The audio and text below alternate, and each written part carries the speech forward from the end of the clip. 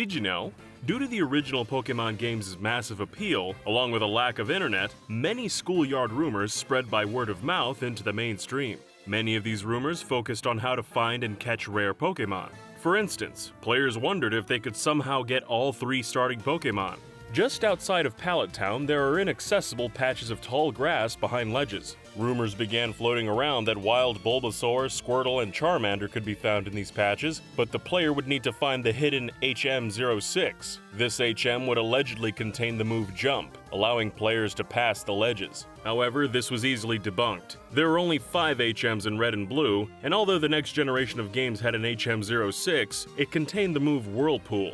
By hacking the game to access the area, named Pallet Fields by some fans, it's revealed the grass has no Pokemon at all. A similar rumor spawned due to what looked like an open path behind Bill's house. Some claim this path led to a secret garden where rare Pokemon could be caught. According to some, the area could be reached if players got all 3 evolutions of Eevee and presented them to Bill. This rumor was false, and hacking reveals the path doesn't actually lead anywhere. There were other rumors linked to the game's NPCs. Some claimed that if players named any water-type Pokemon a curse word, Misty would slap the player. Similarly, there were claims that if players named their rock Pokemon a profanity, Brock would attack them. These rumors stem from the 2 characters' importance in the Pokemon anime. However, the anime didn't release until after the first games came out. Before this, the characters had little significance outside of their gym leader status. Another rumor said that if the player beat the Elite Four 100 times in a row, something special would happen. The most common rumor stated that Professor Oak's dialogue would change, and he'll tell the player to go on without him so he can console your rival. This would let players explore the Hall of Fame on their own. Others claim this would trigger a battle against Professor Oak. Although the rumors are false, there is data for a battle against Oak in the game's code. One rumor, though, persisted throughout the franchise's history. Even today, many Pokemon fans think the chance of catching a Pokemon increases when pressing or holding buttons. There are multiple versions of this rumor, each citing a different button or combination of buttons that need to be pressed or held, such as tapping A or holding down and B after a Pokeball is thrown. With the release of Diamond and Pearl for the DS, this rumor evolved once again. Players claimed they could tilt the odds in their favor by shouting "Gotcha" into the DS's microphone as a Pokemon is about to be caught. Some players also believed that snapping their fingers or saying "snap" or "snap out of it" into the mic when a Pokemon is confused would help them snap out of its confusion. Likewise, they believed saying "wake up" when a Pokemon was asleep would help wake it up. These rumors likely came about due to other parts of the game utilizing the microphone. One common rumor is that the music for Lavender Town caused psychological damage to children. Supposedly, several children in Japan took their lives after hearing the music. This was apparently due to binaural beats that affected the way children think, resulting in psychological and physical harm, as well as suicidal tendencies. Some also stated the theme was altered after the game's initial release in Japan. This rumor likely stems from the Lavender Town music being creepy. Fact-checking the rumor using early internet was difficult, as translations of Japanese media in the West was scarce. There are also variations of this rumor, but all either lack evidence or have been outright debunked. One of the most persistent urban legends in Pokemon history was that Mew could be found in Red and Blue. In Vermilion City, near where the SS Anne is, a truck can be found parked on the docks. Possibly due to the truck's uniqueness, many players came to believe that not only could this truck be moved, but that Mew was hiding underneath it. Some claimed the truck could be moved using HM04, Strength. Others asserted that it had to be moved with a level 100 Machamp, or that a key card was required. Some rumors also stated it was necessary to set sail on the SS Anne and later make it return. In actuality, there's no way to move the truck, and there's no way to obtain Mew in the game outside of official giveaways, trading, and glitches. The impact of this rumor led to it being referenced in actual Pokemon games. One enemy trainer in the quick battle mode of Pokemon XD, Gale of Darkness, references finding Pokemon under a truck as a line of a song. And in the first remakes of Red and Blue, Fire Red and Leaf Green, a hidden lava cookie could be found near the truck. In the Switch remakes, Let's Go Pikachu and Let's Go Eevee, a revive can be found once a day next to the truck as well. There were other less popular rumors about catching Mew. If the player registers all 150 available Pokemon in their Pokédex, not including Mew, they can go to the Game Freak room in the Celadon City Mansion to receive a certificate. Some believe this certificate could be traded in somehow for a Mew, or traded for keys to open the aforementioned truck and capture a Mew.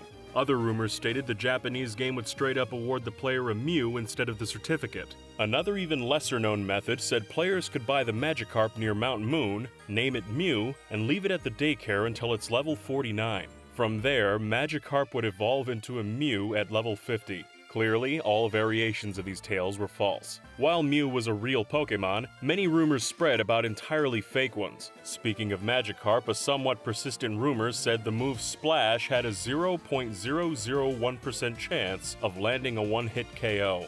However, Splash has no chance of hitting at all. Players were most likely mistaking the move for Struggle, which Magikarp can perform once Splash runs out of PP.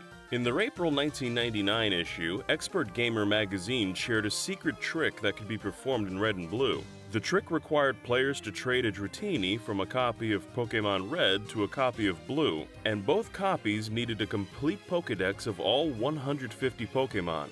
The player would then evolve Dratini into Dragonite before trading it back to Red. Then, by traveling to the lowest floor of the unknown dungeon near Mewtwo and using a Firestone on the Dragonite, it would evolve into Yoshi from the Mario series. The secret trick, written by J. Esther, was meant as an April Fool's prank, but that didn't stop some players from believing it. This led to further rumors that stated Yoshi could be caught using the missing number glitch. This was also false. Again, in April 1999, a Pokemon hoax was posted on Nintendo's official website. The site showed how to make Lickitung evolve into Luigi from the Super Mario franchise. Luigi was supposed to be given the 160th slot in the Pokédex and had moves Wrench, Cower, Mustache Slap, and Family Reunion, which would summon Mario and Yoshi. He was also given the exclusive Plumber typing. To pull off the evolution, players had to catch a Lickitung with an Ultra Ball and keep the Pokemon in their active party. The player would then have to go to where Snorlax was blocking the bridge in Vermilion City, turn their Game Boy upside down, and use a rare candy on Lickitung, evolving it into Luigi. Of course, this was another April Fool's prank. There was an entire series of fake Pokemon passed around the internet, usually with some incredibly difficult and convoluted method to acquire them. Dubbed Pokegods by fans, many of these monsters were complete fabrications, such as Tricket, the cricket Pokemon. According to the story, the player must make their way through Victory Road and defeat the Elite Four using only a team made up of Caterpie, Metapod, Butterfree, Weedle, Kakuna, and Beedrill. Upon their victory, Professor Oak would supposedly offer them the legendary Pokemon Tricket. This rumor was easy to debunk, as none of the listed Pokemon were capable of learning the HM moves required to make it through Victory Road. Other complete fabrications include the Pokemon Doomsday and its evolutions Doomsday, Millennium, Anthrax, and at least a dozen more prominent fakes. Other Pokegods were said to be evolutions of existing Pokemon, such as various additional forms of Eevee. Venusaur, Charizard, and Blastoise all supposedly had evolutions known as Saposaur, Charcolt, and Raynor. These Pokemon, along with over a dozen others, could allegedly be acquired with the use of an item known as a Mist Stone. This stone was said to evolve any Pokemon in the game, but as you probably expect, the item never existed. Some Pokegods were evolutions of legendary Pokemon. Since the original games contained Mew and Mewtwo, many assumed there'd also be a Mew 3. When images from Pokemon the first movie were shown on Western websites, some mistakenly believed Armored Mewtwo was in fact a new Pokemon, the rumored Mew 3. These images were often untranslated or lacked context, which added to the rumors. Some were posted before the film was even announced in the United States. Of course, Mew 3 didn't appear in the film, but this didn't stop rumors from continuing. There were several claims that Mew 3 could be caught in the games, often by completing a near-impossible task or perform actions that deleted the player's save data. Mew 3's prevalence continued past the original games. Some believed the reveal silhouette of Lucario was Mew 3, and others thought Mega Mewtwo Y was Mew 3 before it was shown to be a Mega Evolution. Urban legends about Mew 3 have led to the creation of several fan works, such as the ROM hack Pokemon Chaos Black. And although Mew 3 is a fake Pokemon, it's been referenced multiple times in official Pokemon media. The creature was name-dropped in Pokemon the first movie, where a scientist working on Mewtwo states, "Now we can start on Mew 3.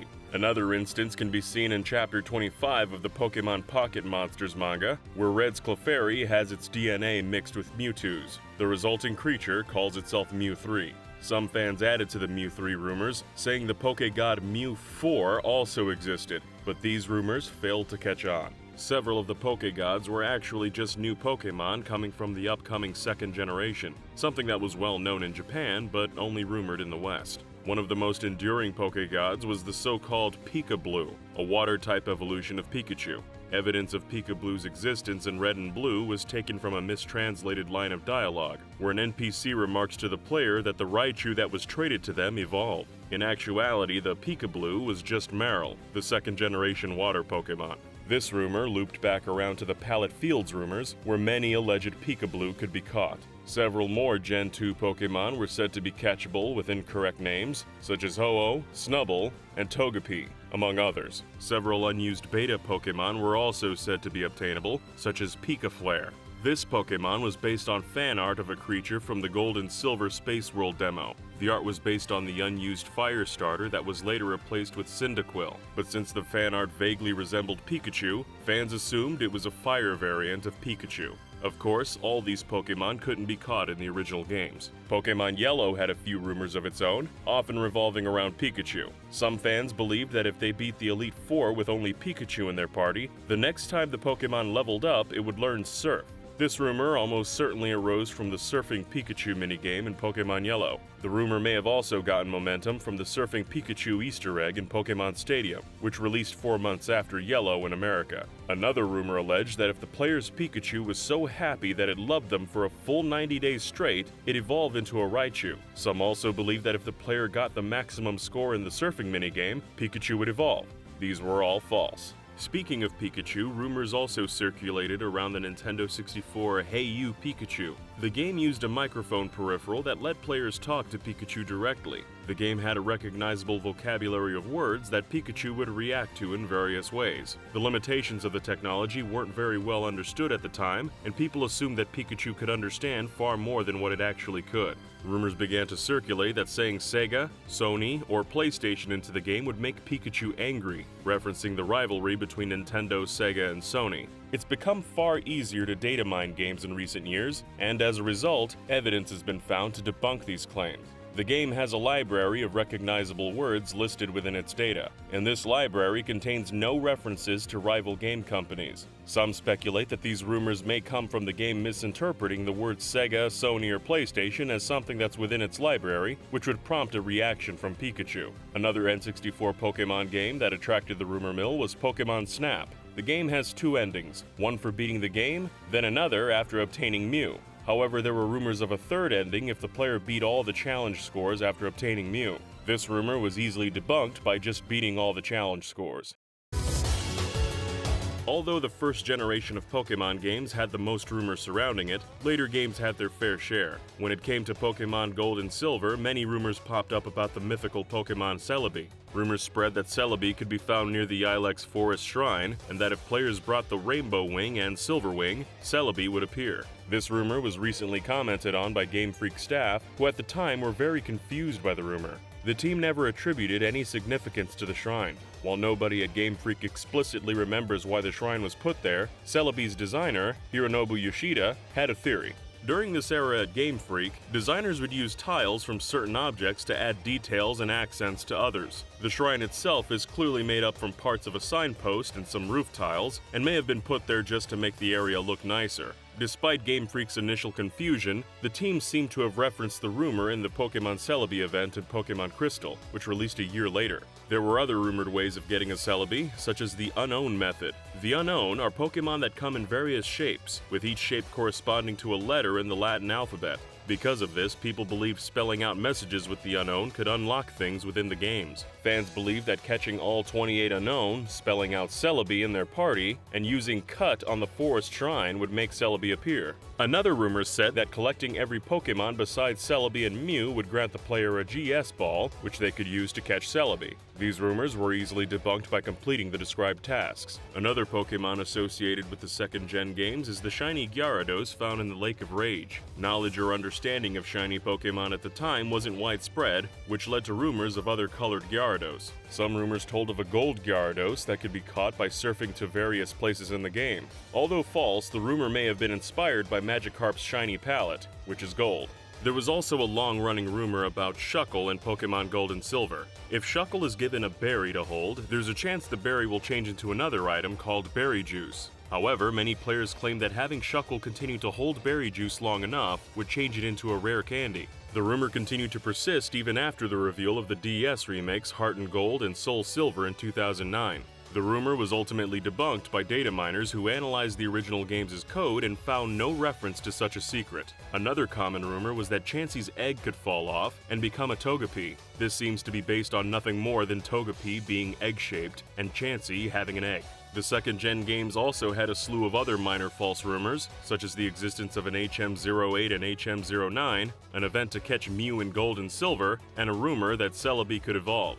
After the release of Pokemon Crystal, several Pokemon were also featured in Super Smash Bros. Melee. One of the Pokemon that appears from a Pokeball is Goldeen, but as in Smash 64, Goldeen simply flops around, dealing no damage. However, Goldeen's trophy in Melee states Goldeen's Horn Drill is so strong that it can KO an enemy with one strike if it connects. Fans mistook this as a hint that Goldeen could also use Horn Drill in Melee. Rumors spread that there was a tiny chance of Goldeen performing Horn Drill, which would instantly KO enemy players. However, data mining has turned up no evidence of this, and such an attack has never been seen publicly. By the early 2000s, internet speeds that allowed the sharing of images and short videos had become more common. This ease of access led to many hoaxsters trying to pass off their own creations as legitimate Pokemon content on fan sites, often as an April Fool's gag.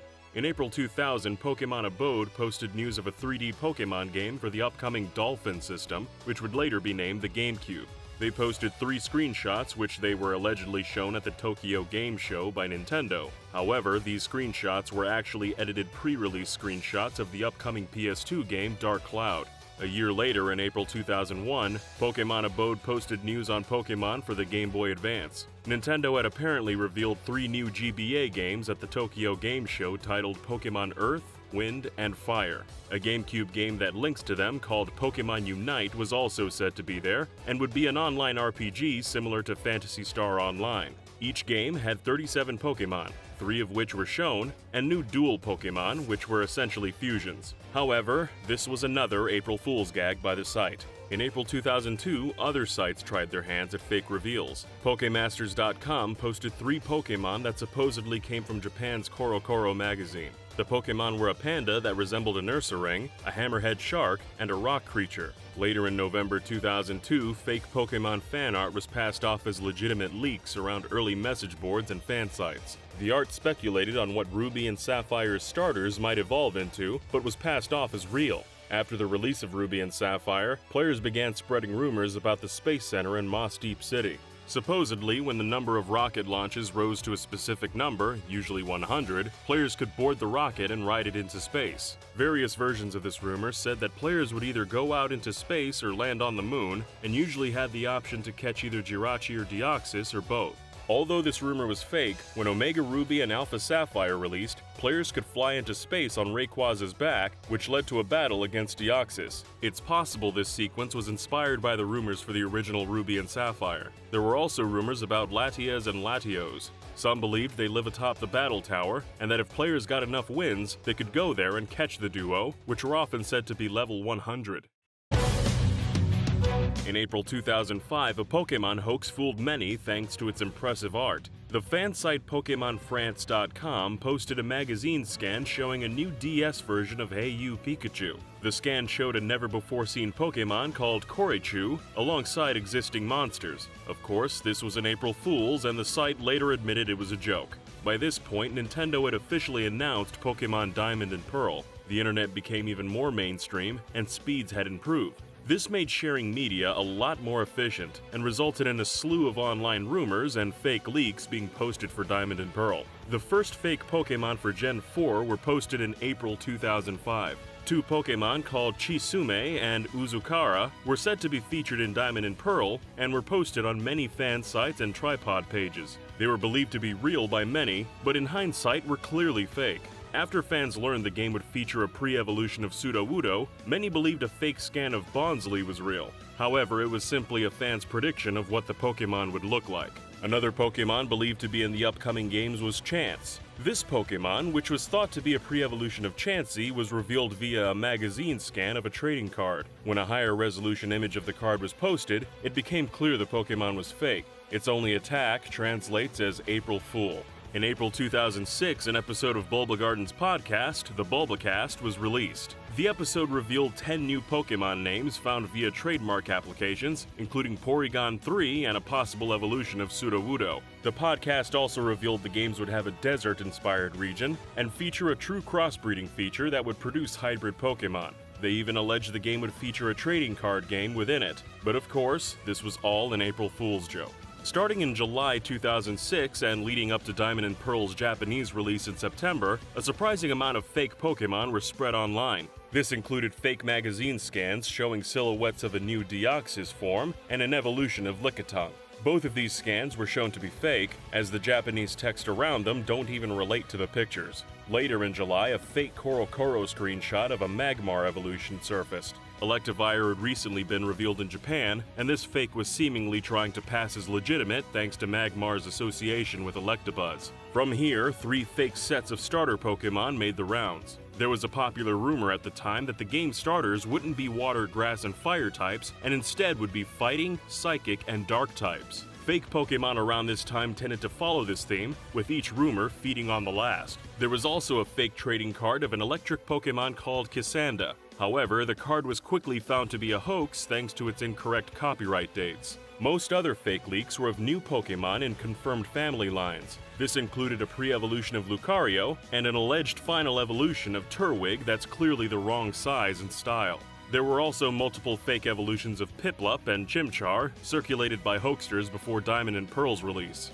After the release of Pokemon Diamond and Pearl, the YouTube account Pokiance uploaded a video of an encounter with a legendary Pokemon named Purge. A few months later, the channel uploaded a second video that showed Bidoof evolving into Purge. These videos were well-made hoaxes for the time and garnered about 8 million views combined. This Pokemon was actually a sprite of the OZ-12 SMS Taurus from the game Super Robot Wars W. Since this game only released in Japan, Westerners had little knowledge of it, and were more likely to believe the videos. This wasn't the only hoax in 2007. In April, Maryland.com posted a box art and game details for a third Pokemon game to go along with Diamond and Pearl. The game was titled Pokemon Zircon and had several changes to the story. Giratina would have a larger role in the game, and players would encounter the Pokemon before battling the Elite Four. There was a new area called the Challenge Area, which had Pokemon XD-style simulation fights. However, the next day, Maryland admitted the post was an April Fool's joke. The next month, Nintendo officially announced Pokemon Platinum, which led to a few more Pokemon fakes. The website PokeBeach reported that an alternate sky form to Shaman would be in Platinum, and shortly after, a leak surfaced. However, the leak turned out to be fan art. The artist printed it to gloss paper, then photographed it and posted it to 4chan. Fans assumed the art was legit and spread it across the community. It eventually made its way onto popular Pokemon sites, which prompted them to come forward and confirm they faked the art. In April 2009, the Palette Tribune podcast announced a new Rotom form had been leaked, and that people who called Pokemon USA would hear a message from Team Galactic. The team would ask the caller to state their Pokemon friend code, then ask what evil deeds callers would do if they were given one of the 100 Rotoms up for grabs. As you might expect, this was an April Fool's prank by the podcast. In January 2010, a new generation of Pokemon games was officially announced for the DS. From here until the game's release in September, a large amount of fake Pokemon were passed off as the real deal. In May, silhouettes of the starting Pokemon were posted by Nintendo, which led to a few fake starter Pokemon being spread.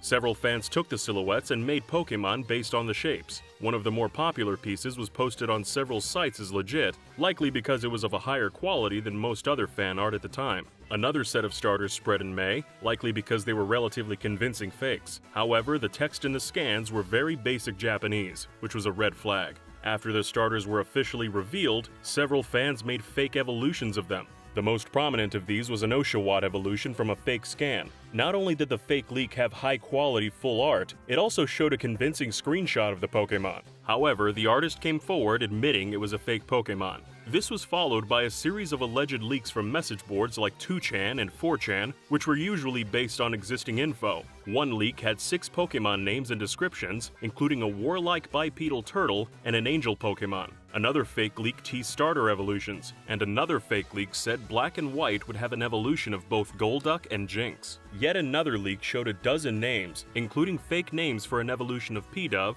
a pre-evolution of Galvantula, and an evolution of Minccino. Another rumor told how the seasons would change in Black and White. The rumor said seasons cycled on a weekly schedule. However, the seasons changed month to month in the final game. The rumor also stated the game had a new attack called Seasonal Beam, which changed type based on the season. This was also false. A fake Korokoro scan of several known and unknown Pokemon began to spread in July 2010. Many fell for the hoax, partly because several Pokemon it featured had been officially shown off a week earlier. The image included a fake evolution of Chimecho, a fake Skull Pokemon, and a fake pre-evolution of Cofagrigus. Later in August, 2 fake screenshots popped up which gained traction. People believed the Pokemon were real because Darumaka was confirmed as legit around the same time the screenshots surfaced. However, both screenshots turned out to be fakes circulated on 2chan. Shortly after this, another Korokoro scan was posted showing a mix of official and fan-made art that was taken at face value. The image contained a now infamous fake fish Pokemon called Giruja, as well as a fake silhouette of Deerling. A clue to the scan's fabrication was its inaccurate depictions of Alomomola and Pansage, which were based on a leaked image of an unfinished Pokemon toy. Descriptions of 4 new Pokemon leaked later in the month. The monsters were a water and psychic-type dolphin, an ice and fighting-type polar bear, an honor-based Pokemon, and a long-ear Pokemon. While Black and White did include a polar bear Pokemon, Beartic isn't fighting type at all. Whatever this rumor got right seems to have been a lucky guess. Shortly after this, several websites posted scans from the latest issue of Korokoro taken from blogs and boards. Although some of the media was legit, these sites accidentally included fake pieces of art showing a fake evolution of Woobat. This fan art was posted by the artist and then circulated on 2chan and was passed off as real. Just before the game's release, a fake Korokoro scan of Pansear and Panpour surfaced, along with fake screenshots of an Axew evolution. When the game finally hit shelves, both of these were shown to be false. Before the games were released in North America, eager players heard about an item in the Japanese game known as swimming goggles. Supposedly, when held by a water-type Pokemon, the goggles would increase some of the holder's stats by 1 stage. However, if the goggles were worn by any other type of Pokemon, they would fall asleep. This rumor caused a mild panic in the competitive fanbase, as such an item could potentially create an unbeatable strategy. When the game released in the West, no such item was to be found. The game has been heavily data mined since its release, and no evidence of the goggles exists. Rumors also arose about shiny versions of several legendary Pokemon, specifically that the Pokemon Zekrom, Reshiram, and Victini can be found in their shiny forms in Black and White. Shiny sprites of these Pokemon can be found in the game's files, which led to some players believing they could be acquired somehow. No giveaways or in-game events took place, however, and while shiny Zekrom and Reshiram could be found starting in Omega Ruby and Alpha Sapphire, a shiny version of Victini has never appeared officially in a Pokemon game. The presence of their shiny sprites in Black and White was just a failsafe to keep the games from crashing if someone hacked a shiny version. In January 2011, GamingUpdate.com reported that a new Pokemon game was in development for the Wii. While at CES, the website staff apparently met a Nintendo representative that mentioned a Wii title similar to Gale of Darkness, and speculated if it'd connect to Black and White. The site elaborated, saying the game would be a cross between Gale of Darkness and Battle Revolution.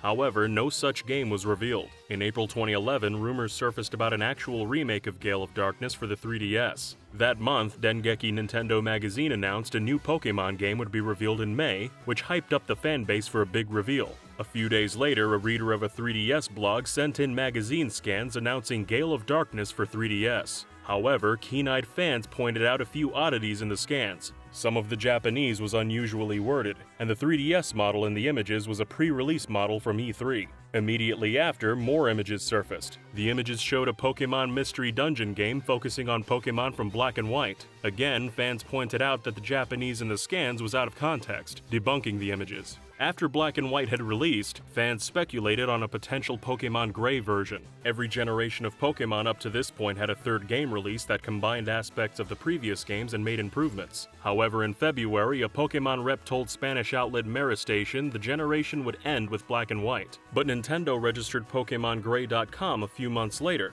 This seemed to confirm the game's existence to fans, but domain purchasing is sometimes done to protect an IP from exploitation. A month later, scans from CoroCoro surfaced that teased a new form of Kyurem, which fans took as a hint towards Pokemon Gray. However, no Pokemon Gray was released. All rumors about Gray were put to rest when Nintendo announced Pokemon Black 2 and White 2 in January 2012. Years later, Black and White director Junichi Masuda explained why Game Freak never made Pokemon Gray. Masuda told Game Informer, "The concept of Black and White was kind of these opposing forces, a yin and yang kind of thing. If we went with Gray, it would have moved away from that concept. There was far less buzz around Black and White 2 than most Pokemon games. That said, they still had rumors. In mid-April 2012, a magazine scan showing a piece of art and game sprites for 2 Pokemon was passed around several fan sites. The Pokemon were a cactus owl named Saburo and a platypus-like Pokemon called Kawanoashi. Although the scan was promising, the artist that made it came forward, confirming it as fake.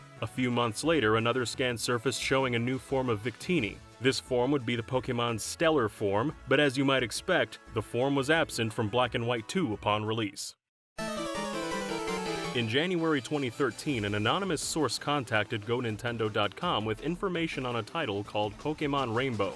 The game was apparently a love letter to the franchise and would encompass the settings and Pokemon from the first 4 generations. As a 3DS game, it would have improved graphics with a dynamic camera, and battles apparently looked very different. The game's story would also take place at the same time as Pokemon Black and White 2. It'd have over 20 new Pokemon, including an evolution called Draconion and a pirate-themed rodent called Verbal. The game would also release alongside a dedicated Wii U app. When Pokemon X and Y were announced the same month, this rumor was essentially debunked. Curiously, it seems that Pokemon Sun and Moon's codename may have been Niji, but the game has no resemblance to the original rumor and is likely unrelated.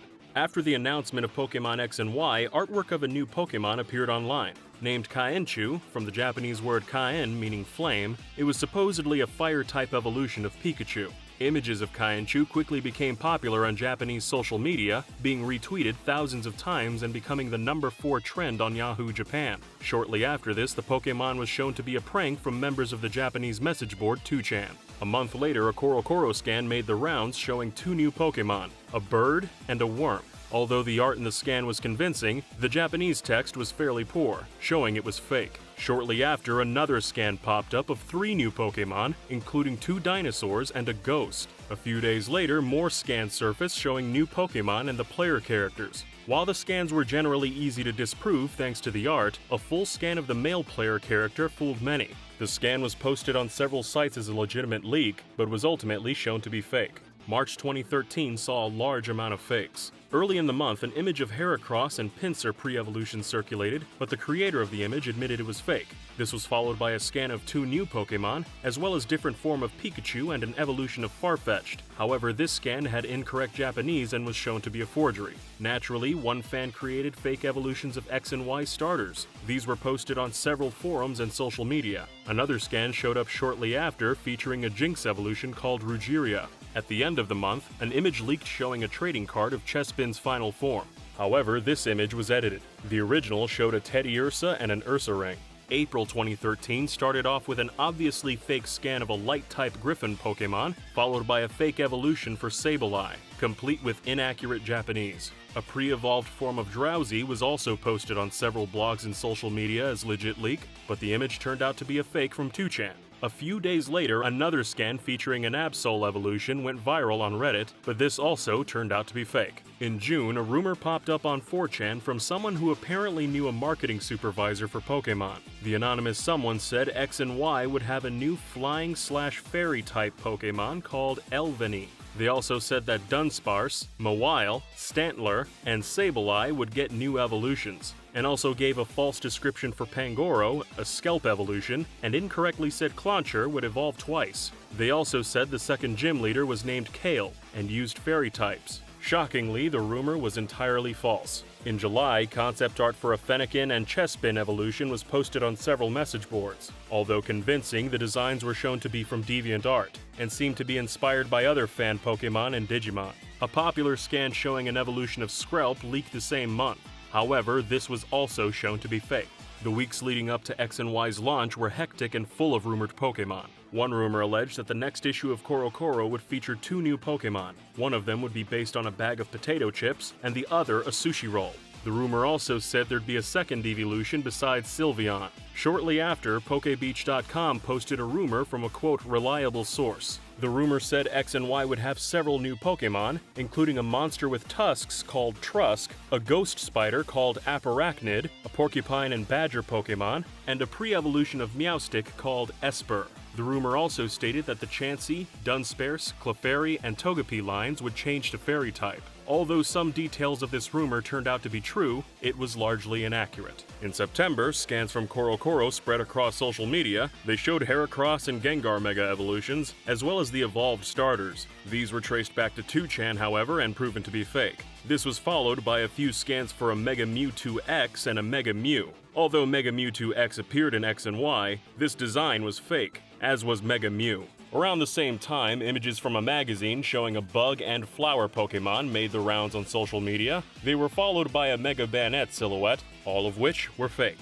Just 2 weeks before X and Y's release, images of a mink-based Pokemon popped up on 4chan. The art was consistent with both the title's promotional art and in-game graphics, and was largely considered genuine. However, an artist came forward the next day showing how they made the hoax. After X and Y's release, there were rumors of a Pokemon Z. In May 2015, many Pokemon fans misunderstood an update from the Japanese site Pokemon Line. Fans used inaccurate tools such as Google Translate to view the site, which caused the misunderstanding. Pokemon Line mentioned a rumor that Pokemon Z would be announced in an upcoming issue of Famitsu, but fans thought the site was confirming Pokemon Z's appearance in the magazine. When the next issue of Famitsu was published, there was no Pokemon Z. In January 2014, DualPixels.com reported a rumor about new games called Pokemon Plus and Minus. They would take place in a region based on Southeast Asia and focus on themes of tradition versus exploration. The story's villains would be a team of religious zealots who believe the protagonist's best friend is the reincarnation of a chosen one and want to sacrifice them to awaken the game's legendary Pokemon.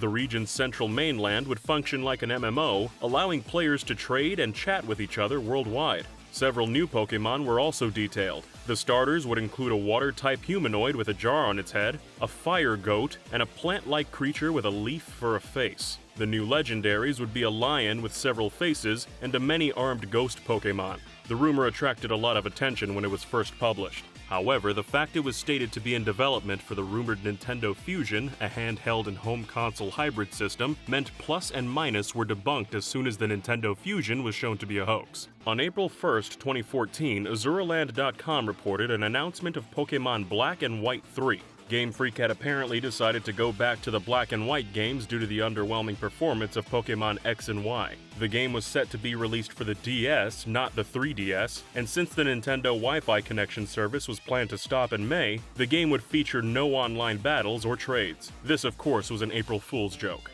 In May 2014, Nintendo officially announced remakes for Pokemon Ruby and Sapphire. Shortly after, a magazine scan showing Groudon, Kyogre, and Rayquaza fusing into a single Pokemon showed up online. Around the same time, a scan showing Rayquaza fused with Palkia and Dialga from Gen 4 also popped up. These, of course, were fake, but were taken at face value by some fans. With a new game being announced, several artists drew up examples of Mega Evolutions for their favorite Pokemon. However, some of these evolutions were passed off as legitimate leaks. One prominent image showed a fake Mega Sceptile, and another showed a Mega form of Klinklang. This second fake scan was a parody, however. The Japanese text translated as, "I bet you can't even read 2 words in Japanese," and "eat this bullshit up." On April 1st, 2015, Azuraland.com announced Pokemon Zero and Infinity with an accompanying teaser trailer. At the same time, PokeJungle.com announced Pokemon Temporal Diamond and Spatial Pearl also with a teaser.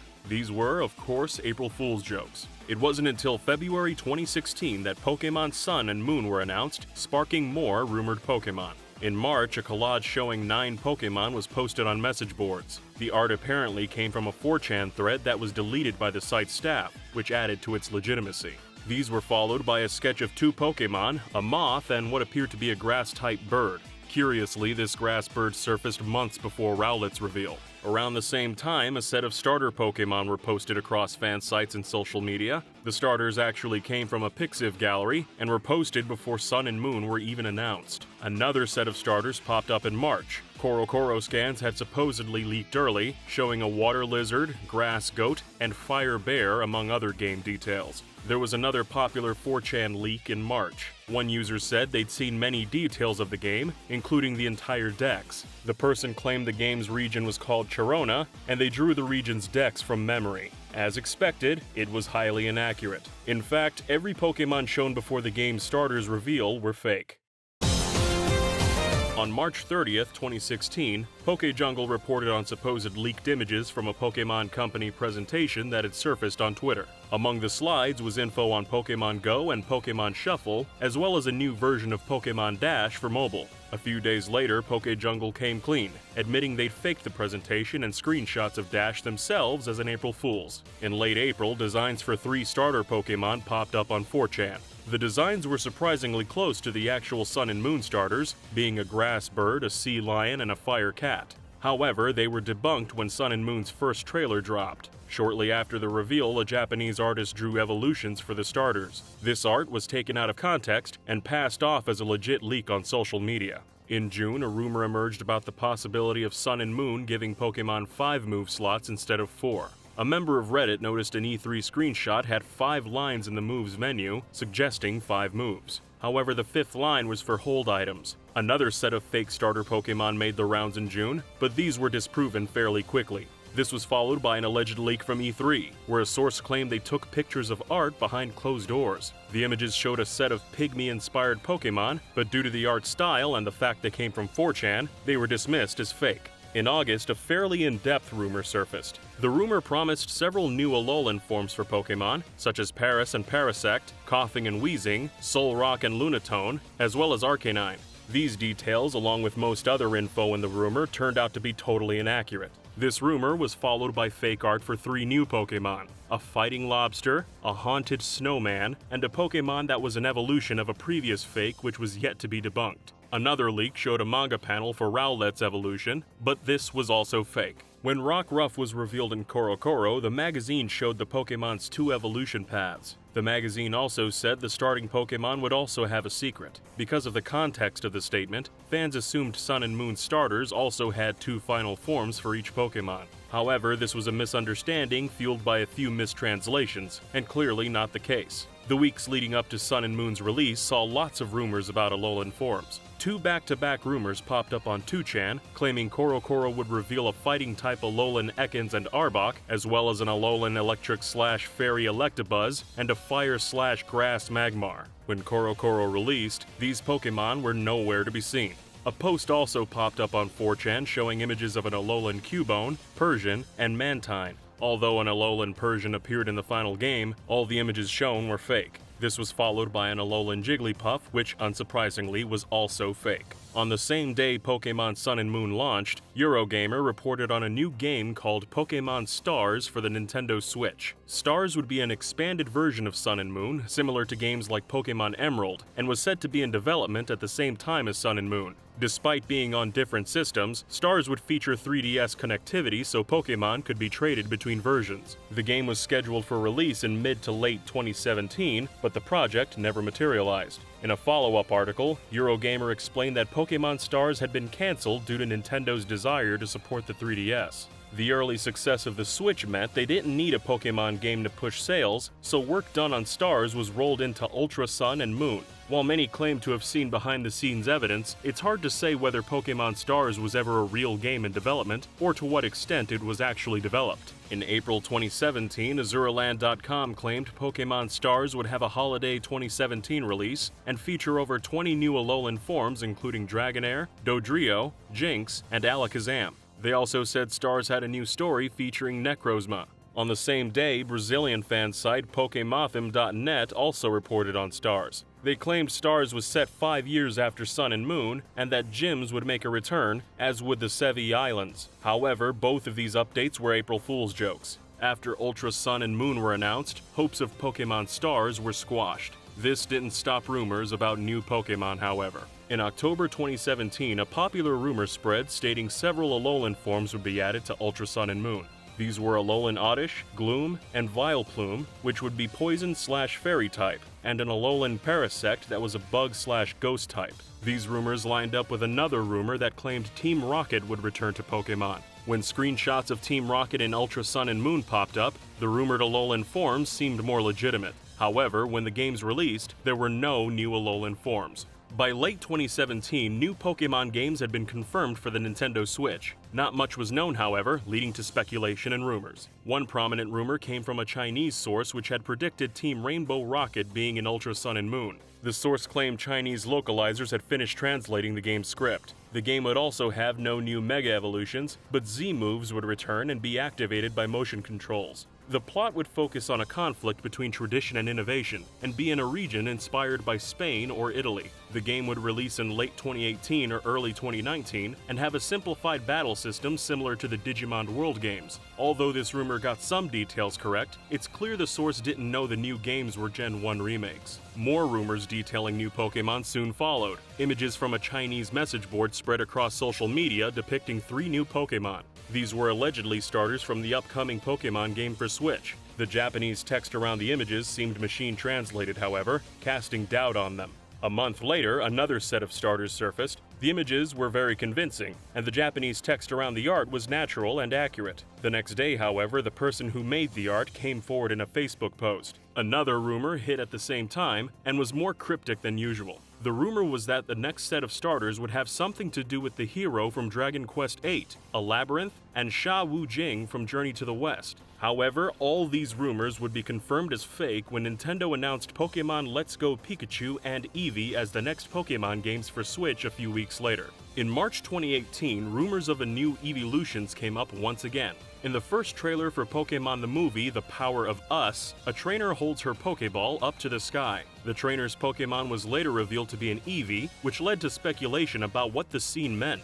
Some fans assumed a flying Eevee would be revealed. Shortly after, merchandise for the film was marketed with blocked-out spaces, presumably covering a yet-to-be-revealed Pokémon. However, no new Eevee form appeared in the movie. In May, 2 popular rumors emerged on 4chan. The first rumor said the Let's Go games weren't remakes and took place in a completely new Kanto. It also said there'd be new Pokémon and new forms for non-Kanto Pokémon. Pikachu and Eevee were said to have new evolutions. Pikachu could evolve into Gorochu, and Eevee would get a normal type evolution. The rumor also said catching Pokémon would be like it was in past games, all of which were false. The second rumor stated the games took place in Kanto and elsewhere, and that Kanto would be completely different. The region was apparently broken into pieces of island by a catastrophe. The games also had new Pokémon, including a snake legendary connected to the Kanto disaster. Catching Pokémon would apparently be harder, and not very similar to Pokémon Go. The game would also have the original Kanto starters, with Eevee or Pikachu given as a gift later. The evil team in the game wouldn't be Team Rocket, and version differences would be the biggest the series had ever seen. The rumor finished off by saying Diamond and Pearl remakes were in the works for 2020.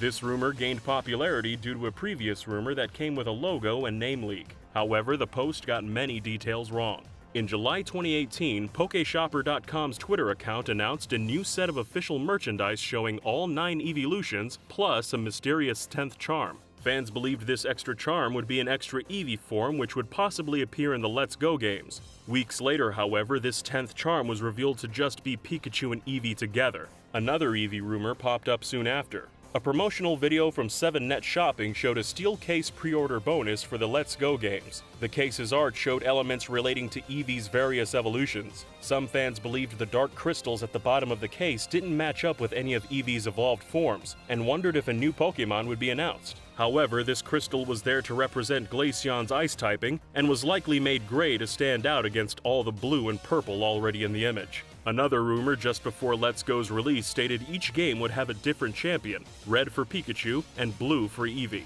A new small pink whale Pokémon could be received by connecting to Pokémon Go, and players could be other trainers like Sabrina in the online hub by beating them in the campaign. Upon release, this was proven false. Another 4chan rumor surfaced around this time. The poster claimed to have images of Meltan's evolved form, which had never been seen at the time. The quality of the image made the rumor questionable. However, surprisingly, the art resembled Melmetal's actual design when it was revealed. The art is believed to be a lucky guess. In February 2019, a rumor surfaced on 4chan about a new set of games, Pokémon Kingdom Red and Green. These games would look like the original Pokémon concept art and have a new system that makes Pokémon behave in a realistic way. Pokémon would also gain experience slower to make the game longer, and the game would have a large semi-open world covering multiple regions, including the new Chubu region. The poster accurately predicted some elements of a video tweeted out by the official Pokémon Twitter account before it was released, giving some legitimacy to them. However, the actual rumor is entirely unsubstantiated as of right now, and there's more reasons to doubt than believe it.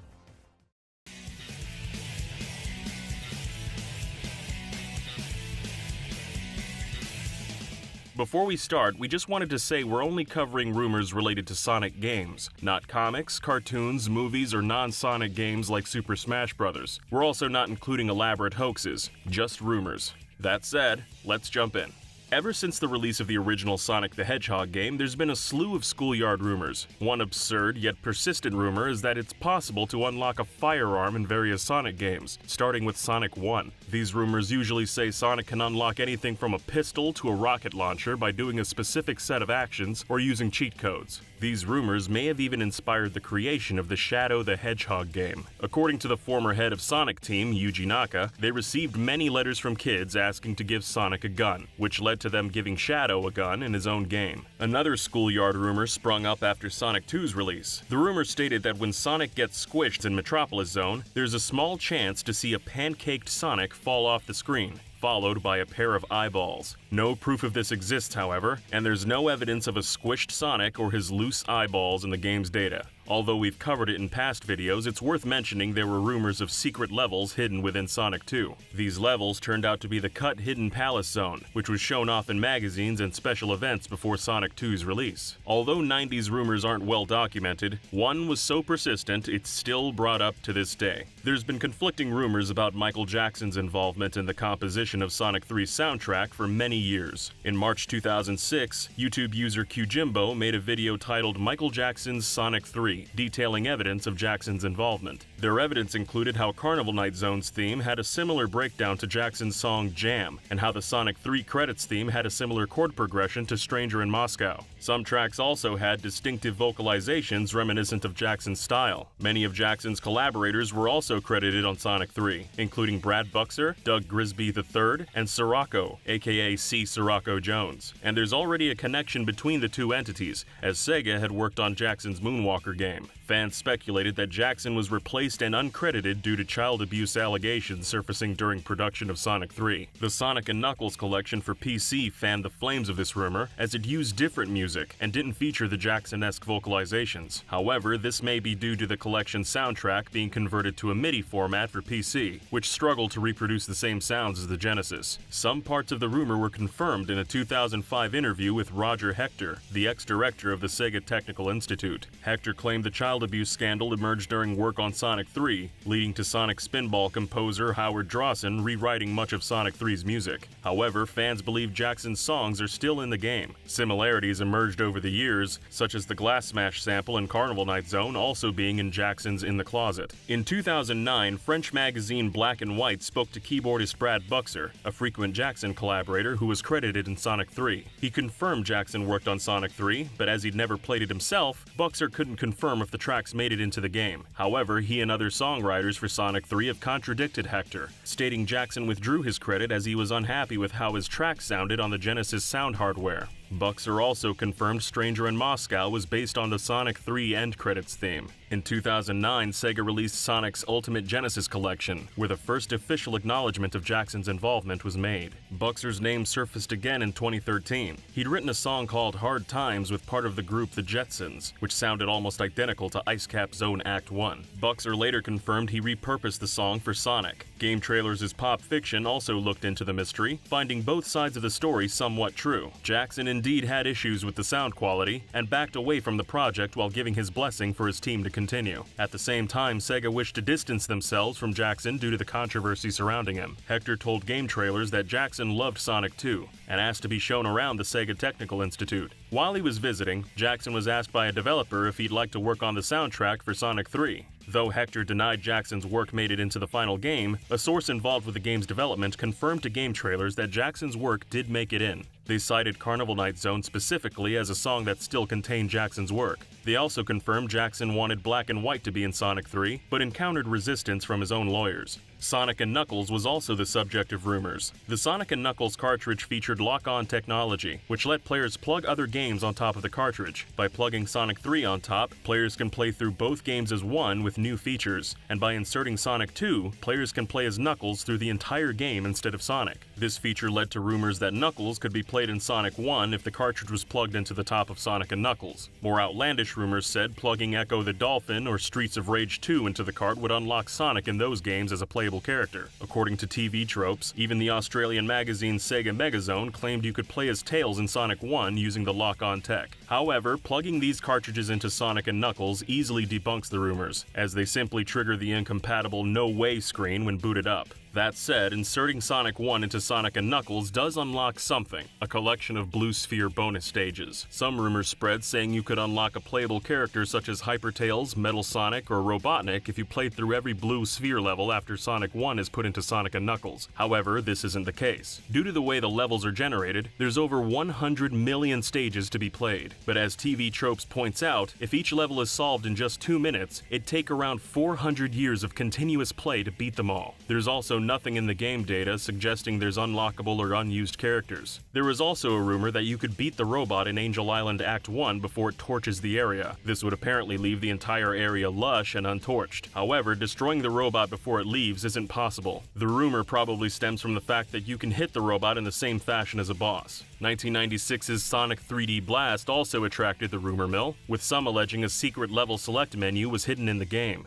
Apparently, if players hit or jiggled the cartridge while the game was actually running, a message would appear saying, "Congratulations, you found the secret level select screen." Then the select screen would start. This rumor turned out to be true, but the level select wasn't planned as an unlockable feature. The game's programmer, John Burton, explained the situation on his YouTube channel, Game Hut. To make sure 3D Blast made it past Sega's quality checks, which looked for things like bugs and crashes, Burton coded the game to redirect to a secret level select instead of an error screen in the event of a crash. This meant if the game did crash, testers at Sega would just think they'd unlocked a secret menu, and the game would be approved. It was never meant for the level select to be found by disrupting the cartridge. Hitting it just glitches the game. Before Sonic Adventure was unveiled, rumors circulated that a new Sonic & Knuckles game was in the works for the Dreamcast. However, no such game turned up, and when Sega showed off Sonic Adventure, it became clear the rumor was idle speculation. After the completion of Sonic Adventure in 1998, rumors popped up that Sonic Team would split into multiple smaller teams. This rumor was addressed by Yuji Naka, who said he couldn't answer whether the team would be broken into smaller units. In the end, Sonic Team did split in two. One half, led by Naka, remained in Japan to work on new franchises like Choo Choo Rocket, Samba de Amigo, and Phantasy Star Online. The other, named Sonic Team USA, moved to San Francisco to develop Sonic Adventure 2. In October 1999, shortly before Sonic Adventure 2 was announced, IGN reported Sonic 3 would be coming to the Dreamcast. A quote, very reliable source in Japan told them that Sonic 3 on Dreamcast will be an enhanced version, similar to Sonic Adventure, with a lot more. It's possible that someone saw footage of Sonic Adventure 2 and believed it to be a remake of Sonic 3, but even that would be a stretch. An often repeated rumor about Adventure 2 was that at some point in development it was meant to have branching storylines. An example was described in the UK's official Dreamcast magazine, issue number 7. Sonic would be trapped aboard a sinking submarine, and the player would have a choice to either escape the sub or try to pilot it. This rumor was dispelled by game historian Liam Robertson after several outlets, us included, mistakenly reported the rumor as fact. Robertson had asked Takashi Iizuka about it directly, and was told it was never a feature. The existence of Shadow the Hedgehog and Rouge the Bat were rumored as early as April 2000. The rumors seemed to originate from IGN's defunct website Sega Dojo, after they spoke to an electronics boutique representative that had visited a game discussion at Sega HQ in San Francisco. The representative spoke of a female bat named Nails, who is said to be a spy. He also mentioned a dark version of Sonic, a shadow that only had one eye in some of the concept art. Official art confirming this claim was eventually shown in 2016. Shadow was formally unveiled in the first trailer for Sonic Adventure 2 at E3 2000. He remained a mystery for many months, but Shadow and Rouge's names were leaked by toy company Resource at the Toy Fair in February 2001. Resource was advertising its third series of Sonic Adventure figures, which was set to include Shadow and Rouge. Resource went out of business before they were able to release these figures. There were other less credible rumors. Some rumors stated that Tails wouldn't be in Adventure 2, and that Metal Sonic would be the villain. Some rumors also said Sonic would be kidnapped, and that Tails, Knuckles, and Amy would rescue him. Official Dreamcast magazine claimed that 5 new characters from Genesis, Game Gear, and arcade Sonic titles would be added to the game. This meant characters like Mighty, SBO, Vector, and others might appear in the game. However, the final game had very few returning characters outside of the core cast. After Adventure 2's release, rumors spread about various Chao forms. Since Chao could be bred and trained to achieve new forms and colors, many rumored forms spread online. One rumor spoke of a chameleon Chao that changed color as the player moved the camera, and another told of a big Chao that was twice the size of a normal Chao. It was also rumored Omo Chao could be unlocked as a Chao. There were even rumors of secret unlockable items like the Chao Cookie, which boosts a Chao's stats. A more gruesome rumor said Chao could be stillborn. However, none of these rumored forms were actually in the game. In late 2000, rumors popped up of a 10th anniversary Sonic game. This was believed to be a Sonic compilation featuring all of Sonic's Genesis, 32X, Sega CD, and Saturn games on 2 GD ROMs. However, no compilation ever surfaced. In 2000 and 2001, a few rumors emerged that Sega and Nintendo were working on a crossover RPG for both the Dreamcast and GameCube featuring Mario and Sonic. The crossover RPG was said to have characters like Sonic, Knights, Virtual Fighter Kids, Mario, Donkey Kong, and Pikachu. The Dreamcast version would apparently have been titled Sega and Nintendo, the Cosmo Cube, with the GameCube version being titled Nintendo and Sega, the Dream Come True. The rumors became so rampant that then president of Sega of America, Peter Moore, commented on the rumors. Moore told IGN he thought the rumors were just wishful thinking, but he wouldn't be surprised if Sega and Nintendo worked together in some way on future games. Moore's comments seemed to put an end to most speculation. One of the Sonic series' most persistent rumors is the existence of a Sonic Adventure 3. One of the earliest rumors of a Sonic Adventure 3 was posted in May 2002 by several outlets, claiming the game had entered development. The rumor also alleged the game would release on GameCube and Xbox, and that it had Sonic, Shadow, Tails, and Knuckles as playable characters. The game would also have the best camera system ever seen in any platform ever. This, unfortunately, wasn't the case. Takashi Iizuka believes the series has advanced beyond the adventure titles, and confirmed the only way a third game would happen is if the gameplay evolved to a point where they'd feel justified naming it Adventure 3. However, some fans believe 2006's Sonic the Hedgehog is the missing Sonic Adventure 3, as the game shares many similarities with the adventure titles. Sonic Unleashed was also titled Sonic World Adventure in Japan, which could be seen as the third entry. In May 2002, the Sonic fan site SonicHQ.net reported on 2 rumored games. These were a game titled Sonic and Shadow for the Game Boy Advance, and Chao Racing, which was also for a GBA release. While Chao Racing was self-explanatory, Sonic and Shadow was presumably a platformer. However, the site provided no info on either game besides their names, and the titles never came about. A few rumors also spread after the release of Sonic Heroes. It was rumored that you could unlock Metal Sonic in the game by getting an A rank in every stage, just like in Adventure DX. Another rumor said that getting an A rank on everything would unlock Team Metal, who would chase Team Sonic throughout their stages. A rumor about the voice cast of the Sonic games popped up after the release of Sonic Advance 3. This was the final game in the series with the original Sonic Adventure voice cast. From Shadow the Hedgehog onwards, they were replaced by the cast from Sonic X. The game also marked the last time Eggman's voice actor, Dean Bristow, would record new lines for the character before his passing. Some Sonic fans speculated that Bristow's passing is what made Sega replace the existing voice lineup with the Sonic X cast, but this wasn't true. In 2008, Sonic fan site SonicScene.net interviewed Eggman's current voice actor, Mike Pollock. Pollock revealed that the choice to replace the adventure cast with Sonic X's was made before Bristow's passing. Pollock said it was a business decision, which also lines up with statements from Simon Jeffrey, who was president of Sega of America until 2009. Jeffrey told SonicStadium.org, "Sega of America are a subsidiary of Sega of Japan. They reside in Japan and do not come under my jurisdiction at all. Likewise, Sega of America has no say in the voice casting." There was another small rumor surrounding the Japanese version of Shadow the Hedgehog. Apparently, Maria's death scene was more graphic and featured red blood. However, in reality, the scene obscures any graphic imagery, just like in the West. Rumors also popped up around 2006's Sonic the Hedgehog. There was a rainbow gem in the game's demo that could be found at the store but couldn't be bought. This led to fans assuming it'd be in the final game, but when the game released, the gem was nowhere to be found. This led to rumors the gem was hidden and had to be unlocked through some feat. This ranged from beating all the game's hard mode stages, finishing every stage quickly, or finishing every stage with a perfect score. Fans were fueled by the idea that the gem would unlock the ability to turn into Super Sonic. However, the Rainbow Gem was cut from the final game, despite it originally being planned to unlock Super Sonic in some way. Before Sonic Riders' release in 2006, Nintendo Power revealed that II would be a playable character in the game. However, the magazine also started a rumor that Mario would be playable in the GameCube version of Riders. This was ultimately proven false. But they weren't the only Nintendo magazine to post falsehoods about Sonic. In February 2010, Endgamer magazine claimed Sonic would be playable in Super Mario Galaxy 2, with Sonic levels appearing in Green Hill Galaxy. The magazine cited an anonymous insider for these claims, who was clearly misinformed or lying. In June 2011, details emerged from a supposed rep of Sega Mexico. In a chat room, the rep posted details about some Sonic games. They stated the Sonic Storybook series was part of a trilogy, implying a third game similar to Secret Rings and Black Knight was in the works. The rep also teased a game in the Sega Superstars series, and when asked about Tails getting his own game, they said something like a Sonic Adventure 3 DS. I think that would be a great idea. Clearly, none of this was true.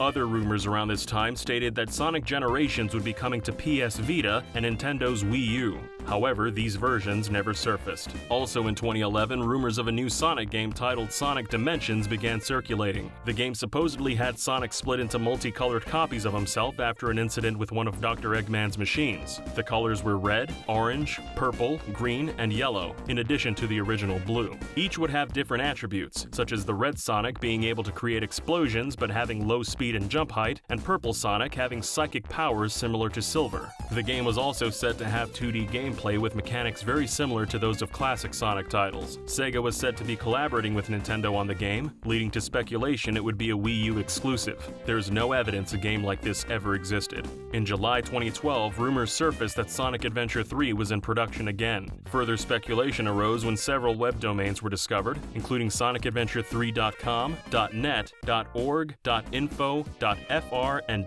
.eu.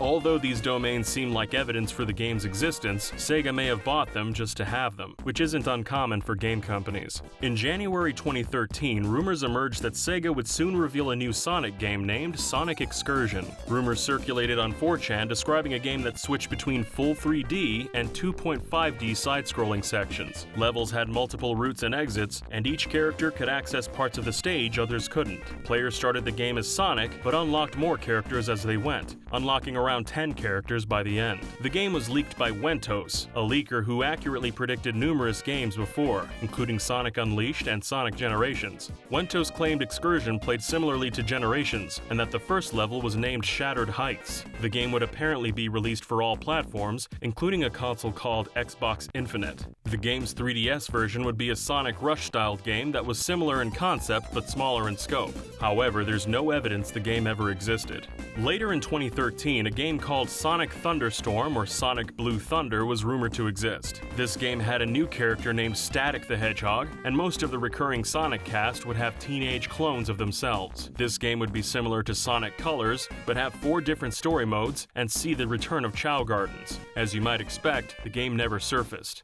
In May 2015, rumors of a new Sonic title surfaced once again. This was due to Orbot's German voice actor Romanus Furman updating his resume to include a game called Sonic Mach 2. No other info was given about the game besides a 2015 release. To get more info, fans messaged Sonic developer Takashi Iizuka on Facebook. Iizuka's messages were somewhat vague and seemed to deflect more than confirm or deny anything. After a few Sonic fan sites reported on the rumor, Furman removed the game from his resume. As Sonic Runners released in 2015 and had Orbots in it, it's possible that Sonic Mach 2 was an early name for Runners, but without confirmation, it could all be a mistake that led to rumors. In early 2018, rumors of a Sonic Heroes remake circulated on 4chan. The rumors said that Sonic Team was working on a Sonic Heroes remake for some time, with it being developed alongside Sonic Forces. It would be a timed exclusive on the PS4, with Xbox, Switch, and PC versions following 4 months later. The game was said to have a graphical overhaul resembling a more refined version of Seaside Hill from Sonic Generations. The game would also include an online time trial leaderboard, and a new team where players can insert Sonic Forces avatars. Players could even import their Forces avatars into Heroes. A leak around the same time said Forces 2 was in the works. None of these games surfaced, however. In late 2019, someone alleging to be a Sega of America employee took to 4chan, talking about a game called Sonic Rift. This was supposedly Sonic's 30th anniversary game, and was the first in a two-part volume, with the second game releasing on Sonic's 35th anniversary. The 35th anniversary game would be Sonic Adventure 3, and bring back every villain and act as both a finale and a setup for a new continuity. Other games would release between two titles, such as Sonic Mania 2 and possibly Sonic 5. Dimps had apparently been contacted about making a new Sonic Rush title that'd be exclusive for Switch called Sonic Rush Infinity. If you're thinking this sounds laughably hopeful, you're right. None of these games surfaced. Fans had always hoped that the Sonic Adventure games would receive a sequel or be remade, and in early 2020, speculation turned into full-blown rumors. The rumors stated that Sega was preparing a Sonic Adventure-themed music event, which would take place sometime later that year. Sonic fan site TSSZ was tipped off that singer-songwriter Eizo Sakamoto would be singing Open Your Heart at the event, and they were even sent 2 MP3s of Sakamoto singing for the song. This is noteworthy as Sakamoto performed Open Your Heart when Sonic Adventure was first revealed. The rumored event was also said to feature new artwork of Sonic in a pose from Sonic Adventure DX with updated graphics. In April the previous year, former Sonic Team artist Hiroshi Nishiyama also had been rehired. Again, this is noteworthy, as Nishiyama worked on Adventure as lead field artist. Not only this, but in late 2018, Takashi Iizuka himself told Retro Gamer he'd like to remake the game, saying, "It was the very first 3D game that we worked on, and looking at it now, I can see the rough edges it has, which really makes me want to remake it again." The music featuring Sakamoto, Nishiyama being rehired, and Iizuka's comments have all led fans to believe a Sonic Adventure game may be announced in 2020. But if we've learned anything throughout the course of this video, it's to not get our hopes up.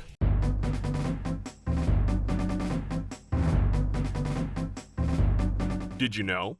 Although some of the earliest rumors about Zelda games have been lost to time, a handful have been documented in physical and online media. One prominent rumor about the first Zelda claimed that it had a third quest. If the player beats The Legend of Zelda, or names their character Zelda on the first playthrough, they'll be able to play a slightly altered version of the game known as the second quest. The rumor alleges that if the second quest is beat, a third quest will be unlocked. This claim was even taken at face value by Nintendo's official magazine in Sweden, known as the Nintendo Video Spelklubb.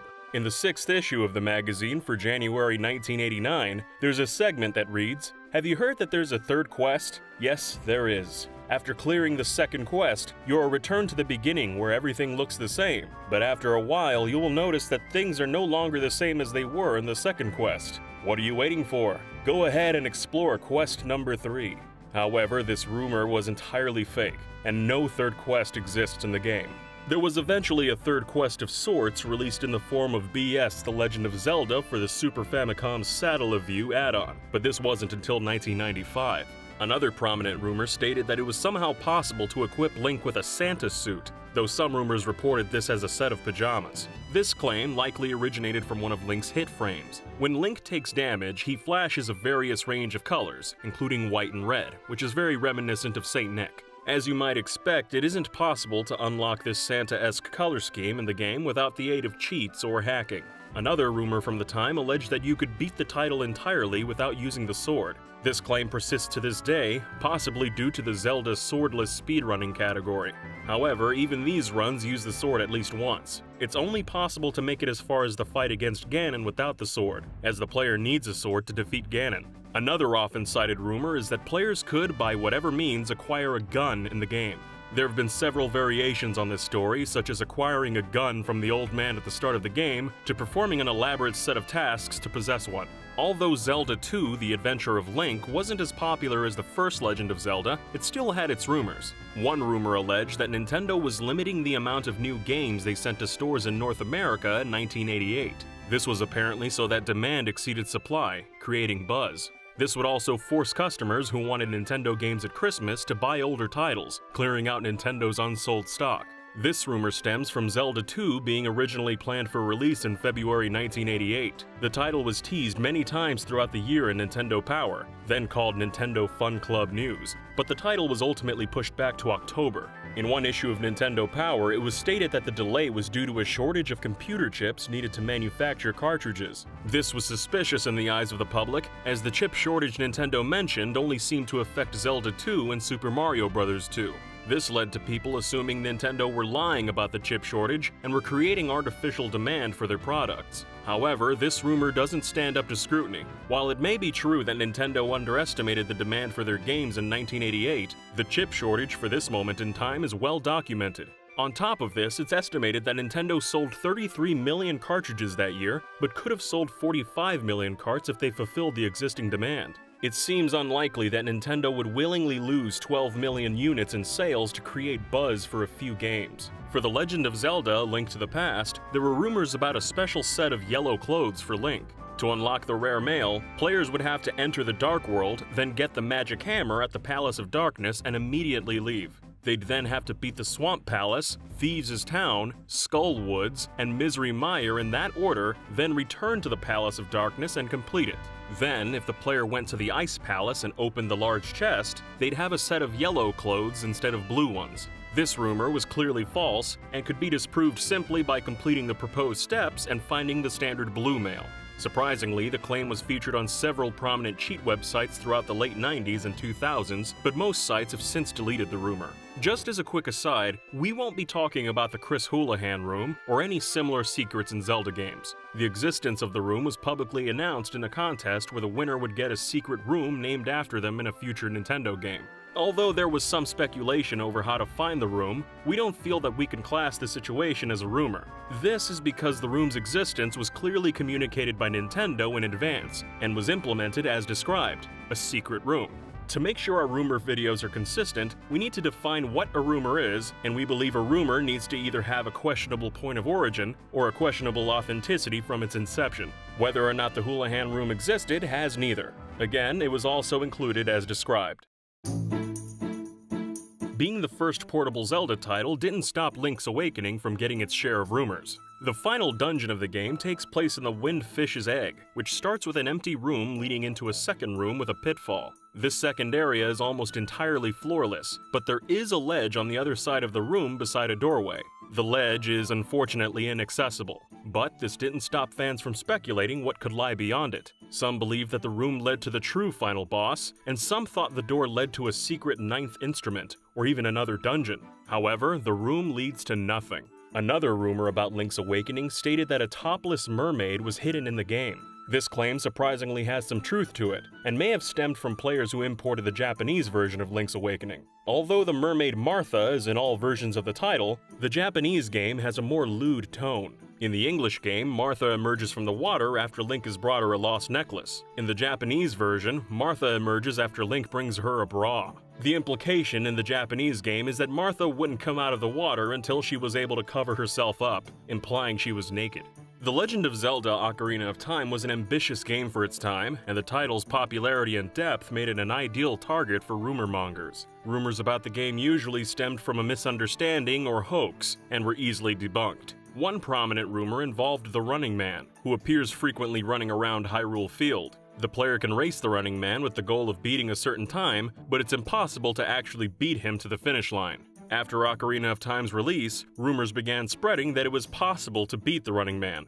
These claims persisted for over a decade, culminating with a 2009 video by YouTube user Rusty Sporks, which showed them winning the race. Rusty Sporks claimed to have started a race, then traveled back in time by 7 years, then waited 7 years in-game. Since Ocarina of Time's days are 4 minutes long, the player would have to wait about 7.1 days in real life. After waiting for 7 years, the Running Man would finally meet Link on the bridge in defeat. This, however, was fake. Players have tried all kinds of tactics to beat the Running Man, such as hacking the game to speed up Link. However, the game is programmed so that the Running Man will always beat the player by at least 1 second. There's also no dialogue in the game's ROM in the event of the player beating him. Another rumor, which emerged shortly after the title's release, claimed the game had a hidden cheat code that made everyone at the Lon Lon Ranch naked. Allegedly, game translator Dan Owsen claimed there was a secret code in the game that would cause Malon, Talon, and Ingo to become naked. Fans asked Owsen to publish the code after this rumor was posted on the fan site Closet of Hyrule, but Owsen denied the code's existence, and also denied that he'd ever mentioned such a code before. Several other sites claimed the secret could be unlocked without a code, as long as the player followed a long list of 66 steps. The steps ask the player to do seemingly meaningless tasks all over Hyrule, and almost comes off as comical. In 1999, the admin of Closet of Hyrule admitted they'd created the rumor themselves, and asked Zelda fans to stop messaging Dan Owsen for the code. Some players also posted about their encounters with a mysterious pig-like enemy, nicknamed El Puerco, which allegedly had a small chance of appearing during the race with Dampé in the graveyard. This rumor was dismissed by most of the Zelda community, but it's been hypothesized that the creature could have been a glitched Re-Dead enemy. The more likely explanation is that El Puerco is a complete fabrication, as no evidence of such a creature was ever supplied. Yet another absurd rumor stated that players could somehow obtain an M16 at Kakariko Village. One version of this claim alleged that using a bomb or the hammer in a specific location in Kakariko after beating the water temple would unlock the weapon. Other rumors were at least partially grounded in reality. After Ocarina of Time hit store shelves, fans looked back at how the game was covered in the media and noticed several places and features were absent from the final game. As you might expect, this led to a large amount of speculation and rumors. One area that was planned to appear in the 64DD expansion was nicknamed the Unicorn Fountain by fans. It was said to still be in the game and could be reached by going through a mysterious tunnel located under the ice in Zora's domain. Early screenshots from the game also show Link performing a sword beam attack, where the player can fire a beam out of their sword if they're at full health. Since both the sword beam and unicorn area had been seemingly removed or hidden, fans speculated that the beam could be unlocked at the Unicorn Fountain. Some players also speculated that melting the ice at Zora's domain as adult Link would grant access to the tunnel that led to the Unicorn Fountain. A widely repeated method of doing this involved entering the Great Deku Tree as adult Link and finding a hammer that could shatter the ice. This can't be done in normal gameplay, however, and hacking the game to do so reveals that nothing is different if the player visits the Deku Tree as adult Link. This fact became irrelevant when some players found a way to glitch themselves under the ice in Zora's domain and found nothing. Easily the most prominent rumor for Ocarina of Time stated that the Triforce could be collected as a physical item in the game.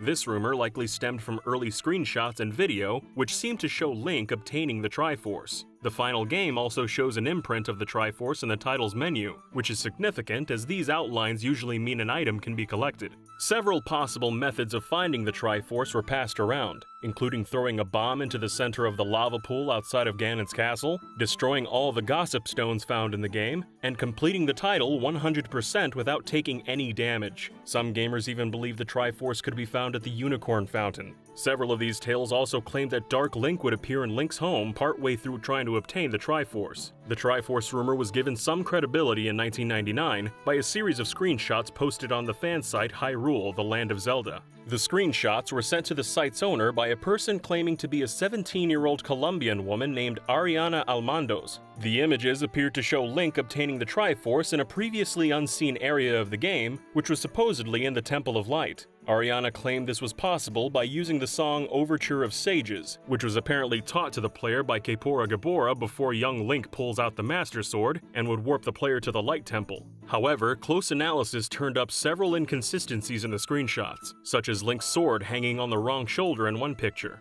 The creator ultimately admitted the entire story was an elaborate hoax. Data mining of Ocarina has also been fairly comprehensive in recent years, and no evidence has been found to support that the Triforce can be collected or that the Sword Beam or Unicorn Fountain are in the final game. Although Ocarina of Time had a fair amount of dungeons, rumors of even more dungeons popped up several times after the game's release. Tales of a secret hidden dungeon started spreading shortly after the title's release. Players discovered that playing the Song of Storms in one spot in the Haunted Wastelands made lightning flash, which uncovered a distant pyramid-like structure. Sandstorms usually stop the user from pursuing it past the area's boundary, but cheating makes reaching it possible. Approaching the pyramid will reveal that there's no concealed dungeon, and the supposed pyramid is just a rock. A rumored second secret dungeon was often discussed by Zelda fans, known as the Sky Temple. No actual evidence, real or fabricated, sparked speculation of the dungeon's existence. The Sky Temple was rumored to exist because every sage in the game has a respective temple that the player gets to explore,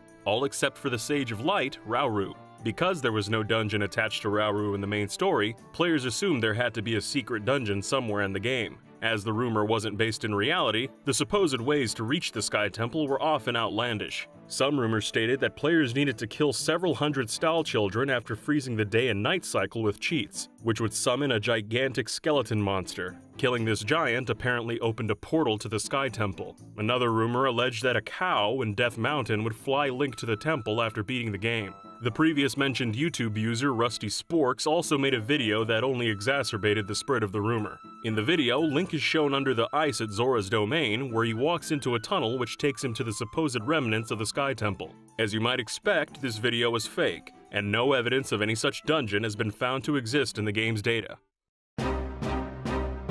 The Legend of Zelda Majora's Mask may not have been as popular as Ocarina when it launched, but it still attracted the rumor mill. Although many masks can be worn in Majora's Mask, the titular mask itself is never worn by the player in the game.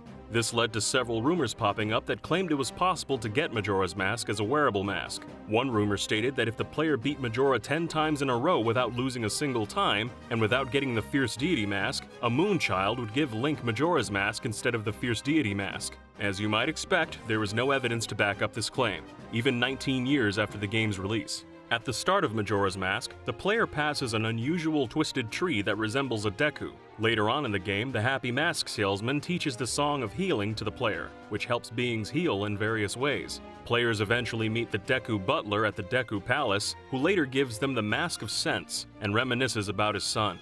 As the game's credits play, the Deku Butler is seen mourning beside a twisted tree, implying the dead tree was his son. This spawned rumors that the son could be restored as a living Deku somehow. The methods of restoration often involved the Song of Healing, but they were often debunked immediately. This is because the path back to the twisted tree is blocked off after the player reaches Clocktown. Despite this, it's possible to glitch back to the area or use cheat codes to go back. Unfortunately, none of the rumors gave an accurate means to revive the Deku Butler's son. Not all rumors about the game have a dark tone, however. If players go to the Astral Observatory, they might notice a caged Kuko near the telescope. Some players claimed that it was possible to free the Kuko through various means. One method was to shoot an arrow directly at the chicken, which would hit the middle of the cage, then to shoot a fire arrow, an ice arrow, and then a light arrow right at the cage. This would supposedly let the chicken loose. Due to the growing prevalence of the internet in the early 2000s, information on the development of video games was becoming more sought after, and their production was documented more thoroughly. Unfortunately, this desire for information led to rampant rumors. After The Legend of Zelda The Wind Waker was first shown at Nintendo's Space World event in 2001, fans began speculating on why the game's visuals were so different to the tech demo shown in 2000. There was a rumor that Nintendo changed the art style because the tech demo looked too mature. Some people even circulated a fake interview with Shigeru Miyamoto. Miyamoto allegedly claimed that the original direction was realistic and may have been too violent, which would scare away small children. Some fans claimed that the then unnamed game's visuals were quote simple because it was a full-on remake of the original Legend of Zelda. The animations in the Wind Waker's reveal were very smooth and fans took notice. This even led to a rumor claiming the smooth animation was due to some sort of procedural code that was linked to players having one-to-one control over Link's sword with the analog stick, similar to the Ape Escape games. A second GameCube Zelda was rumored to be in development in 2002 by the same source that claimed Link would have one-to-one swordplay. Needless to say, the images provided were laughably fake. Another rumor around this time claimed that Wind Waker's story would involve Link traveling to the underworld to save Princess Zelda. Other rumors said the story would take place before all other Zelda games, and that every character would be voice-acted thanks to the GameCube having far more storage than the N64. Some claimed that you'd be able to play as other characters such as Ganon and Zelda, and there would be a two-player cooperative mode in the game. And of course, people claimed you'd be able to obtain the Triforce. These last two rumors had some truth to them, as a kind of two-player gameplay was possible with the Tingle Tuner, and Link obtains a third of the Triforce in the game. Before Wind Waker released, there were rumblings that Ocarina of Time would be coming to GameCube. Further rumors elaborated on this, claiming a 3-disc collection would be coming out containing a director's cut of Ocarina of Time with unreleased dungeons from Master Quest. The rumors also claimed this version would have graphical options that let players choose between updated or classic N64 graphics. This would also include a making-of documentary, a music collection, along with a cloth map of Hyrule, pocket watch, art book, and a character figurine. Although some aspects of this rumor never came to be, a Zelda collection did end up coming to the GameCube that included both Ocarina of Time and its Master Quest version. Shortly after the Wind Waker launched, the fan website Hylia.com reported that the game had been issued a recall. This was apparently because Nintendo hadn't properly submitted the title's content to the Entertainment Software Rating Board and had to resubmit the game to acquire a new rating. However, this turned out to be an April Fool's joke on behalf of the site's webmaster. Perhaps the most absurd Zelda rumor ever spread around a year before Twilight Princess's release. In August 2005, IMDb was updated to include several celebrities in the game's credits as voice actors. This included rapper 50 Cent as Epona, fitness instructor Richard Simmons as Tingle, and Reggie Fils-Aimé as The Man. Back in 2005, IMDb was seen as a very credible source of information. Because of this, many websites took the updated face value and reported on it, despite it being entirely false. The earliest rumors about Twilight Princess began in 2003, when claims of a cel-shaded Wind Waker sequel were reported by several gaming outlets. From this point onwards, two competing rumors spread. One set of rumors said the game would be cel-shaded, seemingly based on Miyamoto's comments about the next Zelda using similar graphics to Wind Waker. The other claimed any new Zelda game would take on a more realistic look, spurred on by Link's inclusion in the GameCube release of Soul Calibur 2. When Twilight Princess was first shown at E3 2004, the rumors of a cel-shaded sequel were put to rest. In July 2004, another round of rumors claimed that Twilight Princess was planned to release in summer 2005 in Japan, and everywhere else at the end of the year. The rumors also claimed Link wouldn't fight Ganon this time around, but an evil army called the Horde. They also alleged the game would be called either A Link to the Darkness or Legacy of Link. None of these rumors were true, and seemed to be guesses based on what Nintendo had shown at E3.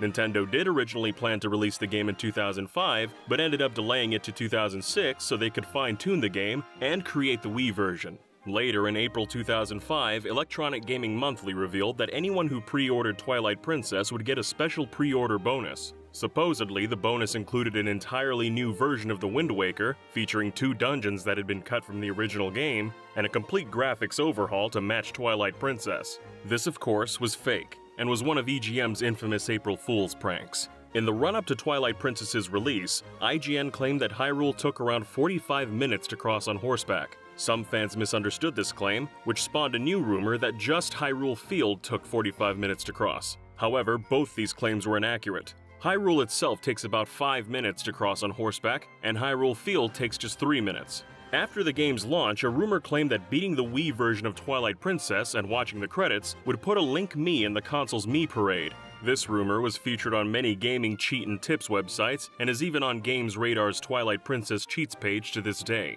The rumor, however, is false. Fans once again looked back at print and online media and noticed some parts of Twilight Princess changed since it was first shown. They saw several differences to the final game, such as how it lacked the magic meter, moblins, and an entire forest area from the game's reveal trailer. This area, which became known as the Beta Forest, was a fairly open wooded area that resembled the Beta Forest cut from Ocarina of Time. Naturally, fans wondered if this area was hidden somewhere in the game, which led to rumors. Many claimed the forest was still in the game, with various reports saying it was in the game and fully functioning, with others claiming only relics of it were still there. Several videos were published online to back up these claims. Some were highly speculative and lacked an understanding of game development, and others were entirely fake. Another area that fans tried to reach was the inside of Fado's home.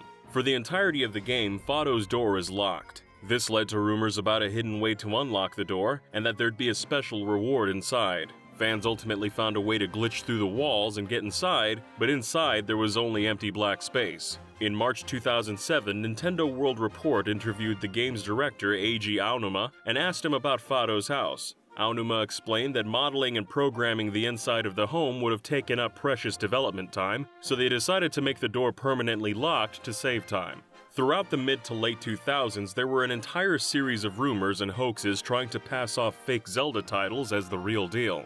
In October 2005, an eBay listing popped up for a Zelda 3 NES prototype cartridge. The cartridge looked fairly convincing and had the title The Legend of Zelda: The Triforce Saga. The cartridge's owner, Richard Vialou, originally denied requests to test the game, saying he was too busy. Naturally, this brought the cartridge's authenticity into question, so Vialu eventually posted an image of the game's title screen. When the auction ended, the prototype's final bid settled at around $3,000 by someone named Night7. Vialu told now-defunct gaming site Joystick.com that he believed Night7 was connected to game developer Silicon Knights. However, Joystick were contacted by president of Silicon Knights Dennis Dyack, who denied any connection to the auction. After the whole ordeal, Zelda fan site The Hylia scrutinized the prototype and noted several issues. The biggest issue was the time the cartridge was set to be made. Although Nintendo began designing Zelda 3 in 1988, the game itself was always planned to be a Super Nintendo game, not an NES game. As you might expect, the cartridge was shown to be a hoax. Less than a year later, in June 2006, another Zelda 3 eBay listing popped up, this time being a Super Nintendo cart. The game was bundled with other allegedly early versions of games like Star Fox and Earthbound, but this too is generally regarded as a hoax. In 2005, VGMaps.com posted an overworld map of Koholint Island, claiming it was from a special Game Boy Advance version of Link's Awakening. The title was apparently a pre-order bonus for The Legend of Zelda: The Minish Cap. The site claimed the GBA version had new challenges, such as figurines to collect, and a new dungeon that showcased the GBA's abilities. However, this was an elaborate April Fool's joke. VG Maps contributors John Leung and Ozravad remapped Koholint Island entirely using background tiles and sprites from A Link to the Past. A year later, in 2006, another Zelda game was rumored to be in development. After an initial statement from Nintendo that a Tingle RPG was in the works, the now-defunct website BUG Game revealed that The Legend of Zelda: Tingle Returns was being made. The site posted a screenshot of the game, but this was clearly a manipulated screenshot of Super Smash Bros. Brawl's Final Destination stage. Despite the image being easily proven fake, and having a 2009 copyright on it despite the year being 2006, some fell for the image and spread it online. It ultimately became clear the entire ordeal was another April Fool's joke. The Tingle RPG announced by Nintendo was later released as freshly picked Tingle's Rosy Rupee Land. In 2008, VG Maps once again claimed to have background art from an obscure Zelda game. The site showed assets from The Legend of Zelda: Oracle of Hours. This name was often linked to the unreleased Zelda title Mystical Seed of Courage, which was the third game in the Oracle's collection. The game would have released alongside Oracle of Ages and Seasons for Game Boy Color, but was cancelled due to technical difficulties connecting the three games. According to VG Maps, Oracle of Hours saw Link meeting the Oracle of Hours, Furore. She's responsible for the movement of the sun and moon, but the evil entity Prudel captures her, threatening to cause an eclipse that would awaken their evil energies. Just as Oracle of Ages and Seasons had different times and seasons to jump between, Oracle of Hours would jump between day and night. As you probably guessed, this was another April Fool's joke from the site. Again, in June 2008, a supposed leaked interview between Zelda series producer Eiji Aonuma and a journalist named Kyle was posted on several message boards, including 4chan, GameFAQs, and the IGN forums. This interview detailed the next Zelda game coming to the Wii, said to be The Legend of Zelda: Valley of the Flood, or Project Deluge. The game was apparently a prequel to Wind Waker and was to be set in a dark steampunk-inspired world. The game's story would center around a young boy who takes up the mantle of the hero of time, despite not being the true hero himself.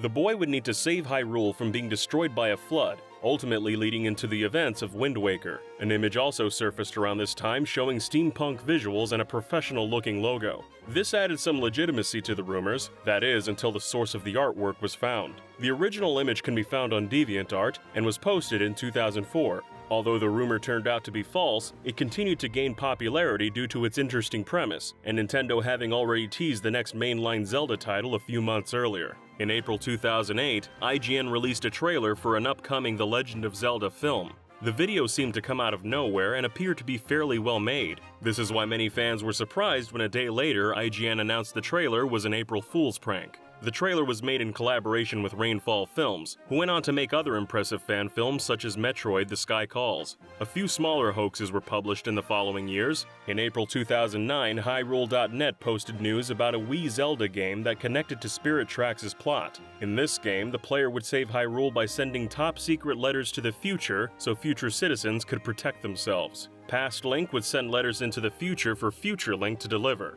The site also released some unconvincing art to go along with the post. In April 2010, the now-deleted website Zelda in My Pocket claimed to have footage of a trailer for the upcoming Zelda game on the Wii. However, the video was of an old fan film that used footage from something else. Only a month later, Zelda in My Pocket claimed to have information on a new Tingle game from Vanpool, who made the Tingle RPGs on the DS.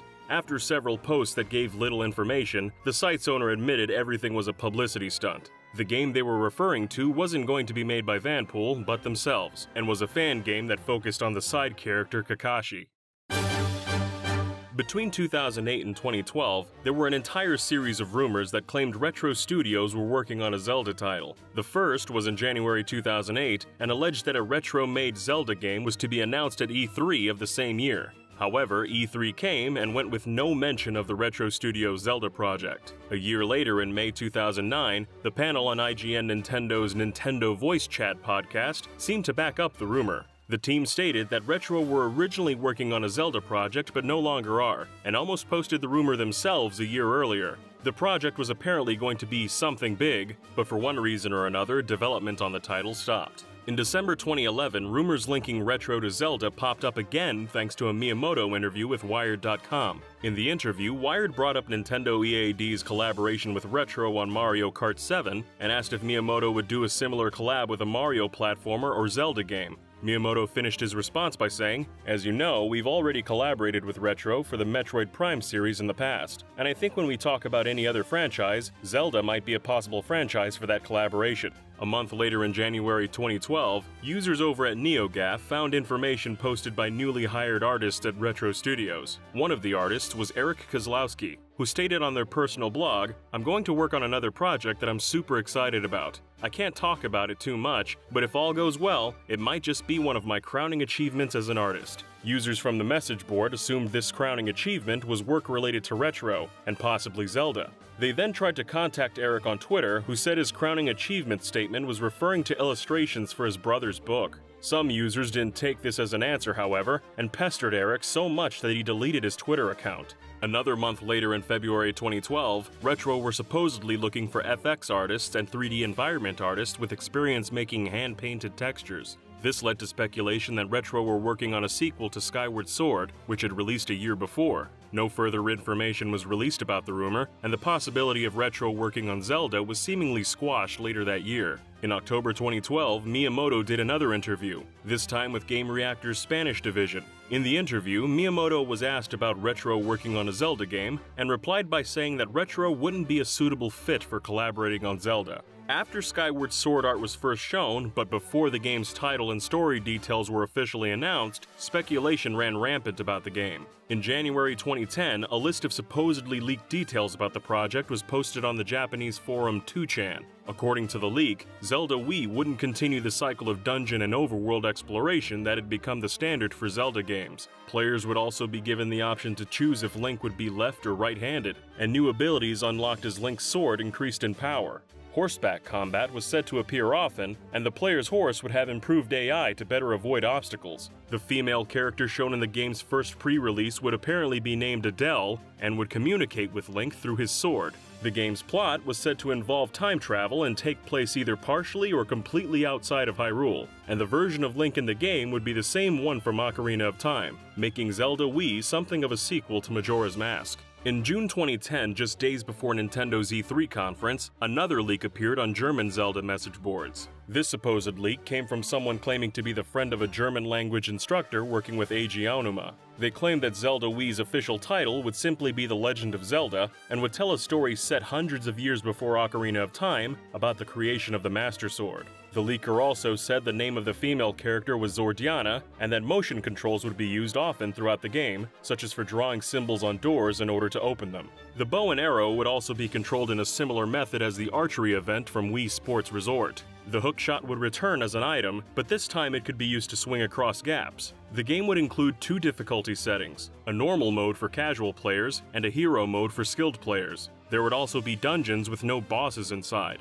Lastly, the leaker claimed the game's E3 demo would feature an ice-themed dungeon, which would be the first dungeon in the game.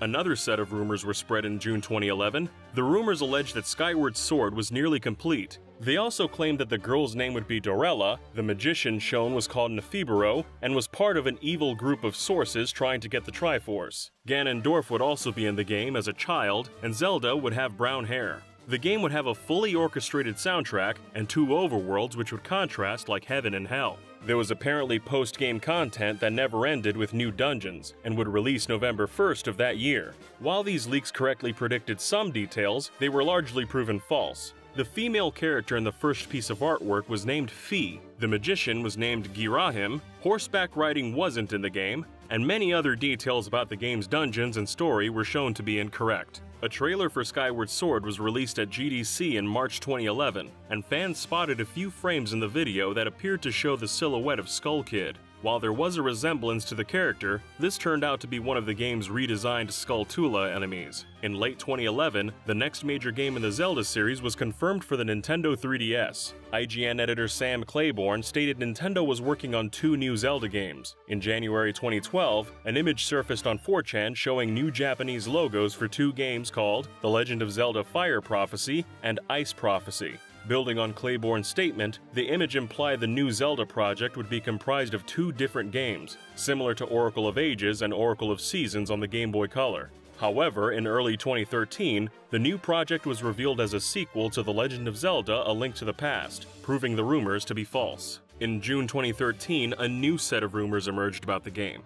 It would apparently be set during a time of rebuilding after the events of A Link to the Past and would feature a brand new villain. There would be at least 6 dungeons, and the Dark World would return, although altered somewhat by the events of A Link to the Past. There would also be some kind of multiplayer functionality. While some details of the leak were accurate, much of it was shown to be incorrect by the official reveal of the game. In the run-up to E3 2012, a supposed leaked list of Wii U games was published online. The list reported several new games coming to the platform, including The Legend of Zelda HD Tri-Pack, which featured Wind Waker, Twilight Princess, and 4 Swords Adventures in HD. Although this rumor somewhat predicted Wind Waker HD and Twilight Princess HD's releases, it seemed to be a lucky guess from a Nintendo fan. Not only did 4 Swords not come to Wii U, but several other titles on the list such as Final Fantasy Racing never came to be. Rumors about a new Zelda title for the Wii U were also common around this time. In 2013, the German video news site Polygamia posted an article covering details of a new Zelda game, allegedly shown by Aonuma during a visit to Nintendo. Titled The Legend of Zelda: Book of Hyrule, the game was said to take place in a modern world starring a child Link without his trademark pointed ears as he attended school and visited the library. The article mentioned features like using an in-game smartphone to take screenshots, contact NPCs, or leave messages in the world for other players to find. In August of that same year, Polygamia updated the article stating the entire story was a fabrication. It was only written to spark conversation in the Zelda community. In May 2014, rumors of a new Zelda game for Wii U emerged once again. Firstly, a list of games allegedly to be shown at E3 was shown. The list showed Nintendo's offerings for the year, which included The Legend of Zelda: Shard of Nightmare. Shortly after, a logo for the game surfaced, along with a screenshot of Link holding a torch. As you probably expect by now, the game was entirely fake, and the art for the fake screenshot came from DeviantArt. In 2015, attendees of the Zelda Symphony of the Goddesses concert in Germany had an odd encounter. After checking their Street Pass, they had connected with someone who'd been playing The Legend of Zelda: Twilight Princess 3D. As it turned out, the person supposedly playing the game had modified their 3DS and edited their Street Pass information to show the non-existent game. Unfortunately for anyone that tried to access the fake Twilight Princess 3D eShop page, their accounts would be banned from Nintendo's online services. For several years starting in early 2015, rumors of a Zelda Netflix show spread. In February 2015, the Wall Street Journal reported that Netflix were working with Nintendo to make a live-action series. They also reported that Netflix was looking for writers, and that the show was in its early stages of development. Some doubted the claims, however, as the journal's source was anonymous. A month later, Time magazine asked then-president of Nintendo, Satoru Iwata, about the reports. Iwata denied any live-action Zelda was in development with Netflix, saying, "As of now, I have nothing new to share with you in regard to the use of our IPs for any TV shows or films, but I can at least confirm that the article in question is not based on correct information." Although this seemed to squash any hope of a Netflix show, the rumors resurfaced in 2018. In October that year, Adi Shankar, who produced the Castlevania Netflix show, made a post to his Instagram. The post said he was working with an iconic Japanese gaming company to adapt their franchise into his show. He then stated that he'd reveal which game the show is based on in November. Website The Warp claimed to know what the show was and that it was based on Zelda. However, when asked about the rumor, a Nintendo spokesperson stated, "We have nothing to announce on this topic." Rumors ran rampant until November 16th, when Shankar revealed he was making a show about Devil May Cry.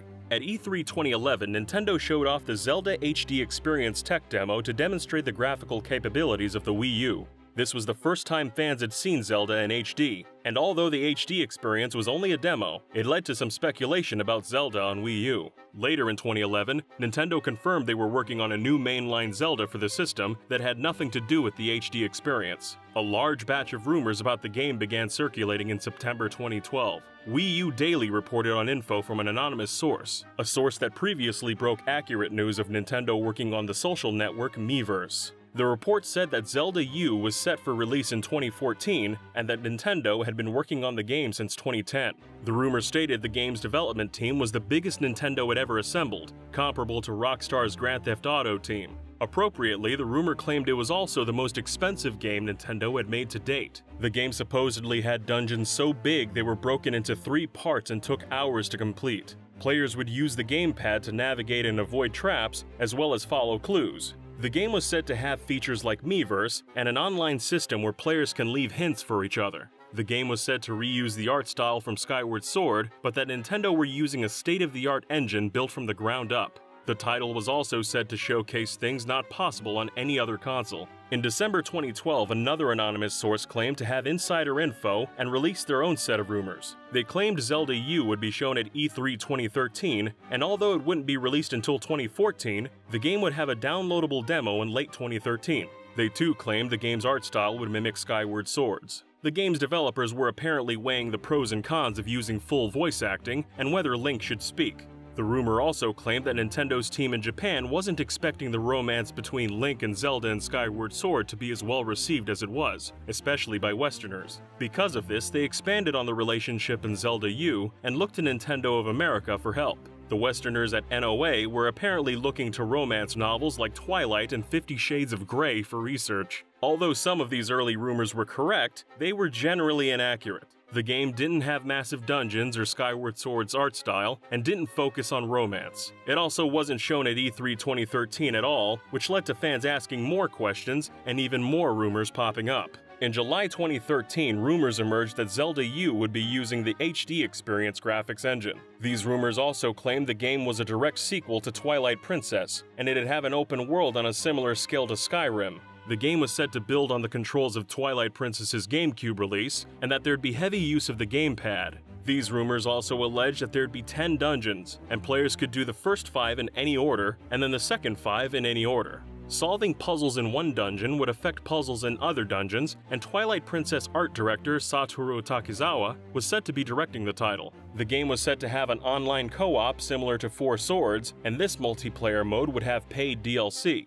All NPCs would apparently be voice acted in the fictional Hylian language. This set of rumors in particular was highly inaccurate. In September 2014, a rumor emerged stating development of Zelda U had barely begun and that its plot was non-existent yet. The only setup was that dormant ancient machinery had come back to life and started causing problems. A river that runs through Link and Zelda's village had become tainted, making the water undrinkable and the crops weak. Instead of the usual sword and 3 items loadout, players had 1 item slot but could switch between items, even in combat. Each time the player hit an enemy, they filled a momentum bar. When filled, players could slow down time to perform precise hits. The game would have a crafting system, and Zelda would follow Link around, similar to games like Ico. The vast majority of these Zelda U rumors were disproven when the game was first shown in June 2014. When the game was shown, players noticed its incarnation of Link looked even more effeminate than usual, and wondered if this Link might be female. Later in April 2016, industry insider Emily Rogers reported on several rumors about Zelda U.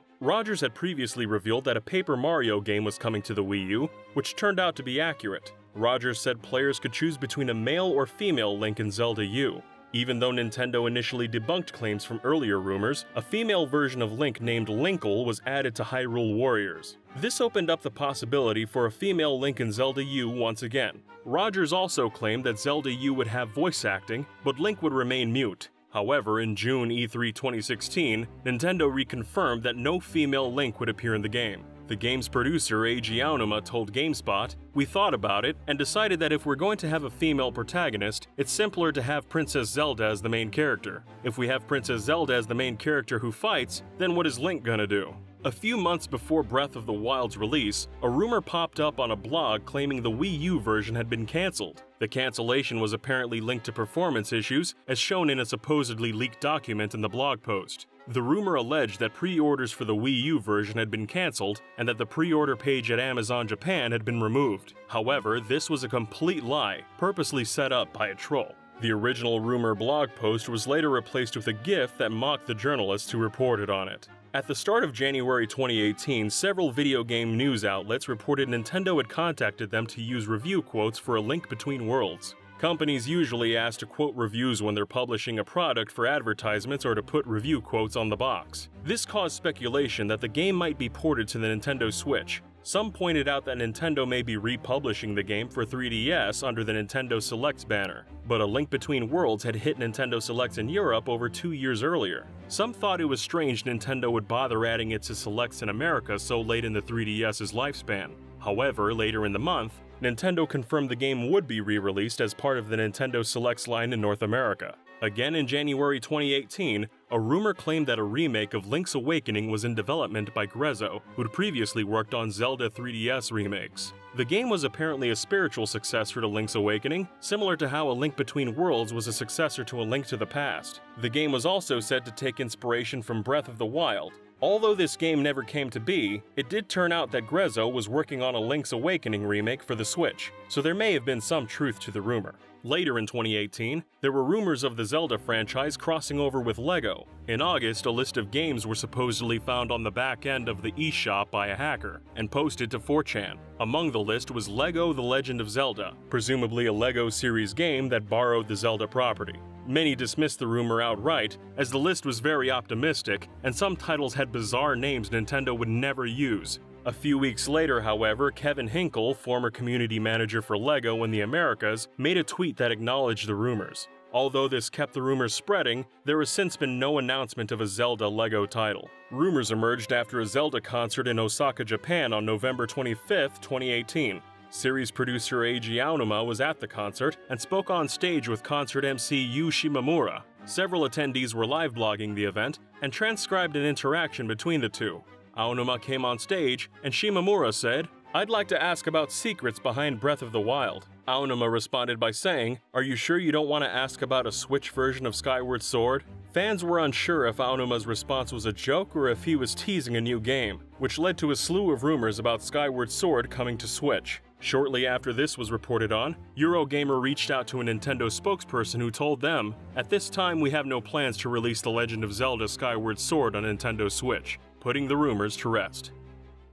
Let's be honest, most video game hoaxes kinda suck. Tons of them are made to deceive the masses and get their hopes up, and many only exist so their creators can get a cheap thrill. But some hoaxes are well-intentioned, with their only real goal being to make us all laugh. These are the good hoaxes, the kind where confusion ultimately gives way to laughter, and the kind we're gonna be talking about throughout this video. So without further ado, here are some of the funniest hoaxes in gaming. Pretty much every gaming outlet has pulled a hoax for April Fools, with Electronic Gaming Monthly and IGN being two of the most prominent, but our first hoax comes from the pranksters at Game Informer, who, once per year, would rebrand a portion of the magazine as Game Infarcer, and fill it to the brim with silly, nonsensical, and sometimes hilarious hoaxes. No franchise was safe from GI's tomfoolery. They dreamt up tons of fake games, like Metroid Prime Extreme Beach Volleyball, Goose of Tsushima, and even a version of Halo 3 that featured everything in existence, including Bob Denver, 90-player online co-op, and proof of God. But in our opinion, their shining gem was featured in Game Informer issue 168 for April Fool's 2007. If readers appropriately turn to the double-page spread on page 69, they'll be greeted with a feature on a new peripheral for the Wii: Wii Balls. This new accessory seemed to be more about ergonomics, with Game Informer stating, "Moving the remote back and forth is fine, but sometimes you just need to wrap your hands around something meatier." But it also allegedly featured new technology, with GI saying, "Thanks to sensors implanted in the globes, your games will detect whether you're squeezing the balls, twisting, or cupping them gently in your hands." And this peripheral wasn't just launching on its own. After all, every piece of good hardware needs good software. Several games were being developed to work with the add-on, including the titles Locker Room Rumpus, Is It Ripe, and the Balls' killer app, Mario Party Balls. The balls even came with a pre-order bonus of a custom carrying sack with a choice of 2 colors, flesh and blue. Although obviously fake, Wii Balls was apparently being manufactured by a company called Dangle Brothers, with its website being www.hanglazy.com. And there's something we find fascinating about this. If you actually go to the Hang Lazy website, it redirects you to the Did You Know Gaming YouTube page. We genuinely have no idea why this is, so if you're the cheeky devil that redirected a website about balls to our YouTube page, let us know in the comments. And while we're on the subject of strange groin-related hardware, we need to give an honorable mention to a gaffe by Electronic Gaming Monthly. In their 117th issue for April 1999, EGM showcased an odd-looking peripheral called the Game Shorts. EGM gives a nice image of the device and explains the peripheral works really well, and even tells you how it's worn. You just strap it tight and jack it up. But they don't actually explain how the peripheral functions or what games it works with, so we can only speculate as to how it functioned. Given that it's essentially just underwear, we have to assume the worst. But thankfully, this was just a hoax after all. EGM also snuck in a little nod to the fact this was an April Fool's joke, with the price also being the date, $4/199. Funnily enough, a peripheral not entirely unlike the Game Shorts actually released as a real product, the Res Trance Vibrator, which is basically self-explanatory. It works with the game Res, it vibrates, use your imagination. Since we're on the subject of unsavory hoaxes, we might as well stay here a bit longer. Australia's N64 Gamer magazine was a somewhat short-lived gaming publication that ran from 1998 to 2001. The magazine had a few controversies during its brief existence, like when they gave Perfect Dark a score of 101 out of a possible 100 in issue 30. But N64 Gamer's biggest controversy came from a simple but amusing hoax in their issue for December 1998. On the issue's 20th page, readers were greeted with a screenshot of GoldenEye 007 featuring a censored nude woman. The text underneath the image read, "Write in and we may give you the nude code for GoldenEye." Despite the image being an obvious Photoshop that just pasted in a cutout of a supermodel, many took the magazine at face value. N64 Gamer had made a few references to nude codes before this, seemingly as a tongue-in-cheek nod to the Tomb Raider nude code rumors at the time, and this GoldenEye image was just another cheeky nod to those hoaxes. But this image took on a life of its own, with literally thousands of lust-fueled readers sending letters to N64 Gamer begging for the code. The outlet quickly came clean and explained the image was just a joke, but this didn't stop its readers from asking. Amazingly, the publication were still getting letters about the GoldenEye nude code for years, all the way until N64 Gamer went defunct in 2001. At first, N64 Gamer seemed frustrated with all the horny demands for codes, but they eventually took a more lighthearted stance and playfully teased its readers with more hilarious and ridiculous hoaxes, like this mock-up of a nude code for Mario Party in their 28th issue. Unfortunately, N64 Gamer never disclosed how many passionate fans wrote in asking for a Mario Party nude code. Back in 1999, video game developer Yutaka Ute Saito set up a hoax to promote his upcoming game, Seaman, for the Dreamcast. This hoax involved constructing a fake skeleton for the Seaman character and parading these fake remains around as a newly discovered seaman creature in Japan.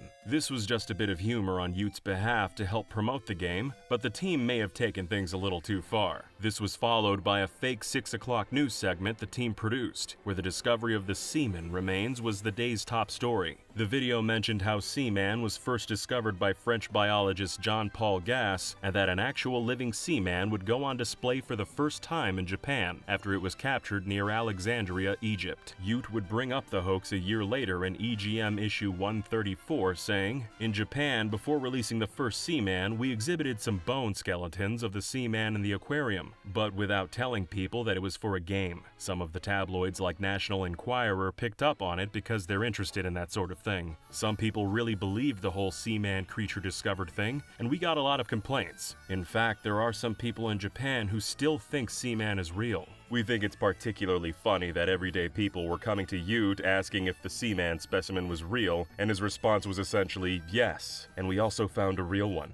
What a legend. In April 2012, Steam users who went to the Steam-powered web portal were shocked to see an announcement stating that Half-Life 3 was now available for PC, along with a $60 price tag and the flavor text, "The long-awaited final part of the Half-Life saga is now available." But when fans clicked on the update, they were greeted with a troll face meme that had been redrawn to look like Valve CEO Gabe Newell, with the caption, "Happy April 1st." Although initially disappointing, this was a pretty funny stunt, and most users took it on the chin. After all, Valve wouldn't just drop a game out of nowhere, and gamers should know by now to be on high alert during April Fool's Day. News outlets began reporting on Valve's gaffe, but there's a twist here. Users began asking why this update was only on the Steam web portal and not on the actual app itself, and many others couldn't even see the announcement. As it turns out, this was completely fake news, and the website everyone was pointing to wasn't even Valve's website. It was steampowered.com. With 2 P's. Some prankster had cloned Valve's website, hosted it on a new server, and bought a similarly spelt domain in hopes that a few users would mistype steampowered.com, stumble upon the update, and spread the news. And it worked. It wasn't just casual users that were fooled though. Even big gaming sites like Engadget were caught off guard by this simple gaffe, which in our opinion makes this hoax just a little bit funnier.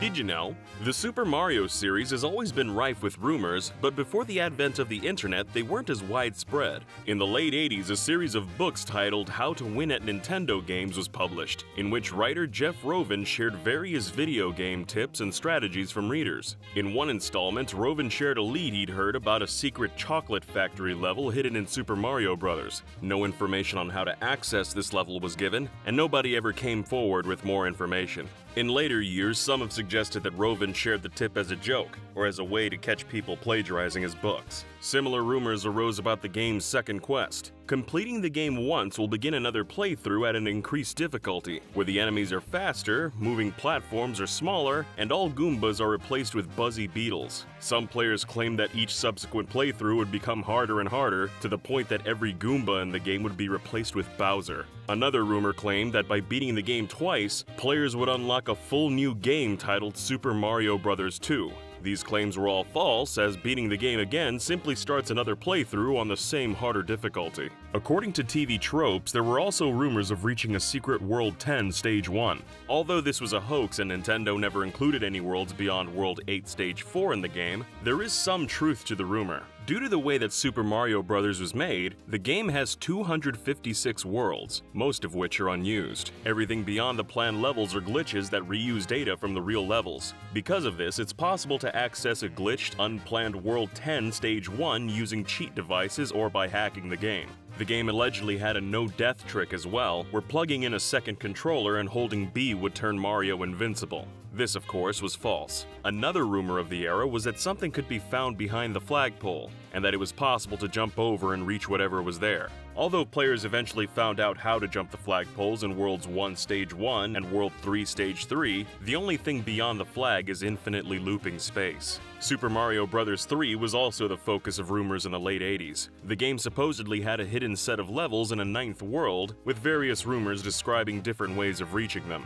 The rumors were clearly false, as the game already contains a ninth world, the Warp Zone. The game even shows World 9 on screen while in the Warp Zone. This rumor may stem from Mario 3's box art, which displays beta levels that aren't accessible in the final game. Rumors about hidden levels made their way to 16-bit Mario games too. Since Super Mario World's release, rumors have spread about a 97th level in the game.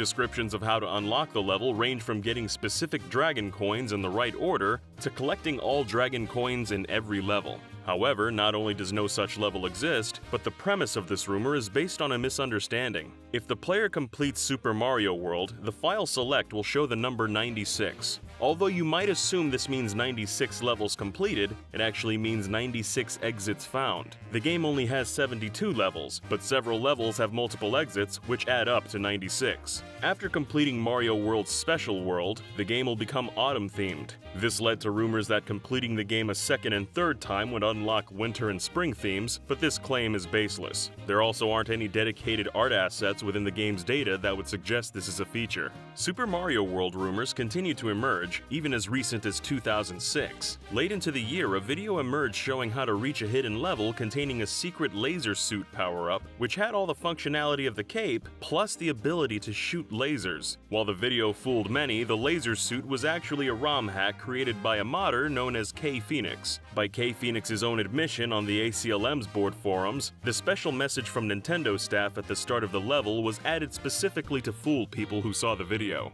In the early 2000s, there were rumors that another Mario game had been in development for the Super Nintendo. The game was said to take advantage of the Super FX chip to feature groundbreaking three-dimensional gameplay and was apparently called Super Mario FX. The story gained enough traction and credibility that it was even picked up by publications such as IGN.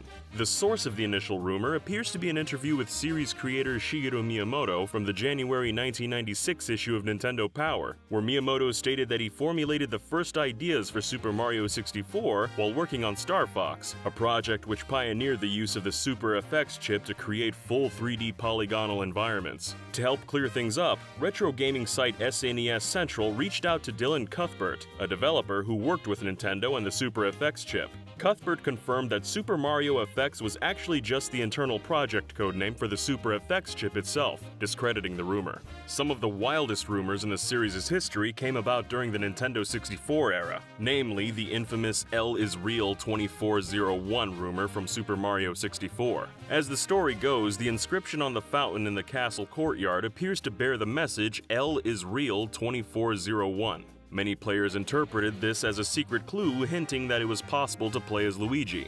Theories on how to achieve this included collecting all the coins in the game, running a specific number of laps around the castle, or finding all 120 power stars within a specific time limit, and so on. So many stories from players who claim to have actually unlocked Luigi flooded the internet that IGN offered a $100 reward to anyone who could produce concrete proof that Luigi was playable in Super Mario 64. The reward ultimately went unclaimed. Other interpretations of the fountain's inscription were offered up. Some players believed that it simply read Eternal Star, while others proposed that the number 2401 was somehow a reference to the North American release date of Paper Mario. Reading the number as February 4th, 2001 would match up eerily close with Paper Mario's actual release date of February 5th, 2001, nearly 5 years after the release of Super Mario 64. In December 2016, a Reddit user by the name Bond18T shared a 1998 letter they'd received from Nintendo after they asked about the meaning of the L is Real message. In the letter, the Nintendo gameplay counselor Michael D. Chandler explained that the message had no actual meaning and that the programmers put it in there as a joke.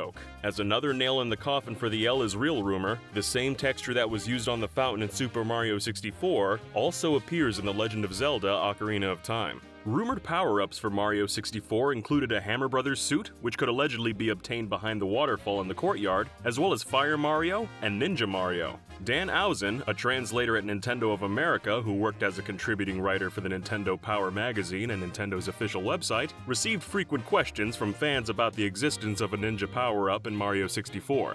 Despite repeatedly stating that no such power-ups exist, fans continued to ask about Ninja Mario. It was also rumored that players could ride and control Yoshi after beating the game. Yoshi himself appears in the game after collecting all 120 Power Stars, but riding Yoshi is not possible. Yoshi would eventually be rideable in Super Mario Sunshine, and would later appear in Mario 64's DS remake as a fully playable character. The next major Mario game to make its way to the Nintendo 64 system, Mario Kart 64, featured 8 playable characters. One common rumor about the game was that a Magic Koopa was an unlockable character. Some doctored screenshots were even passed around that showed him in action, but beyond the lies, there was some truth to the rumor. Magic Koopa was actually planned to be a playable character back when the game was titled Mario Kart R, and even appeared in pre-release media. Pictures of the early character select screen reveal that Magic Koopa was ultimately replaced by Donkey Kong in the final game. Another character that was rumored to be unlockable in Mario Kart 64 was a Thwomp. Not just any Thwomp though, specifically the green Thwomp that can be found behind prison bars on the Bowser's Castle track. Nicknamed Marty by the community, many rumors of how to unlock this Thwomp were shared across various sites. The most significant piece of evidence that supported the rumor was a YouTube video from April 1st, 2007 showing that Marty could be unlocked by playing as Bowser. The player would need to drive backwards around the track, circle the statue of Bowser several times, use mushrooms to boost up the stairs, at which point Marty would become playable. The video turned out to be an April Fool's hoax, and data mining the game showed no evidence of Marty being playable.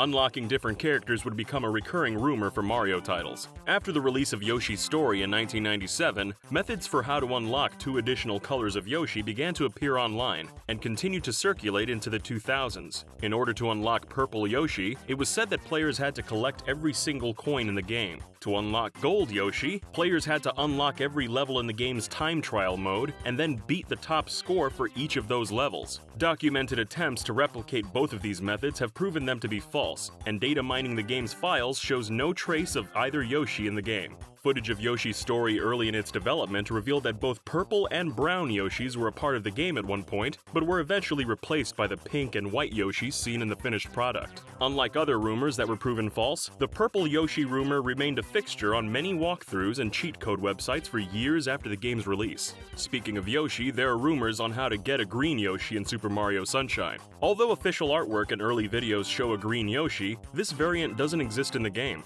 The only time Yoshis turn green is when they're about to vanish. However, some fans who were desperate to have a green Yoshi discovered it's possible to alter a Yoshi's color using action replay codes. Another rumor about Sunshine is about a hidden book in Noki Bay.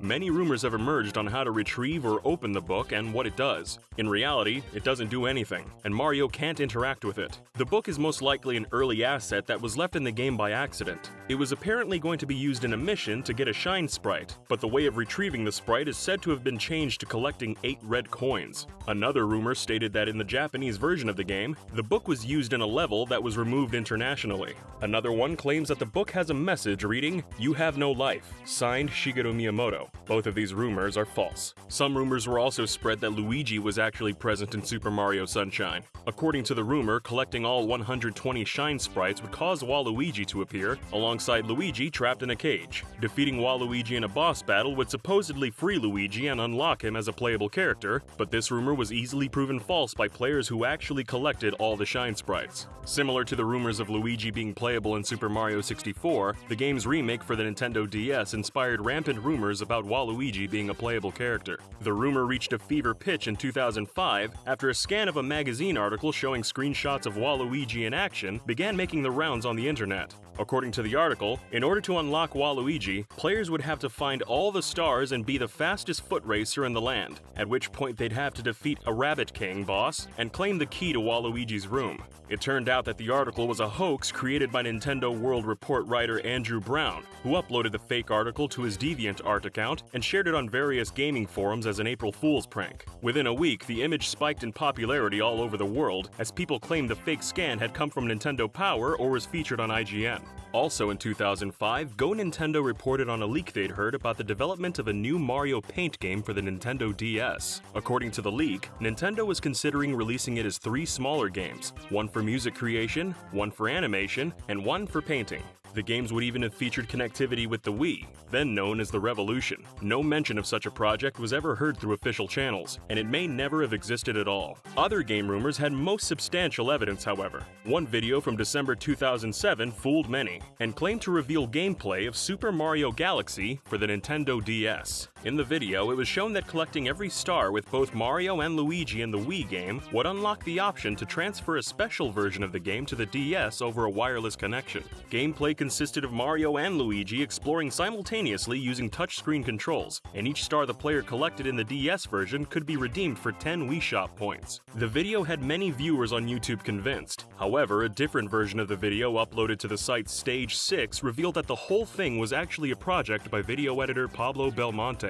Belmonte was known for previous video game hoaxes and had the self-professed goal of simulating a DS version of Super Mario Galaxy using the technical specs of Super Mario 64 DS. This wouldn't be the only time that gamers were teased with a mainline Mario platformer. In a January 2012 investors meeting, then Nintendo president Satoru Iwata revealed the company were developing a new 2D Mario game for the 3DS. According to an IGN article from April 12, 2012, Nintendo registered a trademark and domain for Super Mario 4. 5 days later, an interview with Shigeru Miyamoto was posted on Korean website Beta News, where Miyamoto confirmed the existence of Mario 4, saying, "We are making Super Mario 4, but all I can say is, we just announced that game. More details will be revealed later." It seemed as though a game titled Super Mario 4 would be shown off soon, but no reveal came. The game Iwata referred to at the investor meeting was revealed to be New Super Mario Bros. 2, which left some gamers confused. Although it's possible this game was originally titled Super Mario 4, there's another likely explanation. New Super Mario Bros. U was in development when Miyamoto was interviewed, and this was the fourth New Super Mario Bros. Game to be released. This seems to imply that Mario Bros. U was the rumored Super Mario 4.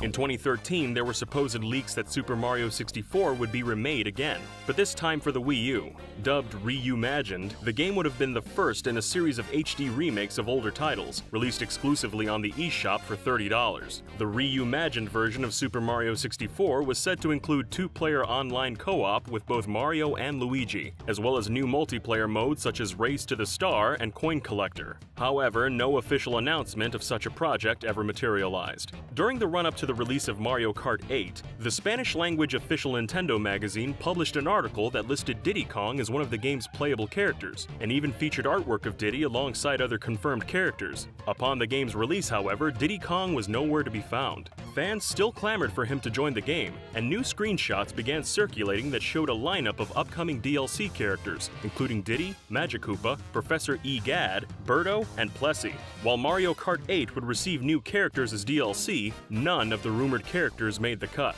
After the release of Super Mario Maker, many 8-bit costumes were steadily released for the game's Super Mario Bros. Level theme. 2 months after the game's release, costumes for Daisy surfaced on social media. After some discussion around their authenticity, the person who leaked the images came forward, revealing the sprites were a hoax. They were an artist and an avid fan of the character, and stated that they wanted to show Nintendo how much demand there was to have Daisy in the game. In June 2015, an image surfaced online depicting a render of Mario and Flood in some sort of Splatoon presentation. The image supposedly came from a private meeting about new DLC for Splatoon, which would bring Mario Sunshine content to the game. Despite the image being fairly convincing, it had some discrepancies. For example, although the image accurately featured the Japanese Super Mario and Mario Sunshine logos, it used the English Splatoon logo instead of the Japanese logo. A few days later, after the image had been featured on many prominent gaming sites, the image was revealed to be fake. The creator of the fake leak came forward and released a full-quality version of the image. Another substantial rumor broke in the same month.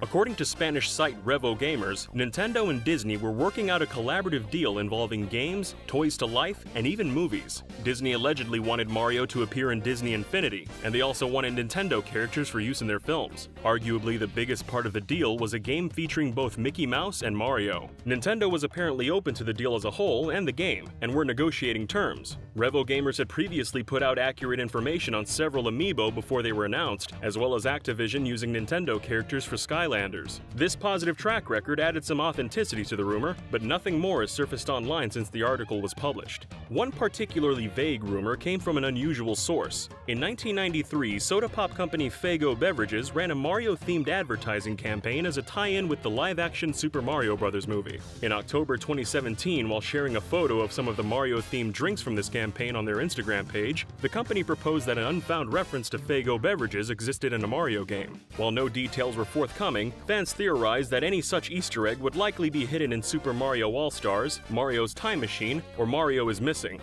This is because all three games were released around the same time as the marketing promotion. At E3 2017, Nintendo revealed plans to bring DLC to The Legend of Zelda: Breath of the Wild. This was a new direction for Nintendo, and fans wondered if the company was also planning DLC for Super Mario Odyssey. Later in May 2018, a short video emerged which seemed to show Isle Delfino as a new world in Odyssey. As many were already expecting DLC to be added to Odyssey, fans enthusiastically spread the video online and hoped it were the real deal. However, although the video was convincing, the level geometry in the video clearly used the same models as the one found in Sunshine. This didn't line up with Nintendo's mode of operation, as they typically recreate levels from scratch when adding throwbacks to new games. Because of this, the video was ultimately deemed a fake.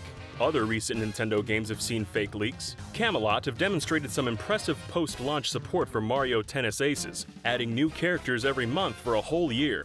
This expanding roster led to speculation about which characters might be added, and in late 2018, some data miners tried to confirm the lineup themselves. One data miner uncovered several unused alternate costumes, and evidence that Baby Mario would be added to the game, with green and yellow costumes that reference Luigi and Wario. And according to the Twitter account Mario Tennis Club, another hacker reported that Link would be added as a playable character, with unlockable Dark Link and Champion's Tunic skins. However, Mario Tennis Club later tweeted that they'd put too much stock in the report and found no evidence to suggest Link would be coming to the game. Since the leaks, there's been no announcement surrounding Link or Baby Mario being added to the game. Did you know that a 2.5D Mario title was rumored to be coming to the GBA near its launch? Or that there was supposedly going to be a crossover between Mario and Kingdom Hearts? In this video, we'll cover these rumors and lots more, so make sure you stick around until the end. In 2019, we made a video that delved into the history of Mario rumors, and at the time, we thought the video was fairly comprehensive. But since then, we found even more rumors from Mario's past, and a few new rumors popped up since we made that initial video. So, we're back to complete our retrospective on the history of Mario rumors, and we're starting with a tall tale from all the way back in the early 90s. During the height of the Super Nintendo's success, Super Mario World was rumored to have a bonus Moon World, similar to the game's Special World. The rumor even seemed to stem from an official source, an issue of Club Nintendo magazine in Australia. According to the magazine, not only were players able to visit a moon in Super Mario World, but they could also go to the moon in other titles like Super Mario Land and Super Mario World 2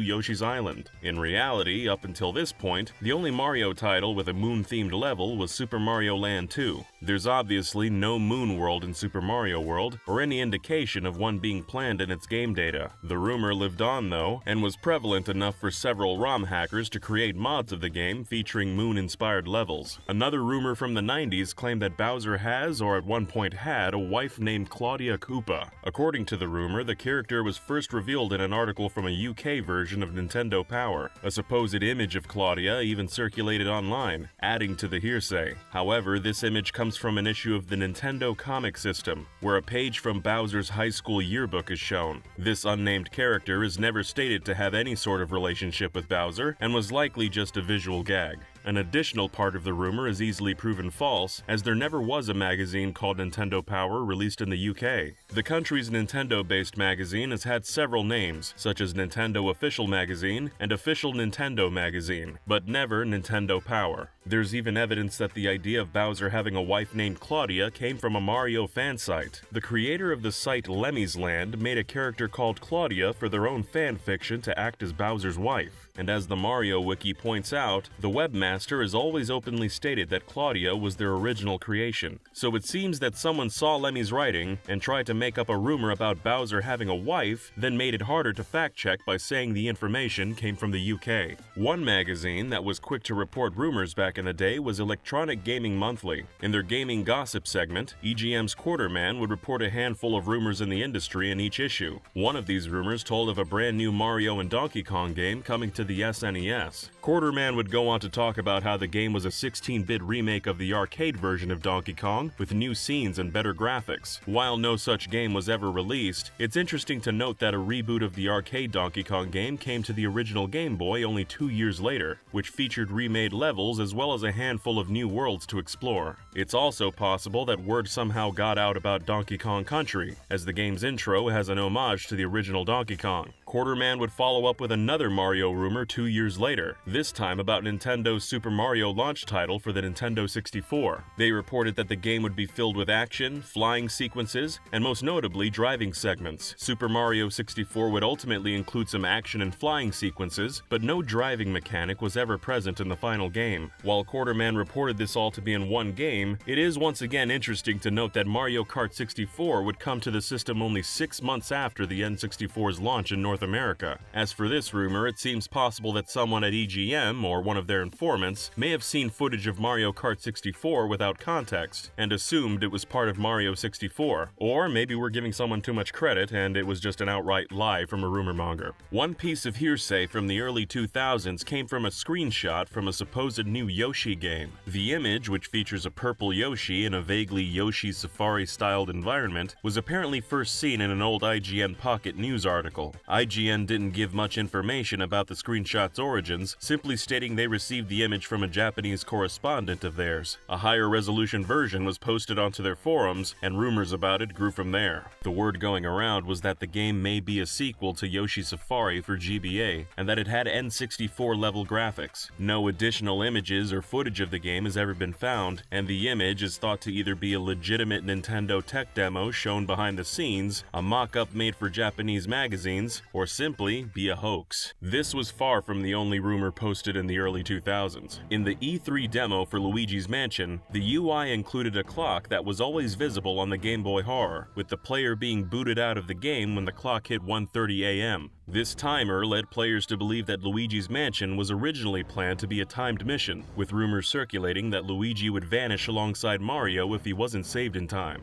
This simply wasn't the case, however, and the timer was just a way to keep E3 attendants from playing the demo for too long. Another rumor involving Luigi's Mansion also said that more portrait ghosts can be found in the game's Safari room. The rumor comes from an official copy of Nintendo Power, claiming that if Luigi met the ghost of a hunter, he'd want to add Luigi to his collection. Since then, many have tried to find the ghost, but to no avail, and the blurb in Nintendo Power is believed to have been a joke. In July 2002, a trailer emerged for a title called Super Mario's Universe, which would apparently be coming to the GBA. The game was said to be taking Mario back to his 2D roots, but opted for a very different visual style compared to the rest of the series. It showed various Mario characters in a cel-shaded world that utilized 3D graphics on a 2D plane. The trailer presented a few of the game's levels, as well as a boss fight with Bowser similar to the ones seen in Super Mario 64. Though very impressive for the time, the game was clearly fake. The visuals in the trailer were far too elaborate for GBA, and its biggest downfall, the fact the trailer was edited with an audience watching it live. Several sleuths found that this audio was taken directly from a different game reveal at Space World 2001, demonstrating that at least the audio was a forgery.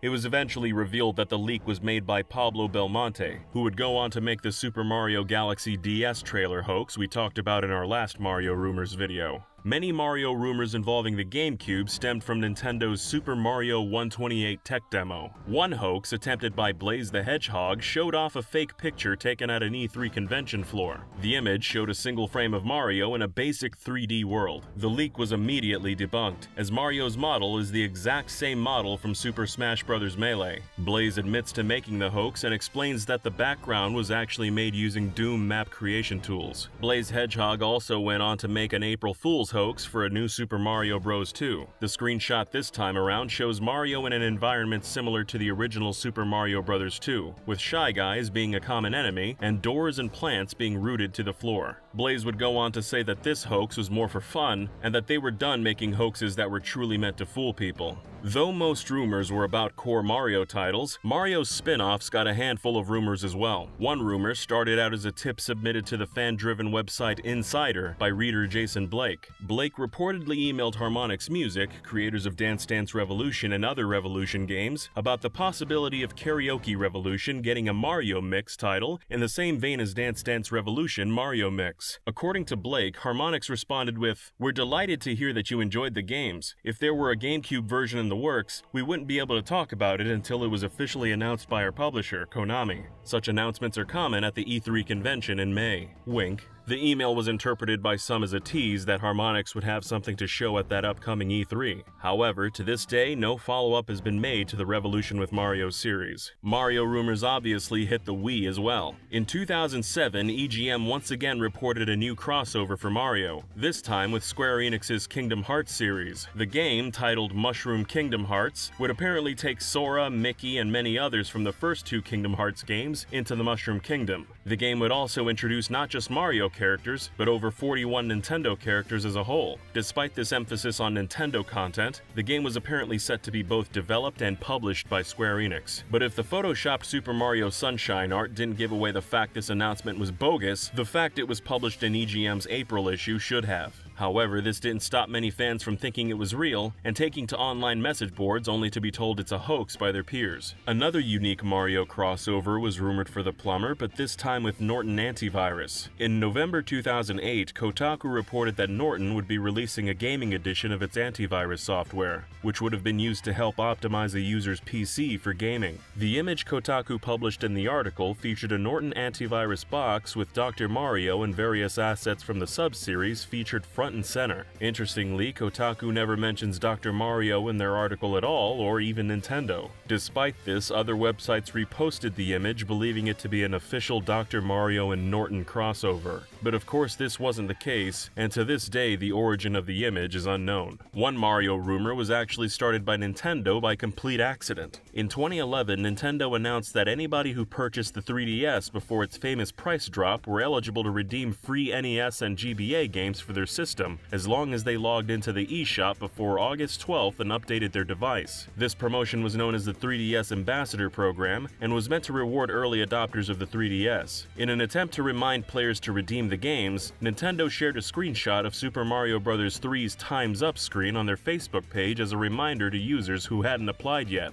Although most people saw this for what it was, a simple humorous reminder, many saw it as a teaser, believing Mario 3 would be part of the Ambassador Program. But the game never came to the program, with the only NES Mario title given away being the original Super Mario Bros. In January 2011, GameFAQs user FunkyKong84 noticed that IGN UK listed Rosalina as a part of Mario Sports Mix's roster and described how to unlock her. According to the post, Rosalina would be unlocked after players beat every mini-game in basketball, volleyball, hockey, and dodgeball in that order. The fact that you had to complete the challenge in a specific order seemed unusual to many, as Mario games very rarely expect players to accomplish strings of specific tasks to unlock content. As it turns out, the information was an inaccurate fan submission, and IGN UK would later update their website to remove the Rosalina listing, but not before many would actually try to unlock her. Another sports game Rosalina was reported to be in was Mario Tennis Open. In an issue of the Japanese Nintendo magazine Nindori, a segment dedicated to Mario Tennis Open provided readers with a QR code that would allow them to unlock a black-colored Yoshi. An image of this page appeared online, with Rosalina's head pasted over the code.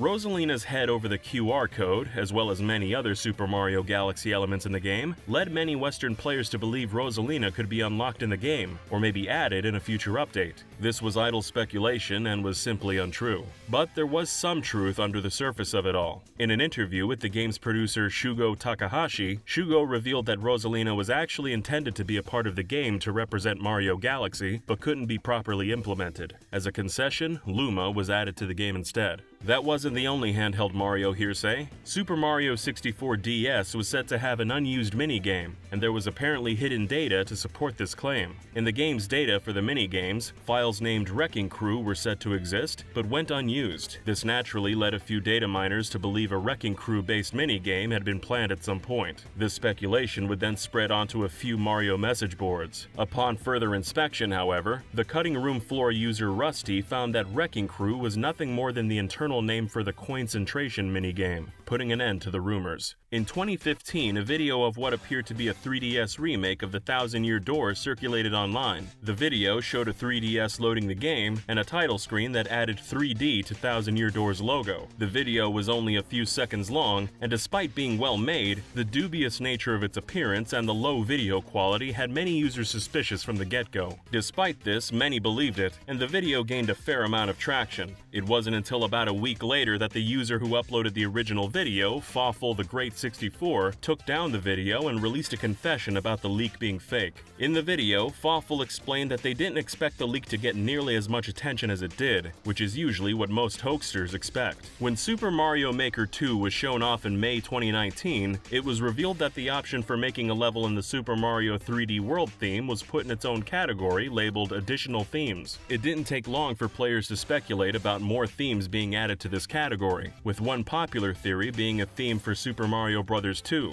This seemed to be a logical assumption, seeing as Mario 1, 3, and World all had themes of their own. This was followed by former editor of Game Informer, Imran Khan, tweeting out that he'd heard about Nintendo making a Mario 2 theme before the COVID-19 pandemic, with the theory going around that the theme was never finished because of issues adjusting to lockdowns. Items from Mario 2 were added to Mario Maker 2 in the game's final update, but a Mario 2 theme never came. Whether Nintendo actually planned for a Mario 2 theme to be added will continue to remain a mystery. That is, unless they choose to spill the beans. In October 2020, a supposed anti-piracy screen was found for Mario Party DS. The screen was first shown off by YouTube user Joey Perleone and showcased one of the title's minigames being interrupted by the anti-piracy screen. It displayed the message "Piracy is no party" and advised the player to power off their system and report the stolen software, with Mario and friends locked behind bars on the bottom screen with the text "Power off now." The video was so convincing that it was taken at face value, and some even added it to the cutting room floor page on the game. It wasn't long before an administrator for the website, Kaito Sinclair, updated the page with the note that stated that the Mario Party DS page would be protected due to excessive vandalism. As you likely expect, the screen was entirely fake.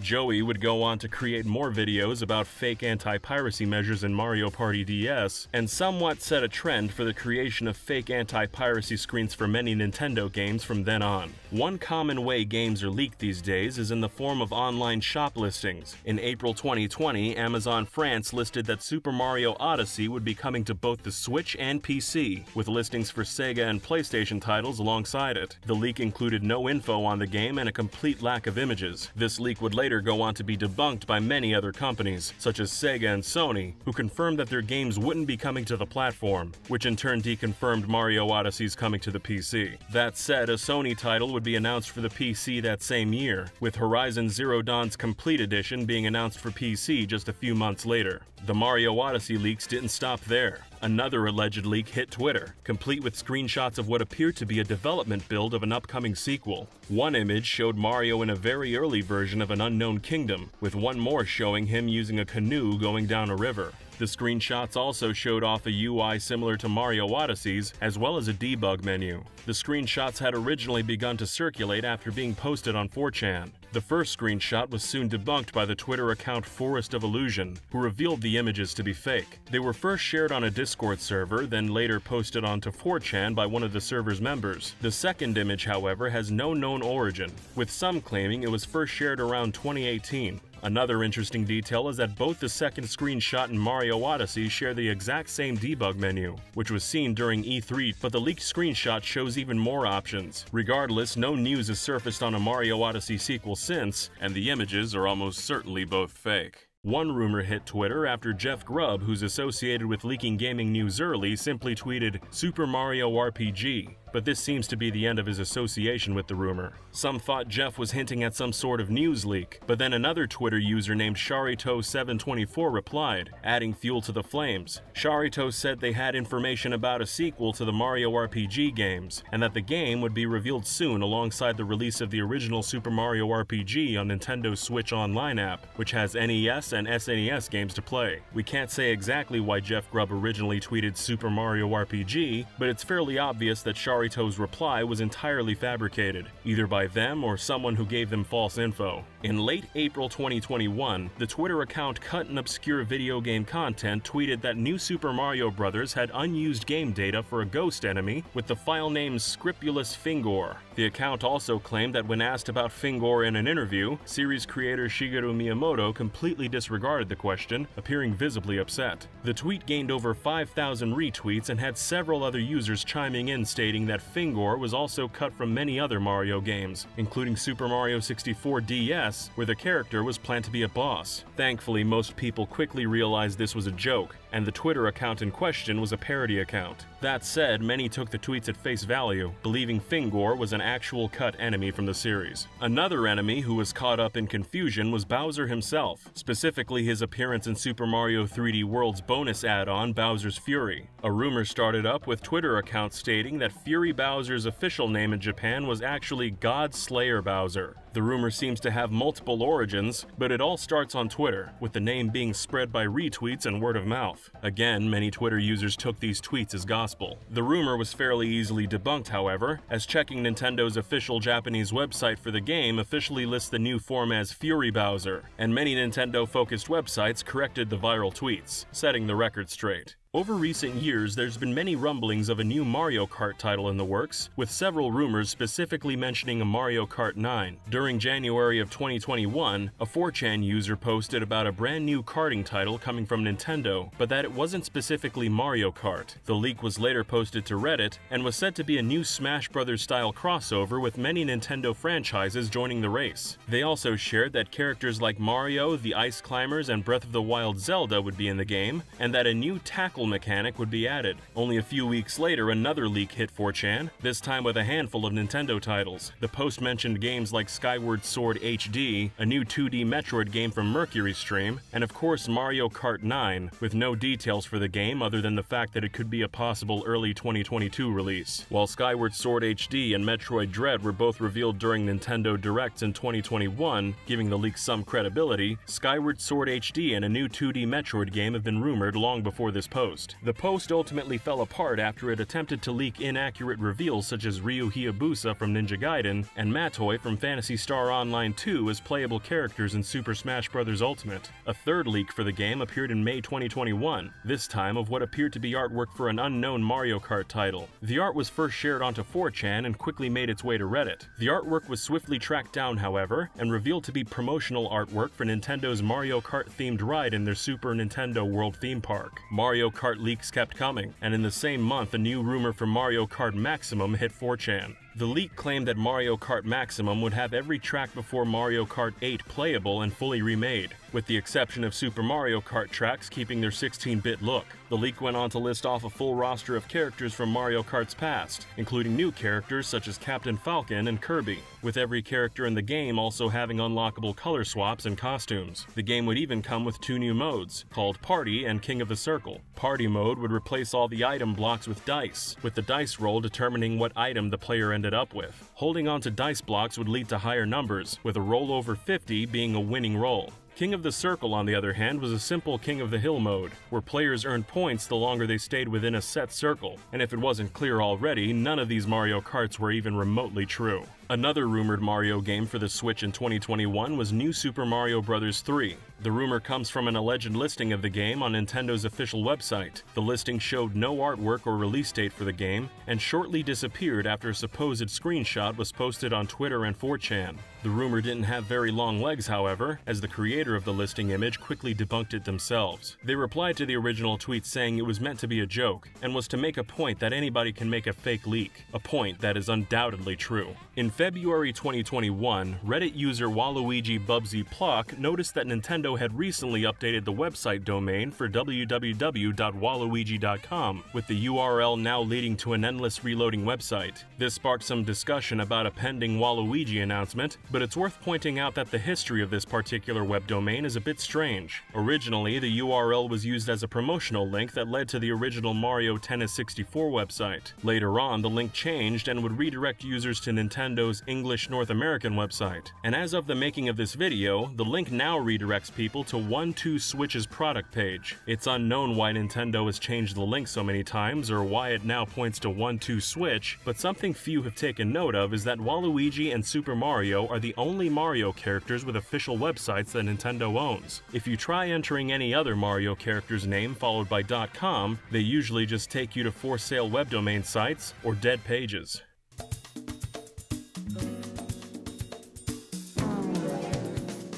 Did you know? There's been many video game hoaxes involving Sonic the Hedgehog over the years. In the 11th issue of the UK version of Sega magazine, the outlet claimed that a secret character named Rankles the Otter was hidden in Sonic and Knuckles. The magazine offered a staggering £1 million, about $1.3 million US at the time, to the first person who could send them a picture of the mysterious otter. Rankles, they claimed, was Knuckles' sidekick, a green otter with outsized sparkly ankles. Amusingly, the magazine admitted Rankles was a hoax in the exact same article, recommending anyone who sees him should call Alcoholics Anonymous because Tom Guise just made him up.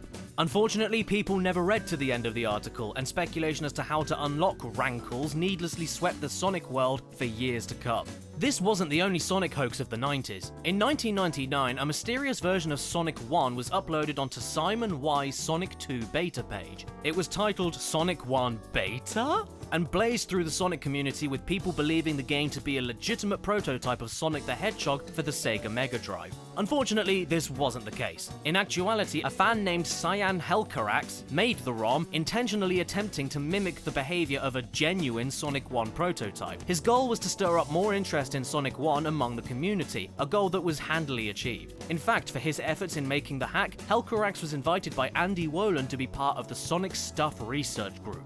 After the turn of the millennium, a Sonic community member named Blaze Hedgehog began a hoax surrounding the beta version of Sonic the Hedgehog 2. At the time, there were accounts of a genocide city zone planned for Sonic 2, but no information about the zone outside of sketchy sources and speculation. Blaze Hedgehog used those descriptions as a basis and combined elements from Vector Man 2, Sonic 2's Metropolis Zone, and Sonic 3's Launch Base Zone to create a fake E3 report on Genocide City Zone. The hoax was foiled when someone pointed out that E3 didn't actually start until after Sonic 2 had released. If the beta had been shown around this time, it would have been at the Consumer Electronics Expo. In one of the most notorious April Fool's jokes in gaming, Electronic Gaming Monthly claimed Sonic and Tails could be unlocked in Super Smash Bros. Melee by beating 20 enemies in the Cruel Melee mode. EGM also claimed that the player would get a special surprise upon beating Classic Mode with either Sonic or Tails. This is obviously false, and can be proven so simply by beating 20 enemies in Cruel Melee, though that's probably what EGM wanted.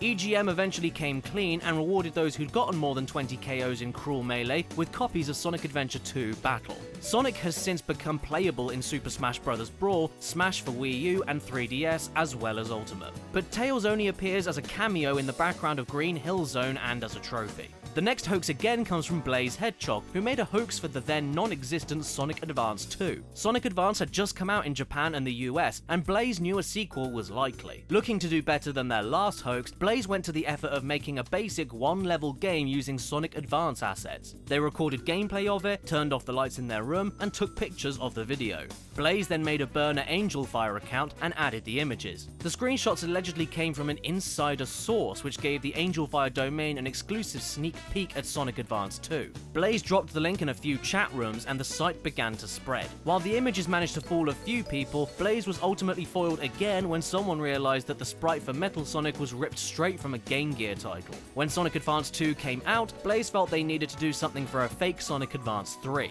This time it would be a spoof of Sonic and Knuckles, but for Sonic and Shadow. They tried to mimic the style of a Japanese magazine by running English text through Google Translate. Unfortunately, the laziness of this hoax was evident. Nobody fell for the prank. After Sonic Rush released in 2005, there was a period of time where fans were uncertain if a sequel would ever be made. Sega and the developer of the original Sonic Rush, Dimps, had supposedly had a falling out over one of Dimps' fighting games, the Rumblefish. During these few years of uncertainty, Blaze Hedgehog once again swept in with a fake screenshot, mocking up Sonic Rush 2. This time Blaze made everything in the hoax from scratch. Well, everything except for the Sonic model, which was actually from the PC version of Sonic Adventure Adventure DX. Despite the extra effort, it doesn't seem the hoax convinced many either.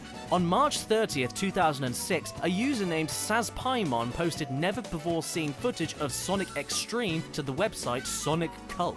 SazPaimon claimed that they traded a prototype of Gradius for this new prototype of Sonic X-treme. Within a few hours, a torrent file appeared on Pirate Bay. The rumor of a new Sonic X-treme build spread like wildfire. Several gaming websites reported on the rumor, as did the magazine Retro Gamer. 2 days later, the seeded chunks of the torrent were finally compiled by other users, and it was eventually revealed to be all a hoax. The files were garbled nonsense, with the new footage having been provided by a Sonic X-treme programmer named Chris Sen, who was in on the April Fool's joke. While some found it funny, Assembler Games did not. They threatened to sue everyone involved in the prank. Our next hoax was for a fake sequel to Shadow the Hedgehog, aptly titled Shadow the Hedgehog 2 Redemption. For this hoax, which was once again by Blaze Hedgehog, Blaze tried the magazine approach, even detailing out planned features for the game. As a side effect of trying to do an E3 background behind the text, it looked like the magazine paper was thin enough to see the page on the other side, lending the hoax more credibility. Of course, it wasn't long before the prank was called out. Fans were quick to see that the street had come from Grand Theft Auto San Andreas, the Shadow model from Sonic Heroes, and the Soldier from the Specialists mod of Half-Life 1. During the preparation for a move to Japan, the founder of fansite Sonic Stadium reportedly received a phone call detailing an announced Nintendo DS game starring Knuckles the Echidna. The game was being made by Traveler's Tales, the team who made the games Sonic 3D Blast and Sonic R. Apparently, Sonic Team in Japan wasn't able to tackle the project as they wanted to concentrate their attention on their upcoming next-gen Sonic title. This DS game appeared to be Sonic Rush, but starring Knuckles. The bottom screen featured different knuckle-based weapons called punch gears. The only confirmed punch gear was a metal claw used for digging, as seen in Sonic Adventure 2, which could destroy armored enemies. Players could also get accessories, including the scuba gear from Sonic Adventure 2. Rather than a treasure hunt game focused on collecting Master Emerald shards, it instead was a 2.5D platformer. But of course, this unannounced Nintendo DS game was never released. It was again an April Fool's joke. In 2009, an editor for the Sonic Stadium and Sonic Retro, going by the name of Slingerland, posted new info about a secret in Sonic 2's beta. According to Slingerland, somebody named Sonic Loof sent in a screenshot of Super Tails, assumedly a more powerful version of Tails similar to Super Sonic. Super Tails could be unlocked by heading to the Hidden Palace Zone in debug mode, having Tails stand on the Master Emerald, then holding up while pressing A, B, and C at the same time. Sonic Loof claimed that Super Tails, when revealed, is entirely in grayscale. Slingerland confirmed this with a screenshot and claimed video footage would be provided in due time, which was later revealed to be another April Fool's joke. In April 2011, Blaze Hedgehog had yet another crack at Sonic hoaxes. Their latest prank was for a game that fooled nobody. The idea was that Sega and Telltale Games would partner up for The Adventures of Sonic the Hedgehog. Telltale would cash in on the trend of making new retro-styled games by making an adventure game about Sonic in the SCUMM point-and-click game engine. However, this was an April Fool's prank for the fansite TSSZ. On August 6th, 2012, a user named Oblivion the Hog claimed that they had found an old copy of a childhood magazine from Portugal that had exclusive pictures of a Sonic 3 beta. In these pictures, a red hedgehog was shown, thought to be an earlier version of Knuckles. The screenshots lined up with existing beta screenshots of Sonic 3 at the time. As there wasn't much information about Sonic 3's beta back then, there was no real way to disprove the screenshots, and many people believed it, only for Oblivion the Hog to later come clean and reveal that they had made the entire thing up, but not before posting several responses trying to make their piece of fake Sonic history seem as legitimate as possible.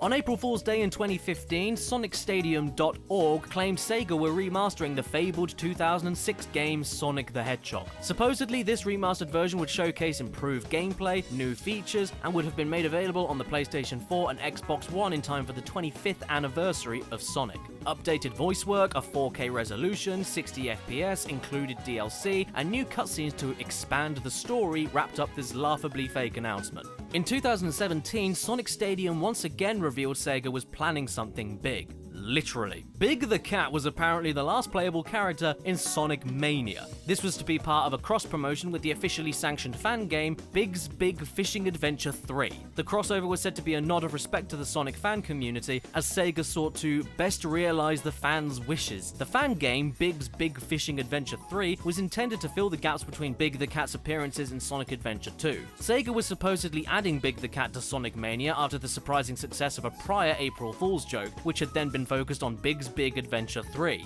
Big's gameplay would be similar to Sonic, Tails, and Knuckles, only Big would have a larger sprite than the other three. Big also said to have a double jump using his umbrella, similar to what was seen in Sonic Heroes but just not being able to glide. All of this was, of course, revealed to be another April Fool's Day hoax. Even Sega themselves have gotten in on the hoaxes. In April 2019, Sega of America announced a new Sonic game via Twitter, saying, "Move over 100-man battle royales, the future is here." The game was Sonic Battle Royale, Sonic's foray into the battle royale genre. Extrapolating from the teaser poster, Sonic Battle Royale would be an MMO dating sim action survival FPS with PvP, and would be an ARPG on top of that. Hopefully it was obvious that this was a joke, as the poster also claimed that Sonic Battle Royale would be free to play, VR compatible, have a 1,000 player battle mode, over 4 million characters, and chow cooking lessons. In February of this year, 2020, an anonymous user on 4chan's V-board claimed Sega was preparing for a big Sonic reveal at the upcoming South by Southwest convention.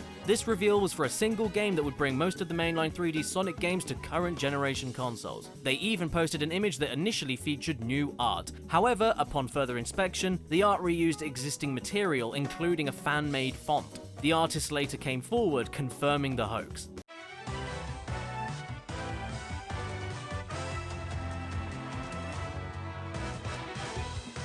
Did you know? As you can probably tell by the length of this video, the Super Smash Bros. Series has an extensive history of rumors. Let's start off all the way at the beginning with Super Smash Bros. For the Nintendo 64. It was rumored that Smash 64 started as a Super Nintendo game. This rumor appears to originate from some Smash wikis, where it was propagated as the truth. However, Smash 64 was always a Nintendo 64 game. This fact was proven by the series' director Masahiro Sakurai in an Iwata Asks interview when he commented on the game's prototype. Sakurai has also published the first page of the Smash 64 project proposal in his book Think About the Video Games, which backs up this point. Sakurai originally envisioned Smash as a concept with no particular characters in mind. Eventually, he decided to use Nintendo characters, believing that a console fighting game needed a recognizable cast of characters to sell. Although Smash 64 came out in a time where the internet was available, there was still a lot of confusion and misinformation surrounding the game. On November 16, 1998, IGN reported that Smash 64's roster would include Wario and Peach, and stated that characters like Diddy Kong and Bowser were expected to appear. On November 19th of that same year, Nintendo Dojo claimed that 8 characters, including Princess Peach, would be in Smash 64.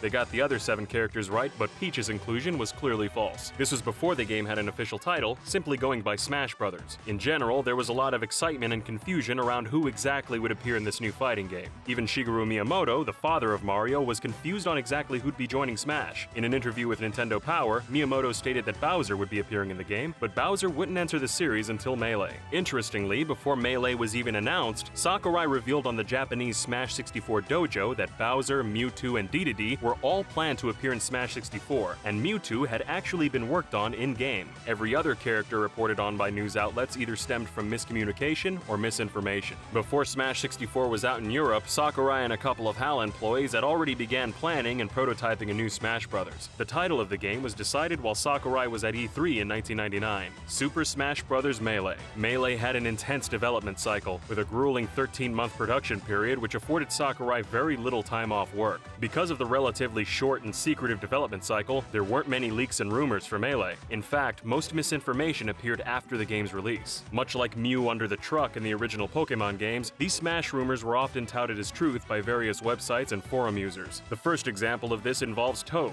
Many believed Toad could be unlocked either by shooting all the credits or in the adventure mode. This was baseless and simply untrue. The magazine Electronic Gaming Monthly also contributed to the rumors. For their April Fool's Day issue, EGM stated that Sonic and Tails were unlocked unlockable after 20 kills in Cruel Melee. They even created a mock unlock screen that stated, "A dream has been cast. Sonic and Tails join the melee," fooling many. One rumor that had some half-truths to it was Master Hand being playable. It is possible, either through exploiting a glitch or using devices like Action Replay, to play as Master Hand. However, he isn't accessible on the character selection screen like a regular character through normal means. Before moving on to Brawl, it's worth highlighting a major source of misinformation that existed for quite some time. A NeoGAF user named CCDNYM posted several assertions about Smash 64 and Melee's unused characters, most of which was false. DDD wasn't the next character in line for a spot in Melee. It was Wario. Wolf also wasn't considered for a clone spot in Melee, and Leaf wasn't considered for a role as a Marth clone. Meowth and Pit were never worked on for Smash 64 either. To combat this, Source Gaming has made the definitive unused fighter list in Smash. The list has all characters that were ever considered, planned, or scrapped for every Smash game with sources to back up the claims. Unfortunately for Sakurai, Melee's roster was leaked slightly before the game's release. Steve Chardane, who at the time went by his online handle OtherSteve, announced that Ganondorf had made it into Melee as a Captain Falcon clone a month before the game came out. Insider leaked the full roster, but many fans were outraged at the lineup. Most fans had no idea who Roy and Mr. Game & Watch were and resented Dr. Mario's inclusion. Insider eventually retracted the article, explaining that they weren't 100% confident in the story. After Melee's release, however, the roster was confirmed, leaving many fans shocked.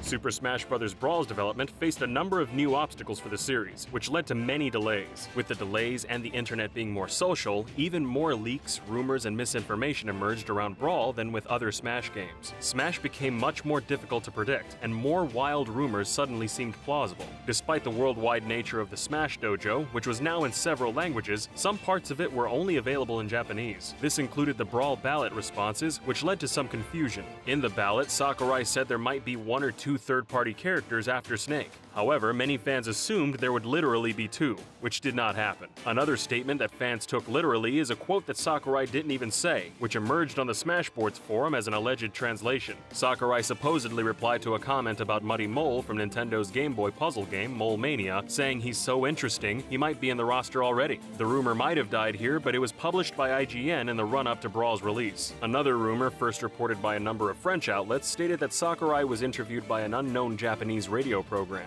In it, he supposedly stated that Ridley and Bowser Jr. were planned to appear, and that the Ice Climbers and Mr. Game & Watch were cut. No other sources corroborated the existence of this radio program, and the information proved to be false. Several other Brawl-centered rumors proved to be false. These included a rival Pokemon trainer character, an alternate costume similar to Wario's overalls for every character, a playable Mega Man, and even a fake roster mock-up. Despite the numerous fake leaks regarding Brawl, some have been legitimate. The Brawl website leaked the inclusion of Lucario, Jigglypuff, and Ness with one of their pictures of the day. Jigglypuff's inclusion was later reinforced during an interview with Snake voice actor David Hayter, who joked that it would be fun to wail on Pikachu or Jigglypuff. Smashboards users Markman, Reno, and Portrait of Ruin all posted genuine information about the game's characters and stages. Smashboards user Nyase Nya also correctly stated that Sonic, Olimar, and Toon Link would be playable, which veteran fighters would return, and that there'd be a total of 35 playable characters. They also reported a second delay to the game's release, and that Brawl would be on a dual-layer disc, a first for a Wii game. Many other users believed Nyase Nya to be a troll, and their posts were even edited by a moderator to state they were lying. GameFAQ's user Chaos Zero also correctly reported that Wolf, Lucario, and Sonic were in the game, and that Mewtwo had been cut. They even described the mechanics of the Dragoon item originally from Kirby Air Ride, and the inclusion of a stage builder function. Like Nyase Nya, many assumed that Chaos Zero was just a troll. Brawl also represented a turning point for investigating video game files. By 2008, the home brewing scene had made the Wii popular amongst hackers. Several of these hackers focused on Brawl, as many fans were curious about the game's leftover content. Data miners discovered evidence for 7 characters potentially cut from Brawl, including Dixie Kong, Dr. Mario, Mewtwo, Roy, Toon Zelda, Toon Sheik, and a character labeled Pra Mai. Many believe Pra Mai could be referring to Pokemon Plusle and Minun. Just like with every other Smash game, there were several fake and legitimate leaks for Smash on 3DS and Wii U. Before E3 2014, a Smashboards user named Ninka Kiwi claimed that several several characters had new palette swaps, even posting recreations of them online. Ninja Kiwi also claimed that Lucas, Wolf, Ice Climbers, and Snake had been cut, while Dr. Mario, Dark Pit, Bowser Jr. and the Koopalings, Shulk, and Duck Hunt would be added. One of the more significant leaks was posted by Sal Romano from Gematsu. Romano first posted information on the forum NeoGAF, predicting the inclusion of Little Mac, Pac-Man, Mega Man, Mies, and characters from Animal Crossing and Wii Fit, characters very few saw coming. Previously, Sakurai had even said that Animal Crossing characters were unsuited for battle. The announcement of Villager and Wii Fit Trainer gave credence to the idea that Romano had insider information. Romano later followed up his post with an article predicting the inclusion of Shulk, Palutena, Chrom, a Pokemon from X and Y, and the Chorus Men from Rhythm Heaven as playable characters. Almost all of these characters were eventually confirmed to be in the game, with Sakurai commenting in an interview that Greninja was written simply Pokemon from Pokemon X and Y in the game's project planning documents. Interestingly, Sakurai later confirmed that Chrom was also in the project plan at one point, and they'd even developed a moveset for him. The Chorus Men appear to have been planned at some point too. Source Gaming's Push Dustin found several unused entries for characters in Smash 4's emblem database, all of which are arranged in the order of their franchise debut in Smash. Additionally, properties that have stages but no fighters are listed after franchises with playable characters. An entry for Rhythm appears before Rockman in the entries that debuted in Smash 4, implying that a character from Rhythm Heaven was once planned to be playable, presumably the Chorus Men. Interestingly, other icons imply there were once planned stages to Brain Age and Swap Note. Perhaps the most significant leak in the history of the Smash Bros. Franchise was the ESRB leak of Smash 4. This occurred when a Nintendo employee sent images and short videos of the finished game's complete roster to their friends before release. Other content shown were images and videos of potentially violent or risque content that would be of interest to the ESRB. Interestingly, the leak showcased a trophy for the Fire Emblem character Tharya that is nowhere to be found in the final release, indicating that it may have been cut due to ratings issues. The ESRB leak was first posted by a 4chan user who went by the lewd name shown on screen, and quickly spread across the internet. Many debated the legitimacy of the leaks, with some fans pointing out some inconsistencies in the character select screen and arguing that Shulk's model looked like an altered Little Mac. This uncertainty led to rumor and speculation, but Nintendo had the leaked gameplay taken down from YouTube, which implied the videos were legitimate. 1 week after doing this, Nintendo uploaded an official reveal trailer for Shulk, confirming the ESRB leak to be real. Interestingly, the same 4chan leaker posted about DLC, almost none of which turned out to be accurate. Shortly before Smash 4 was released, Nintendo uploaded a video of a few seconds of Ganondorf in a small hoop off-screen. This was before Ganondorf was officially announced for the game, and Nintendo uploaded a new version of the video without Ganondorf after they realized their mistake. Additionally, the Amazon page for Smash 4 detailed several unannounced features, including stage creation on the Wii U gamepad, challenges, and the board game-themed Smash Tour mode. All of these features were later confirmed during Nintendo's 50-fact extravaganza for the game.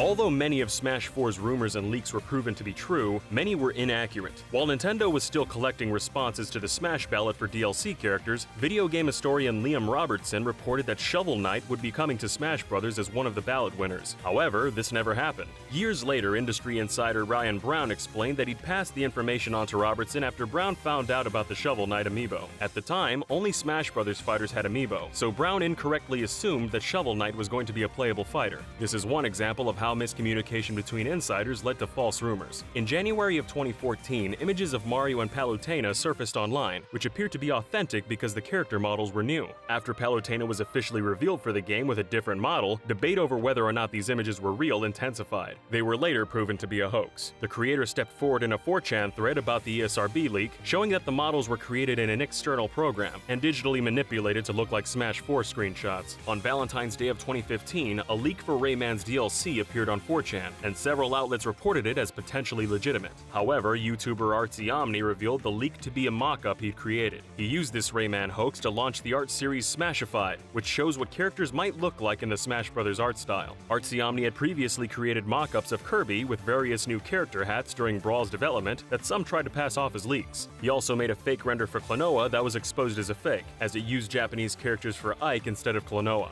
Interestingly, before Artsy Omni's Rayman mock-up was proven to be a hoax, Ubisoft acknowledged it and said they planned to comment on it. Another fake passed off as a legitimate leak was Nibrox and Game Onion's mock-up of a Dr. Mario stage, inspired by unused data for a stage in Smash for Wii U. The pair created several renders of what the stage might have looked like, but eventually came forward and revealed it to be fake. After the release of Smash 4, YouTube user Connor Rentz made a mock-up for an arcade Smash Bros. Game featuring a fake debug menu and character selection screen. Rentz was also responsible for renders of Pichu and the ice climbers used in some fake leaks. Super Smash Bros. Memories was an early rumor that suggested that Smash 3DS would feature retro characters, while the Wii U version would be full of characters from newer franchises. This was proven to be false after Sakurai confirmed the two versions would have identical rosters. A NeoGAF user with the alias Spain Killer also claimed that a gaming insider had seen models for Dixie Kong, Ridley, the Chorus Men, and Mewtwo, and that the characters could be unlocked by linking Smash 3DS and Wii U together. After the release of both games, this too was proven false. A popular text rumor that originated on 4chan detailed a mode called the Tower of Smash, which also claims several characters could be unlocked by linking the 3DS and Wii U games together. This mode would pit players against other characters and bosses in a series of one-on-one matches with unique rules. This rumor was proven false after the 50-fact extravaganza. Several hackers leaked information about the game's DLC after Smash 4's release. After looking through the update files for the 3DS game, data miner Shiny Quagsire found several unused audio files. These included fanfares for Roy from Fire Emblem and Ryu from Street Fighter.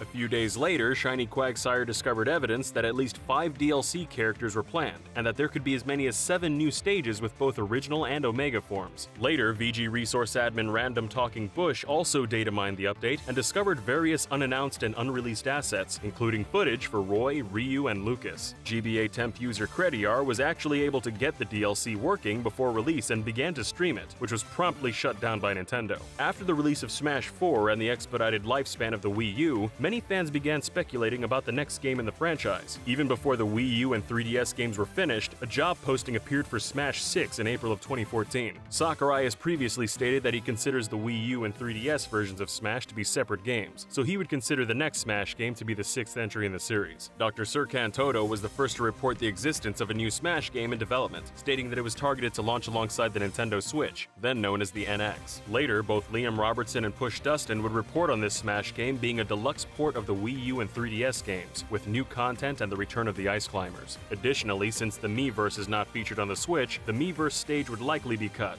In November of 2016, Twitter user Laura Kate Dale reported that the amiibo for Corrin, Bayonetta, and Cloud were on hold for a Switch Smash port in 2017, but those amiibo were eventually released with no Smash announcement. A year later, in November of 2017, Nintendo registered a new trademark for Smash with a new logo that was used in the March 2018 announcement of the new Switch game. 2 weeks earlier, games journalist Emily Rogers posted that she was unsure whether or not this new game would be a port, but it would reuse a great deal of content from the Wii U and 3DS games. Even before the existence of the new Smash game was confirmed, there were a number of fake leaks and rumors. Josh Thomas of the YouTube channel Nintendo Beyond created some fake screenshots for a Switch Smash Bros. That duped many outlets. Another fake video featuring Springman and Decidueye was posted on 4chan, but was eventually revealed to be the creation of YouTube user Virtual Turtle. Speaking of duping people, Marcus Sellers was tricked by Twitch streamer Connor Eats Pants into revealing fake Smash rumors that Connor had made up. Humorously, in his messages to Sellers, Connor hid the words fake and jebaited. After Connor revealed himself, Marcus deleted his Smash information tweets. On May 9th, a developer on Twitter revealed that he worked on the new rendering engine that will be used for Smash Switch before he left Bandai Namco. His credentials were verified through his LinkedIn account and various forum posts. Once the tweet began to spread, he deleted his Twitter account.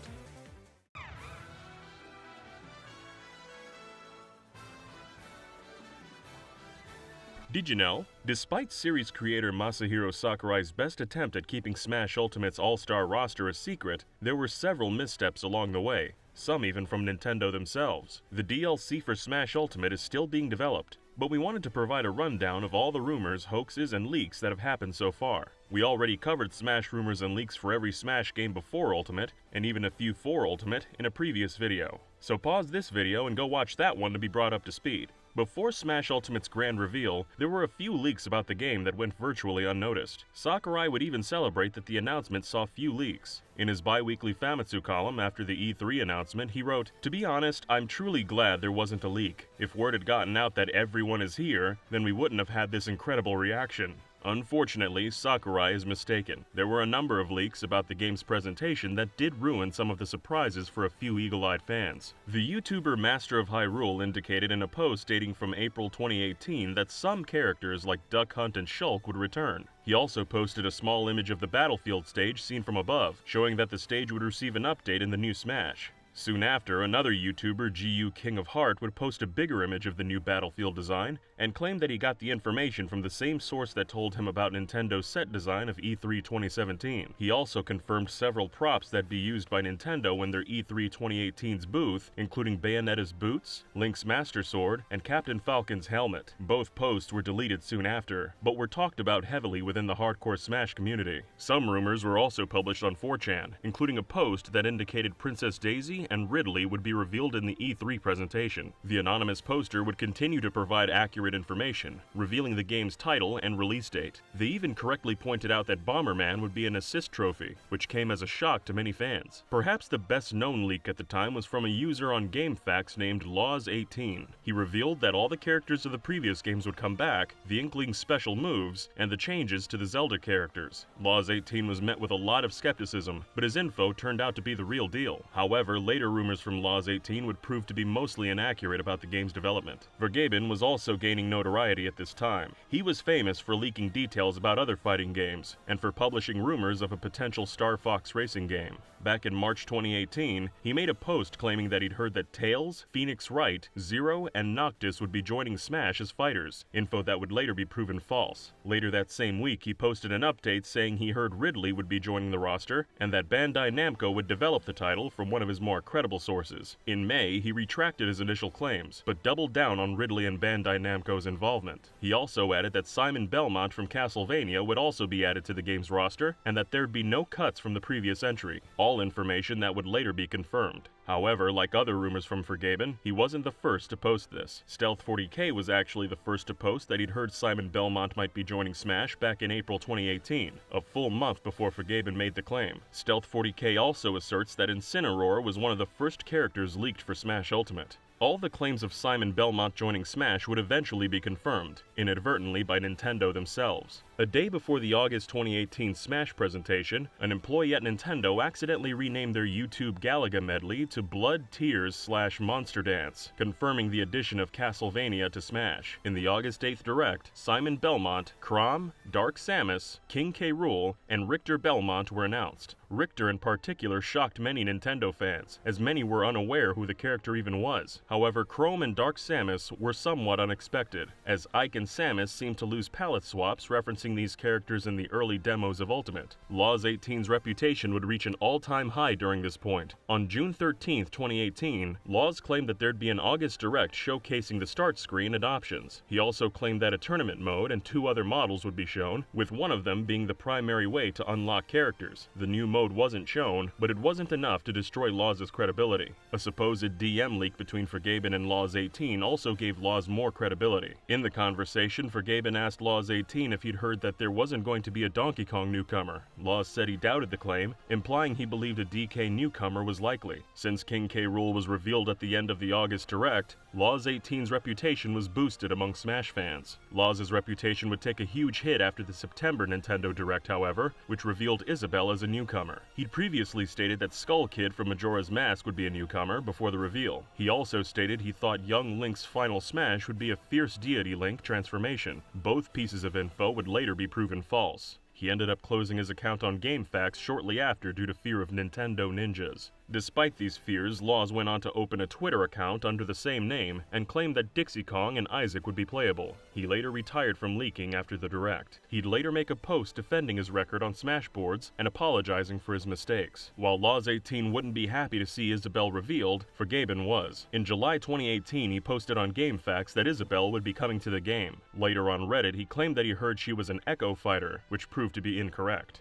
Before the August 2018 Direct, he also posted that a new Pokémon would come from Generation 7, and it wouldn't be Decidueye, Lycanroc, nor Mimikyu. After the August 2018 Direct, Vergaben posted that Ken from Street Fighter would join the roster, and a character owned by Square Enix would also be included in the game's roster. Few were convinced, however, as many felt he was copying information from a NeoGAF user named Whistleblank. Whistleblank posted a message in July 2018 stating that K. Rool, Simon Belmont, and Isaac would be newcomers. They also claimed that Chrom and Soren would be Echo fighters of Ike and Robin respectively, and that Ken and an unknown character from Square Enix would join the battle. While some of their info turned out to be true, the Pokemon series eventually got a newcomer, and Isaac and Soren were missing from the game's final roster. Whistleblank then deleted their account, but some similarly named accounts appeared making various amendments to the claims, and it's unknown if they were the same person. There was another major rumor posted before the August 2018 Direct that got a lot of attention. An anonymous poster on 4chan claimed to have a demo of Smash and data mined it. The post originated from July 1st and stated that Richter would be joining the Smash roster, in addition to K. Rool and Dark Samus. The post also claimed that Gardevoir, Gothitelle, and a second Mario character, like Paper Mario, would be joining the roster. Since Richter was seen as an unlikely character by many Smash fans, the rumor gained significant traction among the fanbase. In the end, this rumor would be false, as Gardevoir, Gothitelle, and another Mario didn't join the roster. On August 29th, another user claimed to have the demo of Smash and was filming new footage from it. However, upon closer inspection, it was revealed that they were using footage filmed from their playtime at CEO, and using dummy accounts to request certain footage that they'd then publish to boost their credibility. Another post on 4chan from July 25th claimed that Gino, Celica, Simon Belmont, and Isabelle would be added to the game. Celica and Gino would be missing from the game's final roster, proving this rumor false. Another post from September 2018 claimed Isabelle, Ken, and Incineroar would be in the game, and asserted that Skull Kid and Gino wouldn't be fighters. This post would end up being technically true, but it's unknown if they were piggybacking off other leaks. There were a few image leaks suggesting Gino would be a newcomer. The smug Gino leak became a bit of a meme in the Smash community.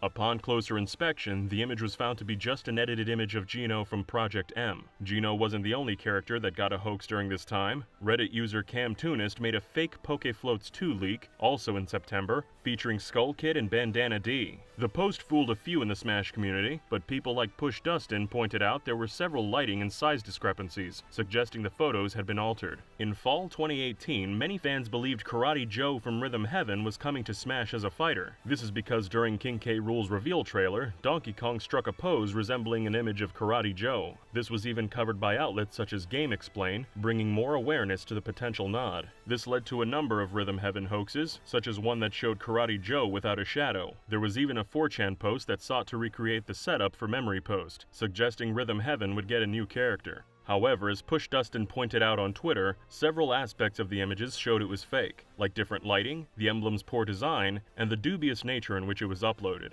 In the end, all of these images were false. Rhythm Heaven was also featured in another 4chan fake that gained a lot of attention from the Smash community. In a post that closely resembled a Smash for 3DS leak, renders of Agnes from Bravely Default, Shadow the Hedgehog, the Chorus Kids, Skull Kid, Isabelle, Isaac, and Ken could supposedly be seen. However, there were a number of issues with the images, including Agnes's name being spelt wrong, and her hair being parted differently from her official artwork. The art was actually made by Twitter user Leppy Peppy. Fans didn't just look at the poses of characters to get hints about who was joining Smash, they even judged the decor to determine who was coming next. Some fans convinced themselves that Sakurai hinted at K. Rool being in the game before his reveal, and began looking at the August Direct for other hints. Some fans thought the color of the chairs seen in the August Direct indicated that Waluigi or Skull Kid would come to Smash. In the end, this was just another example of fans reading too much into things and grasping at straws. In September 2018, the Japanese magazine CoroCoro mistakenly reported that Smash Ultimate would have 108 stages when the game launched. In the previous August Direct, Sakurai showed off the stage select screen with 103 stages. This led to some believing that 5 additional series would be revealed with additional stages. September 2018 was a long month for Smash fans. Despite Isabelle being confirmed for the roster, Smash speculation was at an all-time high with intense discussion on who else will be joining the roster. On September 14, 2018, Amazon posted images of the Smash Ultimate Bundle, seemingly confirming that the roster would only have 2 more characters revealed. This was deduced by the pattern that the characters were in, which seemed to alternate between 2 sides of the packaging.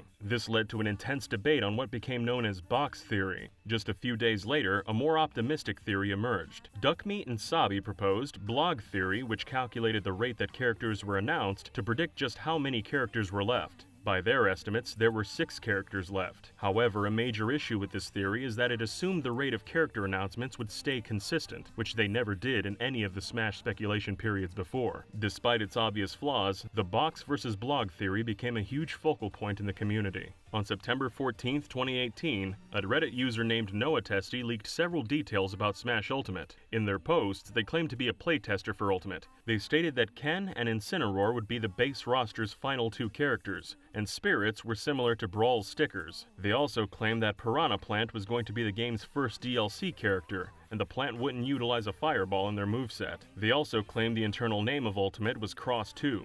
After they made 3 posts on Reddit, NoahTesty stopped posting and hasn't used the account since. All of their posts would be confirmed legitimate after the game's final presentation. On September 22, 2018, an image of Ken giving a thumbs up was uploaded to the internet. It showed Ivysaur, Pichu, and Pac-Man all using their up taunts on the Moray Tower stage in what appears to be a debug mode. Fans realized the odd clipping of Ken and Pac-Man's right feet were issues in the actual game, giving the screenshot legitimacy. While Nintendo never commented on the image, its validity was confirmed in the final Smash presentation. 2 days later, a 4chan post claimed Incineroar, Ken, and Piranha Plant were in Ultimate, and Piranha Plant would be in a vehicle similar to Bowser Jr. While Piranha Plant uses a pipe or a pot, it's unclear if this was legitimate, or piggybacking off other leaks. Despite Sakurai saying there wouldn't be a lot of characters left to reveal in the August 2018 Direct, fans were still expecting more. All of this came to its epic conclusion right before the presentation that would reveal the final 2 characters, Incineroar and Ken. The Grinch leak was a hoax that went viral, originally posted at the end of October 2018,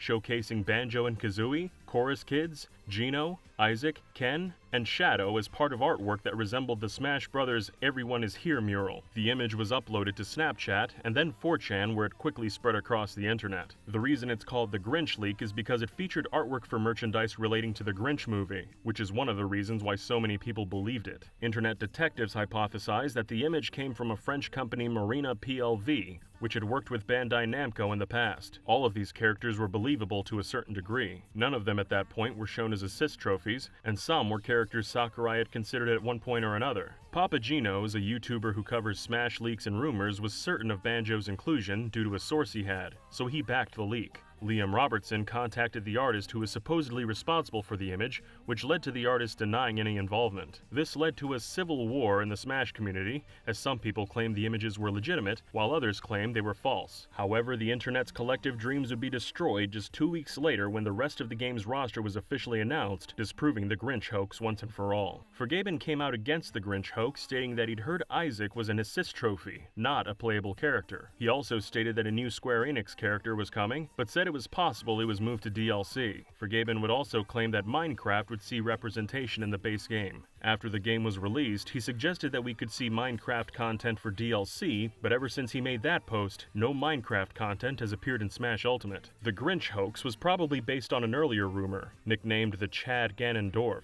This was a post that originated on 4chan back in September 2018, and featured mostly the same info in the Grinch hoax. It's currently unknown who is responsible for the doctored images. In the final Smash presentation, Nintendo revealed that Ultimate would be getting DLC, and that Piranha Plant would be the game's first post-launch character. However, 2 weeks before Ultimate was set to be released, a leaked copy appeared online. This was because the game was sold early somewhere in Mexico. Some players downloaded a copy of the game and beat it, revealing all of the game's contents early.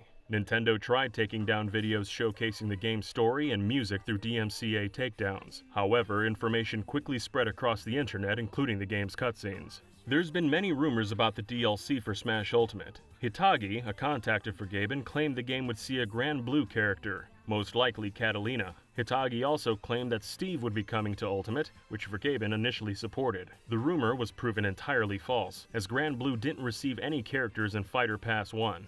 In November 2018, Forgaben would double down about Minecraft representation in Smash, stating there'd be a boss battle. However, no evidence to support this claim has ever been found. After Banjo's reveal, Forgaben stated Minecraft would see representation with the first DLC pass, which was also false. On October 11, 2018, Japanese Twitter user Milk Bosatu posted that a VR mode would come to Ultimate. They also claimed that Dragon Quest's hero and a fighting game character would come to Smash. In particular, they stated that the hero wouldn't have any female alts, and that a fighting game character would be coming as DLC. In December, they claimed the fighting game character would be female, and that she'd utilize flying weapons. This wouldn't come true, as Terry was revealed as the game's 5th post-launch character. Milk Bosatu wasn't the only one who leaked a VR mode to Smash Ultimate. Papagino started reporting on information that was obtained by a source named VR Plant. They claimed to be the same person that posted details about Ridley and Daisy's inclusion on 4chan before the E3 2018 presentation. The source would leak various upcoming releases to Papagino's, including Hero's release date. An anonymous poster on 4chan stated that Dragon Quest, Banjo-Kazooie, Doom Guy, and Monster Hunter would be part of the season pass. This was notable as it was the only instance of someone correctly guessing all the alts for the Dragon Quest hero. While the first two would come true, the other characters wouldn't be part of the pass. Sticky.smt on Twitter would later claim that they made the post and that they guessed the alts for Hero.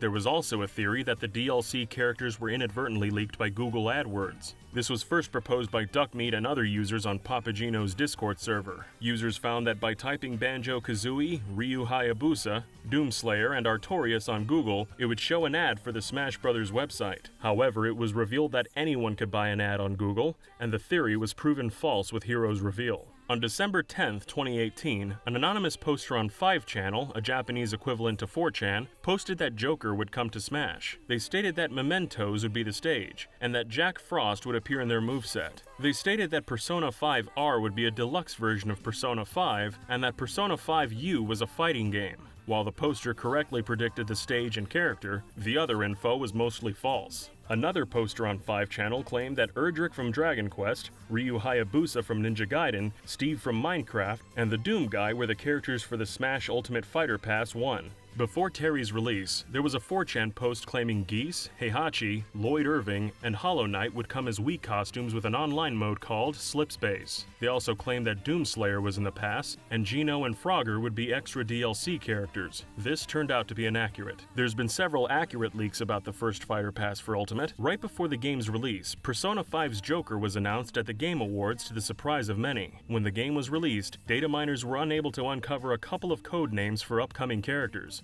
They discovered Pakun, Jack, and Brave. Similarly, Mementos was accidentally leaked as Joker's stage through an oversight that led to unrelated strings being left over in the game's compiler. There were also unused strings that suggested Joker would get an alt costume featuring a ponytail. However, Joker didn't get ponytails, and the data is nowhere to be found when he was released. Since then, the oversight has been fixed. Modes that were added through DLC were also data mined early. Files named How to Play Stage Builder and How to Play Home Run were found back in March 2019. Nintendo accidentally showed off Stage Builder in an ad published on April 16th, with the mode being officially revealed the next day. On March 31st, 2019, Best Buy accidentally published Joker's render for Smash ahead of its official announcement. This led to speculation that Joker would be released soon after. The render was removed from the ad the next day, and Joker was officially shown on April 17th. Reset-era admin Shinobi hinted at Banjo's inclusion in Smash a full week before their reveal. On June 5th, 2019, he posted, "Been a while since we saw Banjo in anything. Hope we're in for a smashing good time." Tansut, who previously leaked Cloud's presence in Smash for 3DS and Wii U, also hinted that Dragon Quest would be getting a character. They reportedly heard that info back in December 2018. There was also a rumor by one of Papagino's Discord mods, Paragon, dubbed the Paraleak. They claimed the first Fighter Pass would include Joker, Luminary, Banjo, Frisk, and Waluigi. Where exactly they got this info is unknown, but the rumor gained significant traction after Hero and Banjo-Kazooie were revealed at E3. However, this rumor would be proven false with Terry's reveal and Sans inclusion as a Mii Fighter costume. Nintendo of Europe updated the page for the fourth fighter in the past to include an SNK copyright on September 1st, 2019, before Terry was announced. They took down the copyright, but Terry was confirmed as a fighter just 3 days later. On the same day, a 7-Eleven ad went up, showcasing Banjo and Kazooie. It was thought that Banjo would be released before the ad was changed, and Banjo was. Before Byleth was revealed as the final character for Fighter Pass 1, there were many rumors about who would end the pass. Starting from November 2019 and lasting until January, Forgaben and Sabi would post almost weekly update on who the character wasn't. This drew in a lot of criticism, as they never stated who the character was. Forgaben would also walk back some of his previous claims, stating that his source was mistaken. mistaken.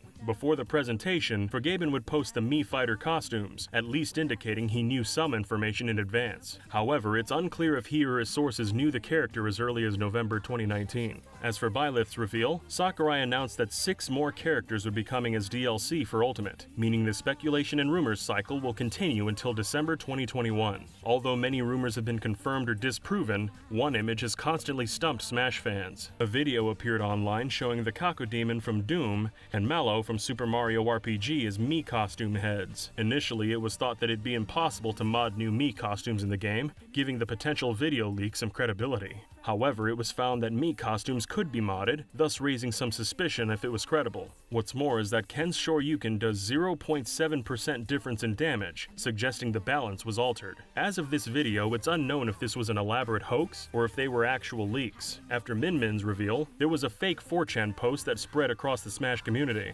However, when attempting to search for the post, it was revealed that the image was fake. Choose your destiny. Did you know? Fan rumors actually led to the addition of multiple characters in the Mortal Kombat series. In some arcade builds of the original Mortal Kombat, the word Ermax can be seen in the test menu under Game Audits. Because the listing was directly under the listing for Reptile battles, Reptile being a hidden character in the game, some players speculated that there was another hidden character in the game called Ermac. A reader of Electronic Gaming Monthly named Tony Casey reported he had found Ermac in the game by defeating his friend twice flawlessly using only punches at the Warrior Shrine, after a red ninja had appeared and told him, "I will fight you near the statues." Ermac supposedly appeared on screen and said, "I am Ermac, you will never defeat me." Casey supplied photo evidence of Ermac's existence, who appeared to be a ninja-like scorpion, but was colored red instead of yellow. The developers denied Ermac's existence by putting messages in Mortal Kombat 2. Jade would occasionally appear on screen and say, "Ermac who?" There was also a garbled message at the bottom of the screen after beating the game. When unscrambled, it said, "Ermac does not exist." The developers later denied Ermac's existence outright, explaining that Ermacs in the audits menu simply stood for error macros, and no palette for a red ninja was programmed into the game. Ermac was eventually added as a playable character in Ultimate Mortal Kombat 3. Mortal Kombat's creators later referenced the whole affair in Mortal Kombat Shaolin Monks, where a fight with Ermac will be triggered if the player inspects the ninja statue at the Warrior Shrine 3 times. Rumors surfaced again after Mortal Kombat 2's release, claiming a red-clad woman, a recolored katana, could be found somewhere in the game. Though no indication of a name for such a fighter was ever found, fans simply dubbed this woman Scarlet. No more details about Scarlet surfaced for years, and fans assumed that she was just made up, as her origins were very similar to Ermac's. In September of 2010, Ed Boon suddenly posted an image on Twitter showing the leg of a red-clad female character for the upcoming Mortal Kombat game. Boon said that he'd release the full image of this mystery fighter if Shao Kahn beat Gears of War's General Ram in GameSpot.com's all-time greatest villain contest. But Shao Kahn lost, and Boon posted nothing more about the fighter. When gameplay videos for the new Mortal Kombat were published in March of 2011, a red-clad woman could be seen in the background of Kahn's arena. Later that month, information was released about the game's downloadable characters. The red-clad woman's appearance was shown in full, but her name wasn't. Fans later hacked the game and found that, indeed, her name was Scarlet. The developers also had some fun with all the Mortal Kombat rumors by adding a few of their own. The character Kano appeared in the original Mortal Kombat, but not in the sequel. A rumor surfaced that Kano could be unlocked in Mortal Kombat 2 as a secret character by Shang Tsung's morphing ability. The rumor came from a statistic saying Kano transformations listed in the menu. The listing was added intentionally and was basically intended to replicate the Ermac rumor. According to Mortal Kombat's developers, fatalities, which are the game's finishing moves, came from the idea of rubbing your victory in your opponent's face at the end of a match. They were originally only going to be performed by the game's end boss, Shang Tsung, but it was decided to let the player execute them as well. These violent finishers were well received by gamers, however they weren't well received by the gaming public and politicians. The fatalities seen in Mortal Kombat caused an outcry by parents, and this outcry was actually the main reason the ESRB rating system was ever created. Another type of finishing move, animalities, actually started off as a fan rumor. The rumor was that the character Scorpion could transform into an actual scorpion as a special kind of fatality, exclusive only to him. This wasn't true at the time, but the team were aware of the rumor and decided to incorporate animalities into Mortal Kombat 3. It's possible that this rumor was initially sparked by Liu Kang's fatality in Mortal Kombat 2, where he turned into a dragon. Animalities were dropped altogether when the series went 3D, as having two separate 3D models morph into each other would be pretty complicated and hard to execute for all the characters fighters in the game. The ninja Rain was originally a red herring created by Mortal Kombat's developers. In the arcade version Ultimate Mortal Kombat 3, a character called Rain could be seen for a second in the game's attract mode, and seemed to be fighting as a playable character. Rain's inclusion there was a joke, and was intended to spark fan rumors and efforts to try and unlock him in the game. Fans eventually gave up searching for ways to find the elusive warrior, and came to the realization he was another example of the developers having fun with rumors and secrets. The font used to display his name is slightly different than other characters, and this is possibly a hint that he wasn't real at all at the time. In the console versions of the game, however, he was eventually made playable anyway. The fact that his name is Rain, that he wears purple, and he later turned out to be a prince, is a reference to the album Purple Rain by Prince. In every Mortal Kombat game from Deception onward, Noob Saibot's name is displayed as Noob. Fans believe that since John Tobias left Midway Games, the Saibot part of Noob's name had to be removed for legal reasons. However, this seems unlikely as Tobias doesn't own the rights to the name Saibot. This shadowy fighter usually attacks as two beings in all of the Mortal Kombat games, and according to Ed Boon, one is called Noob and the other is Saibot. This seems like a more reasonable explanation why his display name in newer games is just Noob, as Noob would be the main fighter and his doppelganger would be considered an assist. Star Fox Grand Prix was probably the biggest rumor of the entire Switch generation. It's almost hard to believe that was 5 years ago, but we finally cracked the code. We talked to Retro Studios staff, gaming journalists like Jason Schreier who chased the original story, and a few social media influencers who broke the news, so to speak. This game had a whole media frenzy around it, and millions of Nintendo fans were convinced the rumors were true, but what if we told you the whole thing was entirely, utterly fake? But how is that even possible? And who started the hoax? Well, buckle up, because we're about to take you on a wild ride. Now, let's go back to the beginning. In case you need a reminder about all the hype around Star Fox Grand Prix, this was YouTube back in 2018. But if it does turn out to be accurate, it'll be super intriguing to see if Retro can do to Star Fox what it's done to Metroid and Donkey Kong. That is, revive the franchise. Star Fox Grand Prix that's supposedly being made by Retro Studios because lots of people seem to think it's true. We're going to see a Star Fox Grand Prix announcement tomorrow. Star Fox Grand Prix. Star Fox Grand Prix. Star Fox Grand Prix. Star Fox Grand Prix. Star Fox Grand Prix? Star Fox Grand Prix could get the has-beens or the second-rate characters. Right. Cameos. Not to mention all the news articles, tweets, and podcasts. And we're not dogging on these guys, by the way. They were just reporting on a viral rumor, and in a few cases, quite skeptically. But you get the point. Star Fox Grand Prix was on the tip of every tongue that summer, but an official announcement never came. 5 years passed and some fans are still wondering what happened exactly. Since then, most people subscribe to one of two theories. The first one is that it was Nintendo themselves who started a fake rumor, as a way to sniff out leakers in their midst. There's been a lot of secrets leaking out of Nintendo over the years, and some folks think this was all a ruse to plug it up.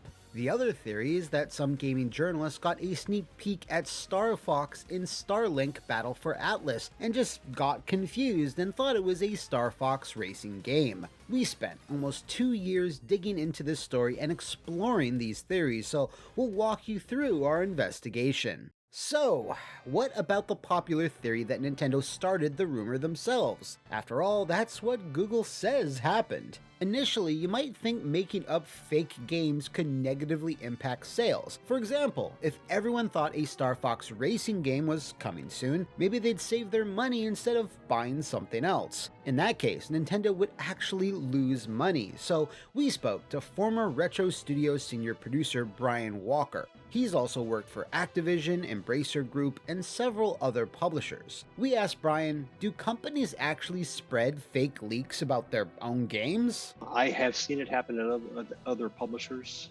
where they'll let something quote leak unquote, or they'll tag a bit of information as having been delivered to a very short list of people waiting for that to surface, and then just doing some forensics to narrow down where that came from. I have at other publishers seen that firsthand. Not in Nintendo though. So fake corporate leaks do happen, but not necessarily at Nintendo. That's definitely not what happened this time though, because we found out who created the title Star Fox Grand Prix. It was the same guy who created this infamous logo. It wasn't anyone at Nintendo, it was the YouTube and Twitch streamer Roger's Base. But this reveal is just the tip of the iceberg. Some of the journalists who covered the Grand Prix rumors told us they suspected the whole thing was a hoax by Roger and one other social media influencer we'll get to in a minute. After all, Roger pulled a similar stunt back in 2009 when he made a Professor Layton Twitter account many believe was officially run by Nintendo. That was a long time ago, so we checked in with Roger to see if he was up to his old tricks, and he admitted that yeah, he made the Grand Prix logo. It was just a simple edit of the official Star Fox Guard logo, photoshopped in about 5 minutes. As for the title, the 1966 film Grand Prix is one of his dad's favorite movies, so it just kinda popped into his head. Grand Prix! Roger may have cooked up the name and the logo, but he said he wasn't responsible for the hoax. Innocently, he made a logo mock-up to use in a YouTube thumbnail, nothing out of the ordinary for his channel. Roger never ended up finishing that video, but it was gonna be a rumor that circulated back in 2012, when people were saying Retro was making a Star Fox/Metroid crossover game. History doesn't often repeat itself, but sometimes it rhymes. We'll come back to Roger's hijinks in a minute, but first, let's get Retro on the record about both projects. Again, here's Brian Walker, senior producer at Retro, when that rumor was going around. He called the Star Fox/Metroid crossover clickbait, pure and simple. As for Star Fox Grand Prix, I wish sometimes that we were working on as many cool things as the fans think we were. To this day, I have people come up and say, yeah, we heard about this, and it's a shame when it's canceled. I'm like, I have no idea what you're talking about. It sounds cool though, let's do it. Kid Icarus, Star Fox Racing. I mean, there's not I don't think a Nintendo stable or IP that at some point hadn't been associated with something that Retro was supposedly working on. Brian left Retro many years ago, so we got into contact with a dev who's still at Retro today. They wanted to remain anonymous, but told us there have been pitches related to that IP, but I have never heard of any racing project like that at Retro. We found one of those pitches, Star Fox Armada, which we covered extensively in a recent video. But as far as Grand Prix or a Metroid crossover, multiple people from Retro say they never existed. Maybe, though, you don't want to take Retro's word for it. Maybe you think they're lying or under NDA. So let's keep digging down to the roots of the rumor. Pretty much all those news articles about Star Fox Grand Prix dropped on the same day, May 14th, 2018. They all cited two sources, a 4chan thread revealing the game's logo, which we've already established was made by Roger's Base, and the other was Reddit leaker Das Vergeben, who claimed Retro was making a Star Fox racing game, which was like Diddy Kong Racing mixed with F-Zero, featuring an adventure mode, boss fights, and a hub world. Journalists thought that Vergeben's prediction was worthy of being their cited source because he'd correctly predicted Smash Ultimate Fighters in the past. His record wasn't spotless though. He said Halo's Master Chief was going to get added, but Kazuya got announced instead. We offered Vergeben opportunities to give his side of the Grand Prix story since early 2022, but he dodged our questions, and soon after, he completely disappeared from the internet. But whether or not he ever had legit insider information about anything's not particularly important. Like most self-proclaimed leakers, sometimes he just piggybacks on other people's rumors, which is exactly what happened with Star Fox Grand Prix. We're talking about Vergeben because he was the cited source for those news articles, but in reality, a lot of those journalists heard the rumor weeks before. You see, when Roger made that fake logo, he showed it to 3 of his friends. One of those friends was a Twitter rumor monger with a bunch of followers. We've been asked to keep his identity a secret so he doesn't get hate brigaded, and some information we were only able to obtain because we promised to keep him anonymous. There's plenty of clout seekers who don't use their real names and share fake leaks on Twitter, and it doesn't really matter which one it was this time. We gotta call him something though, so let's call him Waddle Dee Knows. We talked to Waddle Dee and he admitted that after he got the fake logo from Roger, he sent it to IGN. Then IGN published the logo and the rumor. They also shared it on their podcast. I think we have the logo here. It was actually passed along to us to Star Fox Grand Prix. There you can see it. Waddle Dee sent it to some other folks too, and to make his claims more credible, he showed them an Instagram photo of Roger outside Retro HQ and said Roger got a sneak peek at the game because he's a YouTube star. In reality, Roger had been at a separate event literally down the street in Austin, Texas, and just swung by Retro for a photo op. He didn't get a sneak peek at anything. Heck, he didn't even walk inside the building. That was March 2018, not long before Roger made the logo and the rumor went public. Waddle Dee confessed to sending the logo to IGN, but denied the rest of those details. They were, however, confirmed to us by people he sent stuff to. From there, the rumor was big enough that even if it couldn't be verified, the rumor itself was news. When one outlet covers a rumor, it basically serves as a smokescreen and encourages other outlets to cover it too. Journalists were sending the logo to each other in group chats, rewording each other's articles, and practically every news site under the sun ended up covering it.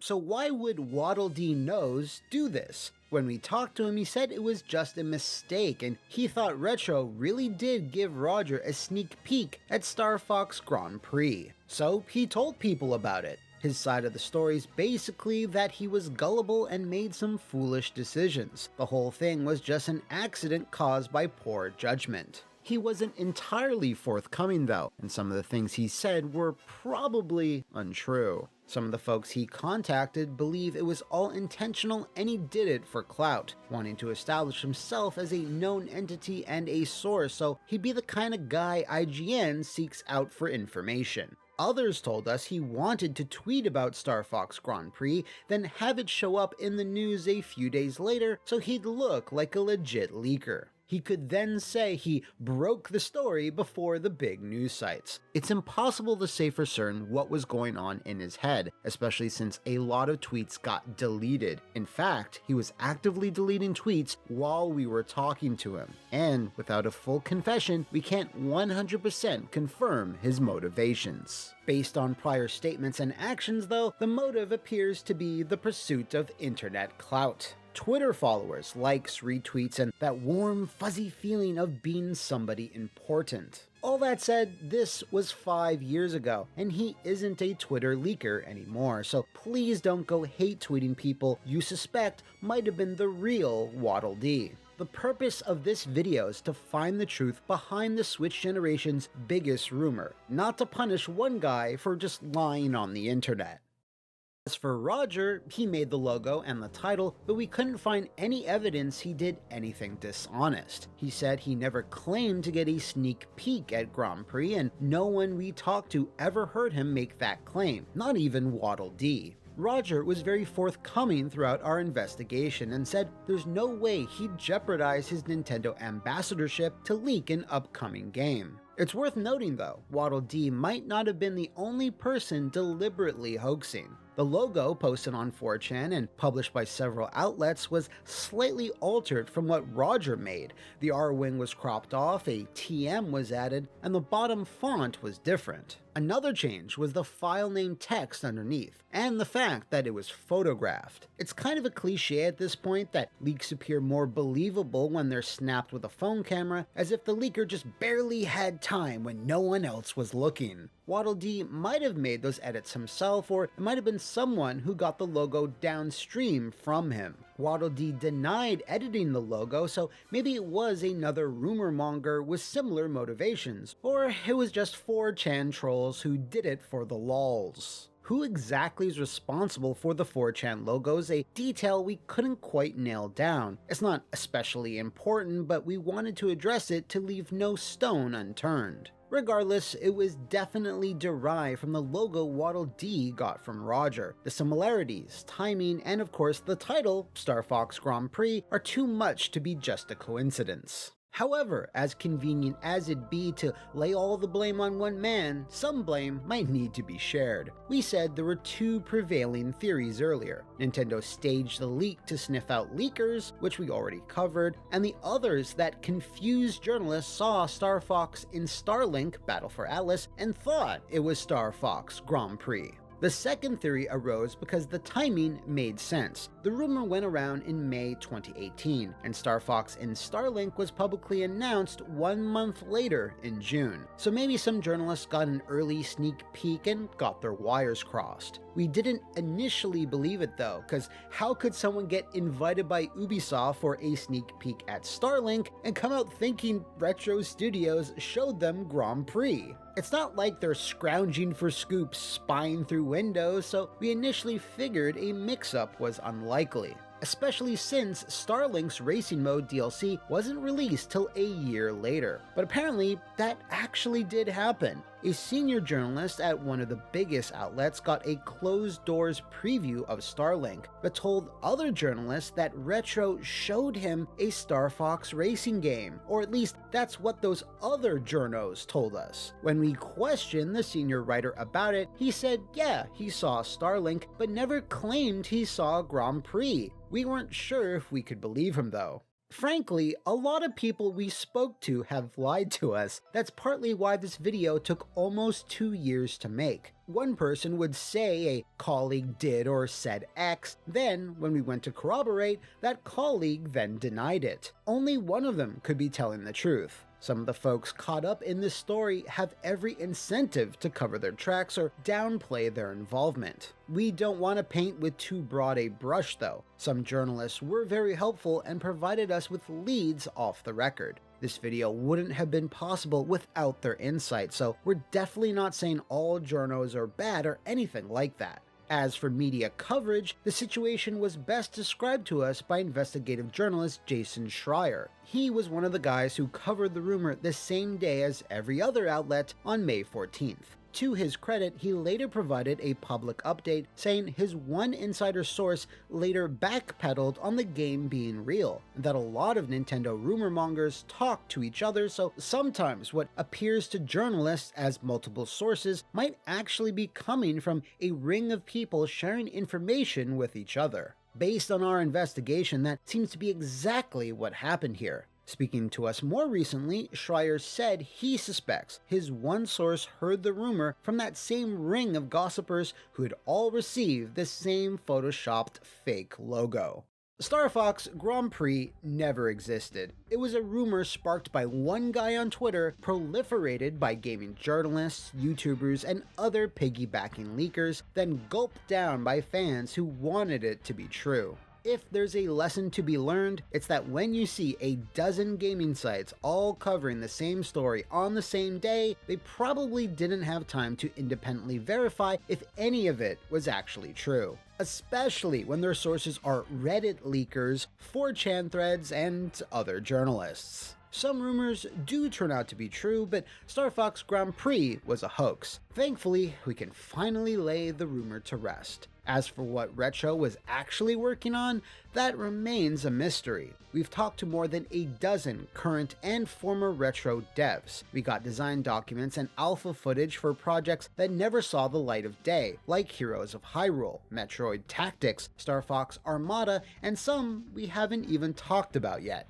But whatever that canceled game really was around 2018, well, that remains elusive even to us. Let us know in the comments if you've got a hunch, or if you're a retro dev, hit us up on our Twitter.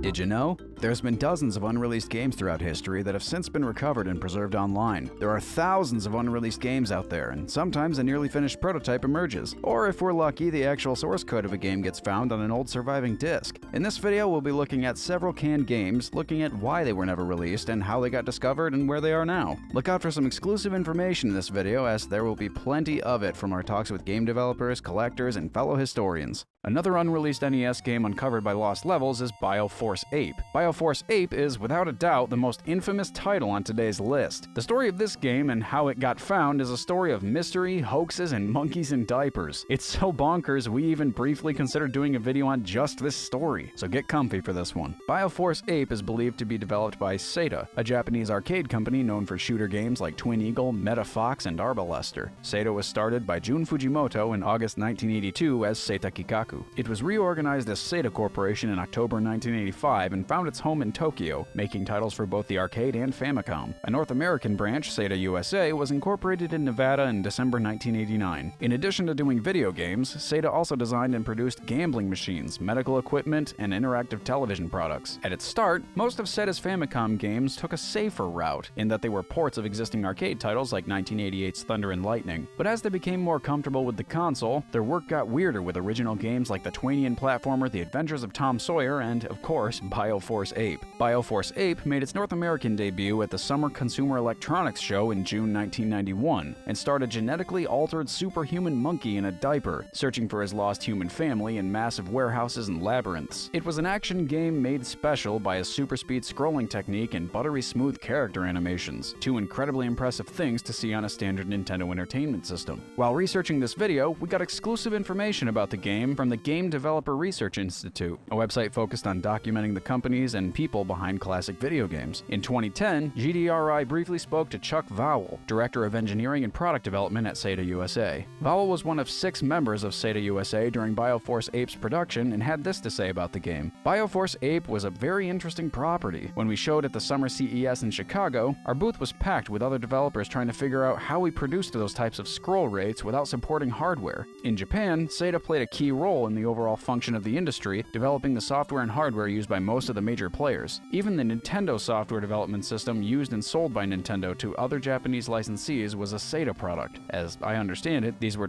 shipped directly from Sega. More information on the game was uncovered when the 2020 Nintendo GigaLeak on 4chan gave access to the Nintendo Lot Check. For those unaware, the Lot Check is a process that ensures a Nintendo game's quality before it gets manufactured. When the title gets approved with the Nintendo seal of quality, it can make it onto store shelves. Using this data, we know that Sega submitted Bioforce Ape for a Famicom release in May 1991. What this means is that Bioforce Ape was most likely completed. There's no definitive answer to why it was never released, but Chuck Vowell recalls many publishers viewing the game as unprofitable. He stated, "After CES, I don't think anyone was really sure if it would be more profitable to release it or accept an offer on it, and possibly never see its release. I do recall that while the innovation was impressive, the game didn't have a lot else going for it. As always, to build in enough to flesh out the game would mean going to larger ROMs and driving the sales price too high to be successful." The April 1992 issue of Nintendo Power claimed the game would be sidelined for the foreseeable future, saying, "Apparently Sega does not want any monkey business right now." For years, Bioforce Ape eluded collectors. The lack of information combined with the bananas plot of a raging wrestling diaper monkey made it somewhat of a beast in the early days of the internet. On October 26, 2005, a man named Paul Brown would make a post on the classic gaming forum Digital Press. While visiting his relatives in Carson, California, Brown found a mysterious white-labeled NES cartridge hiding in a box at a yard sale. To the shock of everyone, it was the final build of Bioforce Ape, dated June of 1991 and addressed to Sega USA. Brown began posting photos of the game in action, and it was more insane than people could have imagined. The monkey would fight against sumo wrestlers and four-armed mutants, running around an infinite hallway searching for his husband, wife, and kids. If the player pushed the A and down buttons, the monkey would unleash a fart attack so powerful that it caused the game to violently corrupt. After seeing the screenshots, the forums broke out into a fight. Some members wanted Brown to dump the game for prosperity, others told him not to, so he could maintain a higher market value of roughly $2,000. Several private collectors offered to buy Bioforce Ape. One person offered to trade it for an an NES prototype of the Three Stooges. As the squabble continued, Brown would post two surprisingly relevant screenshots. We see some sort of butter monster teasing the monkey. It says, "Ja, I am made of der butter and you are worth 2K monies." The monkey correctly responds by punching the monster in the face, screaming the immortal line, "Eat communism!" By this point, most of digital press realized what was going on. Some users, however, still believed Brown and continued fighting for a few more days. Having seen the anger Bioforce Ape caused on the forum, Brown decided to put things to an end. On October 30th, at 8:32 p.m., he would post a photo of the broken cartridge saying that it was too powerful and needed to be destroyed. Bioforce Ape was no more. In case it wasn't clear, the whole thread was an elaborate hoax. Paul Brown of Carson, California never existed. He was an alias by digital press regular Bratwurst. The cartridge was just a copy of Super Mario Bros. With the original sticker removed. The label was an aged envelope run through a printer and faded out in Photoshop. Bratwurst had been a part of digital press since the early aughts and was familiar with fake prototypes coming up on the forum. Weeks before the creation of Paul Brown, two pranksters claimed to have an unreleased NES prototype for The Legend of Zelda 3, a game that never existed. In a spring 2006 interview with Video Game Collector magazine, Bratwurst said, "The Zelda 3 prototype looked amateurish, and I wondered if I could come up with something that was actually convincing. I felt compelled to give people a reason to be wary in the future instead of confidently dismissing something as a fake or declaring it real at the drop of a hat." Everything was done from scratch while carefully scrutinizing magazine scans with screens from the real Bioforce Ape. I worked within the native resolution of the NES and kept in mind how televisions distort the graphics. Then I piped the images through a TV out card on my laptop onto a 36-inch television and took pictures with a digital camera. The charade was planned to end in a couple of ways. Whoever was going to dump the cart's data would receive an empty NES cartridge with an orange rubber monkey inside. One of the proto collectors would receive an unannounced package with the Bioforce Ape cart and a Super Mario Bros. Board. I heard from a few sources that some of the prototype collectors were starting to make deals based on the idea that one of them was going to get my cart and share the ROM. There wasn't any intent on my part to scam anyone of their money, and that was a potentially hot situation that needed to be cooled off. I ultimately went with the smashed cart picture because it was so immediate and guaranteed drama would ensue. The thread exploded into 13 pages of people going nuts. In the following years, Bioforce 8 became somewhat of a meme. In 2009, there were plans to turn Brown's game into a real homebrew, but it petered out after the programmer had issues with their computer. A competition cart would eventually be released in 2010 and included 2 levels, 1 boss fight, and a secret volleyball minigame with the Butter Monster. The same year, however, another Bioforce 8 prototype surfaced in a Yahoo Japan auction. It wasn't a hoax this time, it was real. It was in a Famicom Disk System RAM adapter shell, which can hold up to 4 EEPROMs. A standard cartridge can only hold 2. Notified by none other than Bratwurst himself, Frank Cifaldi and the rest of Lost Levels had an emergency meeting to discuss the listing. Getting donations from kind-hearted collectors and forum members, the team placed a bid. The auction ended at 250,000 yen on April 2nd, 2010, amusingly 1 day after April Fools. Lost Levels managed to get the cartridge, but when it arrived at the home of dumper Chris Koval, a photo emerged of the prototype smashed up in the mail. Thankfully, in the grand tradition of Bioforce Ape, the photo was a fake. The game arrived safe and sound and got dumped immediately. The prototype is now in storage at the Video Game History Foundation, a safe home for the weirdest NES game that we never got. On January 1st, 2022, the VGHF and fellow preservation website Hidden Palace would release a new US prototype from a private collector. It was identical to the Japanese build, but with a slight copyright change. The story of Bioforce Ape has become the stuff of legend, going from a tiny blurb in Nintendo Power to a crazy hoax to an even crazier real game. If it weren't for the hardworking historians, archivists, and collectors in the gaming community, all of these games would have been lost to time. This video would not be possible without them.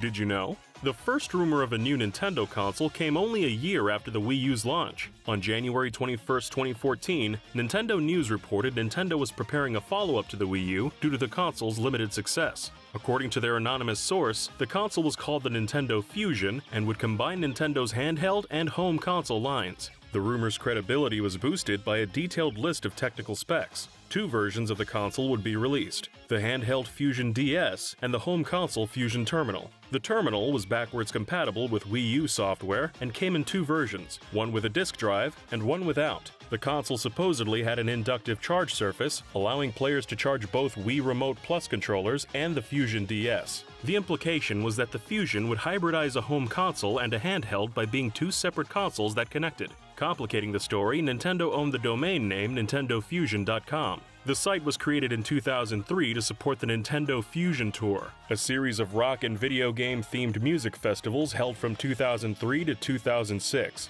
However, the names of the components provided in the specifications raised some suspicions. Dan Van Winkle at the Mary Sue said names such as Jumpman, Kong, and Barrel did not fit with Nintendo's history of thematic but non-game related names for the components. For example, the GameCube's GPU was named Flipper, a reference to its codename, Dolphin. Kotaku's Jason Schreier also scrutinized the Nintendo news article, asking writer Kevin McMinn about his source. Although McMinn knew little about the source's identity, they'd provided him reliable insider information in the past. McMinn was frustrated that while he carefully stressed none of his claims were verified, the online community did little to heed his warning. He said in the future he'd probably keep these tips to himself, as the article was nothing more than a pain in the neck, really. Further doubt was cast when the same rumor, including the list of specs, was posted to the website Game & Realm on the 1st of January that year. The info supposedly came from an anonymous source, and the article admitted the info should be taken with a huge grain of salt. Schreier concluded his investigation by noting one or two anonymous emails could easily snowball into articles on some of the largest gaming websites.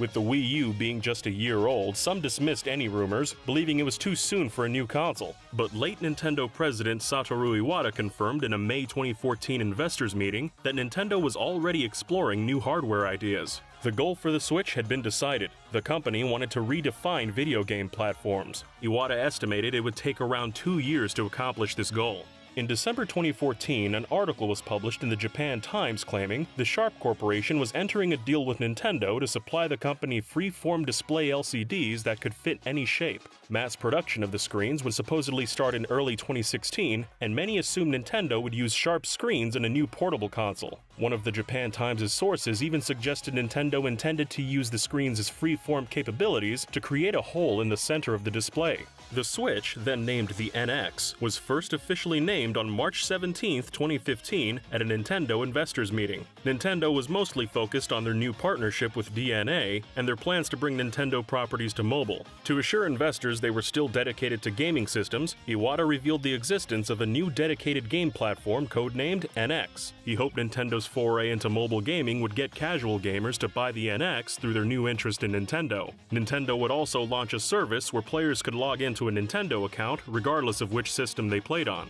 No further details were announced at the time, and with a lack of details came rumors, many of which anticipated a connection between the NX and Nintendo's new foray in mobile games. Some outlets read the announcement as the death of the Wii U and anticipated further details at E3 that year. However, Iwata soon clarified the new console wasn't imminent, and the company would not make announcements about it at E3. It was only announced to dispel concerns about Nintendo exiting the console market. Iwata also said the NX wouldn't be a continuation of either the Wii U or the 3DS. Rather, it would appeal to a broad audience by taking into account different playing habits worldwide. This comment sparked speculation that the NX would lack region locking, letting players import games without modding their console. Around this time, Wired's Chris Kohler made an accurate prediction. The NX would integrate a handheld and home console into a single device. He presented the investors his presentation in March 2014 as evidence, where Iwata expressed frustration that Nintendo had to make handheld and home console software separately. The handheld and home console divisions of Nintendo had historically been separated as a result, but in 2013, Iwata united the two under Genyo Takeda's supervision.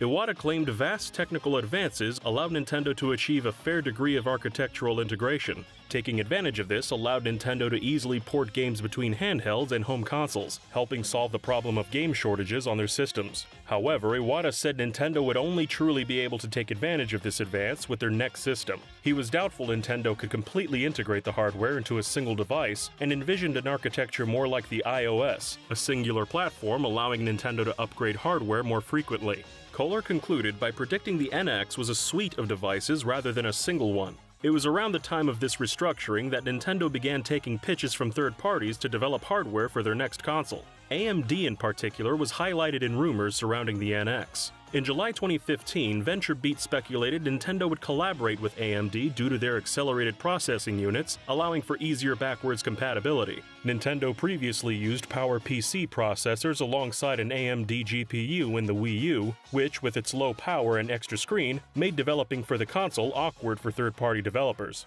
Consoles at the time tended to use x86 technology, which is industry standard and easier to develop for. On June 14, 2015, a video claiming to show leaked footage of Nintendo's new console was uploaded to YouTube. Supposedly having been filmed on a phone at E3 2015, even though it started circulating before Nintendo's presentation, the console revealed in the footage was called the XDS. It combined features of the Wii U and 3DS and was able to play games from both systems. The top screen could be turned around and slotted back in, making the XDS resemble a more traditional single-screen unit. Many spotted signs the presentation was fake. The voice used in the clip seemed to be Bill Trinin's, a Nintendo Treehouse employee unlikely to host such a high-profile presentation. It was speculated the audio was lifted from a Treehouse event or Nintendo Direct. Additionally, Nintendo had no physical presentation at E3 that year, opting for a Nintendo Direct presentation. Finally, the idea for the console contradicted Iwata's statements that the NX wouldn't continue the Wii U or 3DS lines. No major news sites reported on the footage, instead reporting on contradictory yet more reliable rumors. But then, another fake presentation surfaced. This one showed a console called the Nintendo Cross, which played on rumors about the partnership between Nintendo and AMD.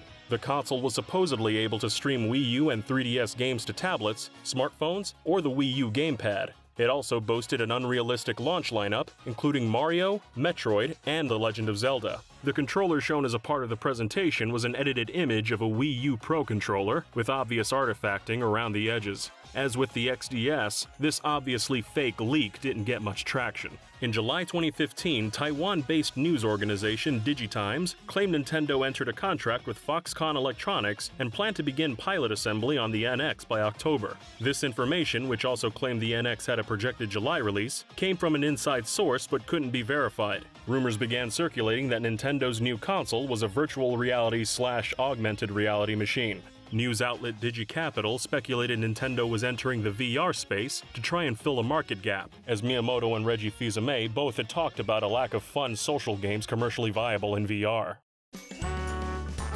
On August 21st, a Nintendo patent was published for a stationary game apparatus, game system, recording medium, and speed control method. The patent was filed on February 10th and describes a controller with a display screen that has no disk drive. In its place is a card slot, where a memory card containing software can be inserted. Some speculated this meant a return to cartridge-based systems. In October, the Wall Street Journal reported Nintendo had begun distributing NX development kits among third-party developers such as Square Enix, who had announced Dragon Quest X and XI for the NX in July. However, they shortly walked this back and said an NX launch was only being considered. The Wall Street Journal's sources stated the NX took the form of a console with at least one portable component. They also reported the console used industry-leading chips. These reports of a portable component led to speculation that the console was going to be similar to the Wii U, with a separate portable device. Analyst David Gibson told the Wall Street Journal it was likely Nintendo would launch the NX in 2016 due to declining support for their current hardware. In November 2015, a DigiTimes article claimed 12 million NX units were expected to ship globally in 2016. According to the article, the target was initially 20 million, but this number was scaled back due to difficulty obtaining the required components. Around this time, another patent was published online. The patent, filed by Nintendo in June 2015, was for a game apparatus and information processing apparatus, and showed a long oval device with two pentagons at either side similar to the 3DS's circle pad. These pentagons could be used as buttons that adjusted to meet the player's preferences, such as changing to suit left or right-handed players. Most notably, the entire front of the pad was a touchscreen display. While it wasn't confirmed to be an official Nintendo venture, the nature of this patent and the odd shape of the display led some to conclude the device was the reason Nintendo partnered with Sharp. Sharp's free-form display was perfect for such a device, and the rumored holes in the screen could be used for analog pads. Another patent was registered by Nintendo of America on December 3rd. The patent hinted at a device that was both a home console and a portable console. The portable console attached to a supplemental computing device to provide additional processing resources. There's been no official connection made between this patent and the NX, though it sounds like it describes the Nintendo Switch dock. In January 2016, market research company GFK released a survey inexplicably containing information about the NX. The survey stated the console would allow the player to make video calls, support 4K 60 frames per second video streaming, and support 900p 60 frames per second gameplay. Participants were asked how much they'd pay for such a console. These specs seemed odd, as many Wii U games ran at 1080p. The survey was later confirmed to be pure speculation on GFK's part. Then came even more rumors. The Wall Street Journal tech reporter Takashi Mochizuki claimed the NX might work with smartphones, PCs, and even rival the PlayStation 4. He cited industry insider David Gibson as a source for this. On January 28th, industry consultant Dr. Serkan Toto announced Bandai Namco was developing several NX titles, including Super Smash Bros., which was said to be a launch title. Whether this game was to be a sequel to or port of Super Smash Bros. For Wii U was unclear. In February 2016, behind-the-scenes info was given to DualPixels.com from a leaker known as Gino. Gino had a reliable track record of leaks, having accurately predicted new Pokémon forms and Microsoft's Illumaroom project. He outlined a console that started production in 2014 and alleged Nintendo hadn't had this much forward momentum on a console launch since the original Famicom. Internally, the NX was supposedly thought of as Iwata's final project, and employees were said to end meetings and brainstorms by chanting, "For Iwata." Gino went on to describe a console with a wireless HDMI dongle that allowed it to connect to the television, and the analog sticks had small motors in them for haptic feedback. This meant if the player ran into a wall, the analog stick could snap in the opposite direction to give a sense of impact. The feature would also be used when firing a gun, taking damage, or moving over rough terrain. The console was able to sync via Bluetooth with everything, including smartphones and tablets for viewing texts and phone calls. It ran on an operating system called Nintendo OS, and was said to have social features similar to Pokémon Go. The system architecture was easy to develop for, and the system was allegedly closest in power to the Xbox One. This was pointed to as the reason Nintendo was happy to give out dev kits so late. One dev is quoted as saying the NX was the easiest device we've ever developed for. On the 3rd of March, Gino once again provided DualPixels with info about the NX. They claimed Ubisoft's long-awaited Beyond Good and Evil 2 was to be an NX exclusive, with Nintendo funding the project in a manner similar to Bayonetta 2. The game was said to be titled Beyond Good and Evil, The Prejudices of Philosophers, a reference to a specific chapter dealing with authority and morality in Friedrich Nietzsche's Beyond Good and Evil. This rumor was lent weight by Michael Ansel name-dropping Miyamoto when discussing the sequel with Tim Schafer. Upon investigation, Destructoid confirmed many of Gino's details with a second unnamed source. On the 15th of March, DualPixels published another article, this time claiming Luigi's Mansion 3 was to be a launch title for the NX. The game would show off how powerful the console was by creating a game that looked like the American commercial for Luigi's Mansion Dark Moon. The game would also use haptic feedback in the analog sticks. The following month, Gino claimed Activision was throwing their support behind the NX, gunning for a new Call of Duty game called Bloodlines to be on the console. On March 17, 2016, images began circulating of a controller with an LCD screen that looked very similar to the patent made public in December 2015. Initial images were posted to Reddit by user Idris2Dev, containing the console and a post-it note reading, "You will say wow." The quote was from Iwata in reference to the Wii. Idris2Dev claimed the shoulder buttons had a scroll function similar to a mouse wheel. Users were quick to point out inconsistencies with the image, suggesting it was fake. The lighting under the screen wasn't uniform, and the image on it appeared to be an Unreal Engine 4 demo, which Nintendo was unlikely to use. A similar image was uploaded by user Perkel37 6 days later. The entire rumor was soon undermined when the first image was revealed as a fake. A video was posted proving the 3D image of Idris2Dev's controller was edited together. Perkel37's photo was soon proven fake as well, but unlike the first hoax, it was of a physical object made using a 3D printer. YouTube user Frank Sanquist uploaded a video on March 25th showing how he made the mock-up.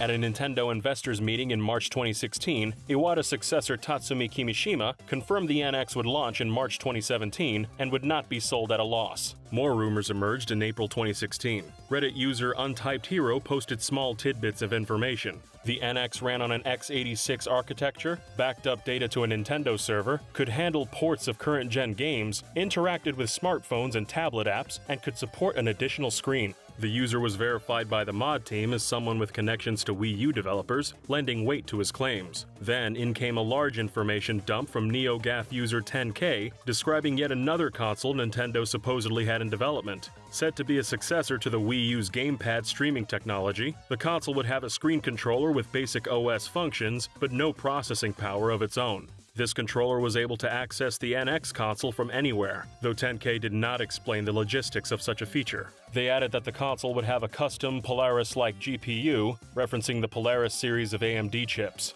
According to the post, Final Fantasy XV was coming to the system, and the NX would launch at different times around the world. These rumors led to some speculation about the future of Nintendo's handheld consoles, as well as the feasibility of the proposal in consideration of the Wii U's performance. On April 12th, industry insider Emily Rogers tweeted that several ports were in development for the NX, including Zelda, Smash Bros., Mario Maker, and Splatoon. However, she made it clear that while these ports were in development, this was not confirmation they would be released. While Zelda was ported, the other 3 games received sequels instead. Rogers then doubled down on these rumors, posting Zelda was coming to both Wii U and NX, that the game featured full voice acting with the exception of Link, and that players could choose between a male and a female Link. While the latter prediction was untrue, it must be noted this possibility was debated internally at Nintendo. In the same month, Nintendo confirmed on Twitter that the NX would launch in March 2017.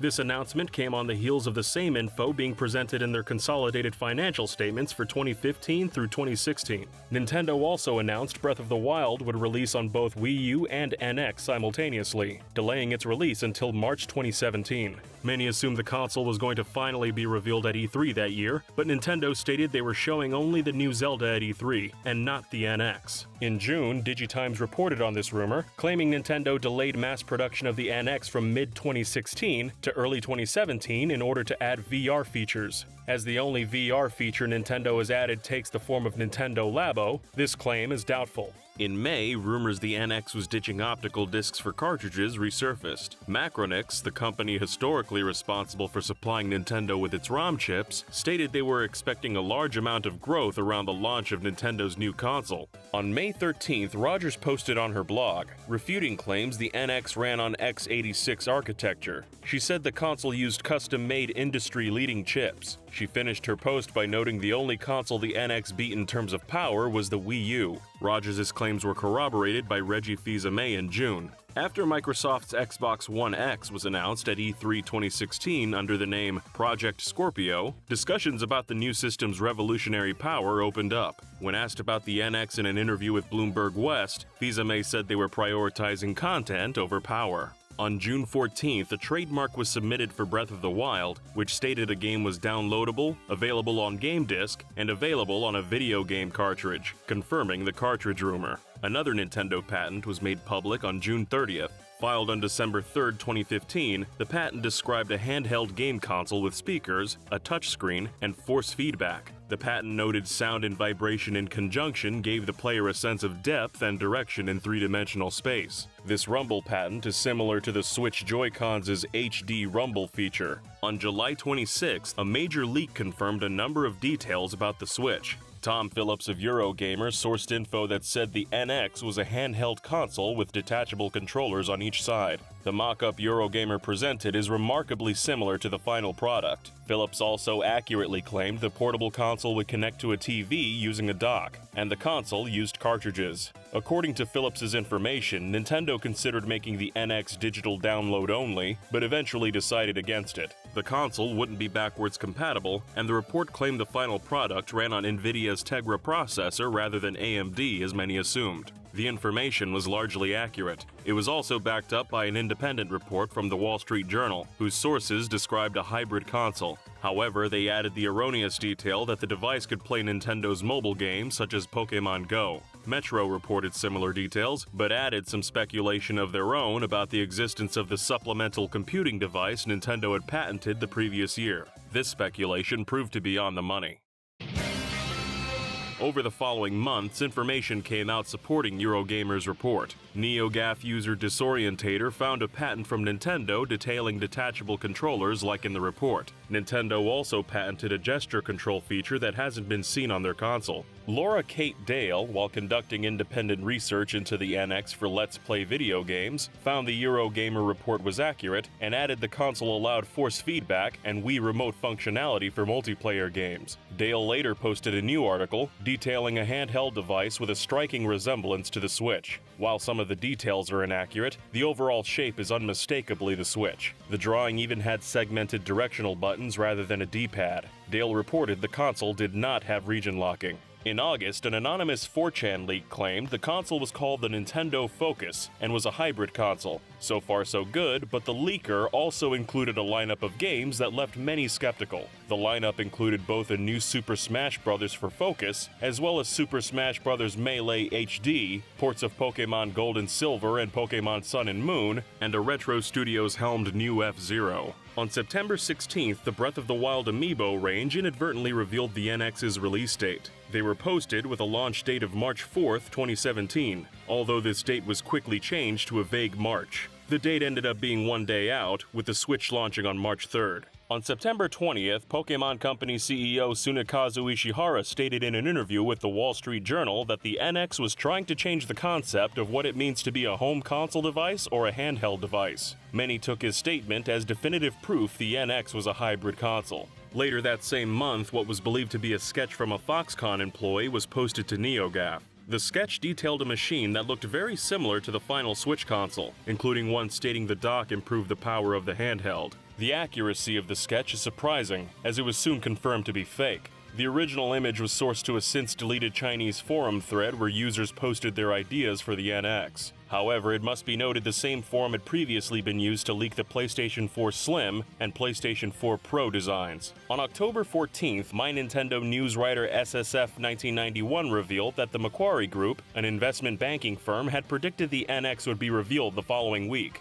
This information was correct, and the NX was unveiled as the Nintendo Switch on October 20th, 2016, putting an end to years of rumors. However, rumors persisted even after this announcement. In December 2016, 3 sources told Eurogamer that the Switch would have GameCube games on its Virtual Console service. Several GameCube games were apparently running, with Mario Sunshine, Luigi's Mansion, and Super Smash Bros. Melee emulating perfectly, and an Animal Crossing emulation was being worked on. Eurogamer were also told there'd be an upgrade program similar to the Wii U's, where past Virtual Console purchases could be upgraded for a small amount rather than being purchased again at full price. Apparently, the Switch's increased power over Wii U allowed for proper GameCube emulation, which is why Nintendo avoided GameCube during the Wii U era. Another driving force behind the GameCube Virtual Console was apparently Nintendo's desire for Super Smash Bros. Melee to be easily playable. With the announcement of Nintendo Online in January 2017, this rumor was seemingly debunked. On October 4th, 2018, the Wall Street Journal reported Nintendo was planning a new version of the Switch to be released the next year. The new model was meant to boost the console's momentum, which had waned after its launch year. Nintendo's known for revised versions of their handheld hardware, such as the Game Boy Advance SP, the DS Lite and DSi, and the 3DS XL and new 3DS. Nintendo frequently denied claims they were planning a hardware revision. In January 2019, President Shuntaro Furukawa stated in an interview with the Sankei News that rumors of a price drop or hardware revision weren't true. Nevertheless, a Nikkei report issued soon afterwards claimed that Nintendo would release a smaller, cheaper Switch in 2019. This smaller Switch was to cost less, but have fewer features. In April, Nintendo gave a muted forecast for its financial performance and included no plans to unveil a new version of the Switch at E3 that year. Some investors and analysts considered this a bad move. However, a drop in the number of Switches Nintendo held in inventory led many to believe they were indeed preparing for the release of a new Switch. The Wall Street Journal, citing sources from a supply chain in Southeast Asia, reported Nintendo would continue releasing the original Switch model along with 2 new versions. In June, a series of Switch Lite accessories appeared on Chinese gaming accessory manufacturer Hanson CN's website. Many were skeptical as the renders used a mock-up of a Switch Mini that was circulating online. There also were no specifications listed for the item's size or weight. On July 1st, WinFuture leaker Roland Quant received images of a silicone case for the console from a reliable source, suggesting the final product's look. This was followed by the Nintendo Switch Lite being officially revealed on July 10, 2019. Of course, the Wall Street Journal had reported 2 new versions of the Switch. On August 7th, they reported Sharp was to supply Nintendo with IGZO display panels for its new video game machines. IGZO displays are designed to be high-resolution, durable displays that don't consume much power. Sharp didn't specify which Switch models were outfitted with IGZO displays. On September 7th, Nintendo Life uncovered a new patent for Nintendo's Joy-Con controllers. Appearing on Japan's official patent database, the patent displayed what appears to be Joy-Cons with hinges. These hinges allow the left analog stick and face buttons to be angled down while in use. Back in February, several outlets including Direct Feed Games, Game Informer, and JuVideo claimed Xbox Game Pass would be coming to the Switch. This would work via an app that streamed the games to Switch from a Microsoft server. A few months later, industry insider David Gibson reported on Twitter that Nintendo would work with Microsoft's Azure to offer its own streaming service. Although several rumors about Nintendo and Microsoft collaborating in some way surfaced around this time, there's little evidence to directly support them. Leaks are an unavoidable reality of the modern video game landscape. Despite the game industry's obsession with secret keeping, piercings of the veil continue to happen, and it's these moments that I'll be examining in this video. I've been looking back at some of the strangest, most significant, and in some cases most shocking stories of video game leaks. How did these leaks happen? Who was responsible? And what can we learn from the stories behind them? I attempted to find out. From corporate slip-ups to malicious hacks, we're going to explore the wide spectrum of gaming's biggest leaks, and discover just how far some have been willing to go in the pursuit of secret information. To say that there was hype around The Last of Us Part 2 in the run-up to launch would be putting it lightly. Here was the sequel to one of the most critically lauded games of its generation, with over 5 years in development, and aside from a few tantalizing trailers, details about the direction the story would take were still tightly under wraps. The game was initially set to launch on May 29, 2020, but was delayed indefinitely on the 2nd of April that year. While it was on the verge of being finished, the events of 2020 posed significant logistical issues that made shipping it on its original schedule no longer possible. However, it was just one day later that developer Naughty Dog's carefully curated bubble of secrecy began to show cracks. A series of short prototype gameplay clips surfaced on YouTube, which showed some more of the game. Among these were shots of the protagonist Ellie riding a horse and a guitar minigame. Sony acted quickly, copyright striking the videos within about 10 minutes of them being uploaded. Rumours about the game's narrative would make the rounds on Reddit in the following days, but it was on the 26th of April 2020 that the dam well and truly broke. Well over an hour of cutscenes and gameplay videos from The Last of Us Part 2 flooded onto YouTube via anonymous sources, showing sections of the game that had never before been seen. I will not be discussing any spoilers for the game's plot in this video, but it's safe to say that major parts of it were revealed against the developer's wishes in these momentous leaks. Huge revelations about the story's direction and the fate of its characters were spoiled months before the game's launch. All of the videos were very clearly taken from in-development prototypes of the game, as evidenced by details like the build dates being visible during the footage. Some of the material dated back months prior to the videos surfacing, suggesting whoever was responsible for obtaining them could have been at it for a while. The content of the footage, especially with regards to cutscenes, proved extremely divisive, despite some select moments being shown out of context. Many fans were upset by the overwhelming abundance of spoilers online and pleaded with Naughty Dog to expedite the game's launch by releasing it digitally, but the suggestion went unrealized. Sony stuck firm to its new planned launch date of June 19, 2020. Naughty Dog acknowledged the situation for the first time on April 27th in a statement posted to Twitter. Quote, "We know the last few days have been incredibly difficult for you. We feel the same. It's disappointing to see the release and sharing of pre-release footage from development. Do your best to avoid spoilers, and we ask that you don't spoil it for others. The Last of Us Part 2 will be in your hands soon. No matter what you see and hear, the final experience will be worth it." Neil Druckmann, one of the game's co-directors, later discussed his perspective on the leaks during an interview with Kinda Funny Games. It was one of the worst days of my life when that leak happened, because it's like, I saw it happening in real time. Like, I saw when it hit YouTube. And we're just all panicking, texting each other for them to take it down. And, you know, there's a lag, so it takes like an hour to take it down. Sure. And it had like hundreds, maybe 1,000 views before it got all taken down. And then you just sit there and you're like, your fucking heart sinks. And you're like, it's out there. It's only a matter of time before it blows up. And you're just waiting. And it's like a few hours later, it's everywhere. And you're starting to get hate on every social media you're on. And soon that turns into death threats and anti-Semitic remarks and like just craziness I could have never anticipated. In the hours after the videos leaked, an onslaught of dubious theories and rumours emerged as to their source. The most prominent of these alleged that a vengeful Naughty Dog contractor had sought retribution against the company following a pay dispute. One of the first people responsible for pushing this narrative was Super Metal Dave 64, a YouTuber and purveyor of video game rumours. Many who believe this theory cited a March 2020 Kotaku expose on Naughty Dog's working conditions as evidence for it. The author of the piece, Jason Schreier, had spoken to developers who detailed an unrelenting culture of crunch at the studio. Soon, this idea that a disgruntled worker was behind the leaks gained traction across message boards and social media. One post that took off on Reddit, for instance, alleged the leaker had sought revenge after Naughty Dog had refused to pay out bonuses. Another source behind the rumours was an article published hours after the leaks took place by a politically far-right culture blog from Australia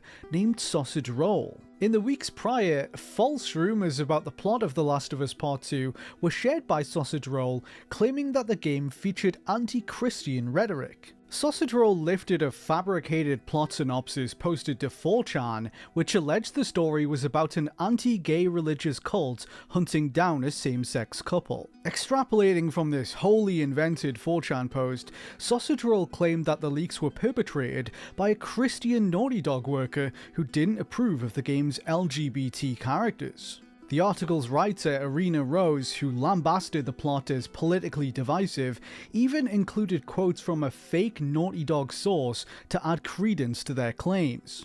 Sausage Roll's story was then reported on by a number of enthusiast game blogs who took it at face value, but it was nothing more than an attempt at astroturfing to direct negativity towards the game's same-sex romance. For nearly a week, multiple variations of the disgruntled worker rumours persisted until May 3rd, 2020, when none other than Pixelbutts, the aforementioned person behind the Dead Rising 4 leaks, came forward with new information. He had gathered evidence that it was not the work of a Naughty Dog employee, but hackers. I followed up with Pixelbutts to learn more about what happened. Through his connections, Pixel uncovered that a group of Naughty Dog fans had exploited a hole in the company's security. In January 2020, this group discovered that each of Naughty Dog's games with online functionality had their own corresponding cloud storage server via Amazon Web Services. When the studio issued the final patch for each of these titles, the security credentials to gain access to these servers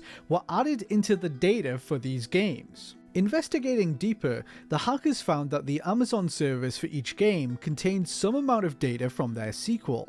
For example, Uncharted's contained data from Uncharted 2, Uncharted 2's had some from Uncharted 3, and so on. This was due to the project sharing technology and assets. The group used this knowledge to access the server corresponding to the PS4 remastered version of the original Last of Us, and it was there that they found the material from The Last of Us Part 2. Around a terabyte of data was allegedly extracted in total from across their various projects. Pixel believes that the group of hackers who made these discoveries had no intention of publicly leaking any material from upcoming games, and were merely enthusiasts curious about the inner workings of Naughty Dog. However, one of them eventually decided to share some of the content with another member of the public outside of their inner circle, and it was this individual who was apparently responsible for leaking it. Pixel later supplied Naughty Dog with details of the breach and understands that the vulnerability has since been fixed. On the subject of the initial rumours,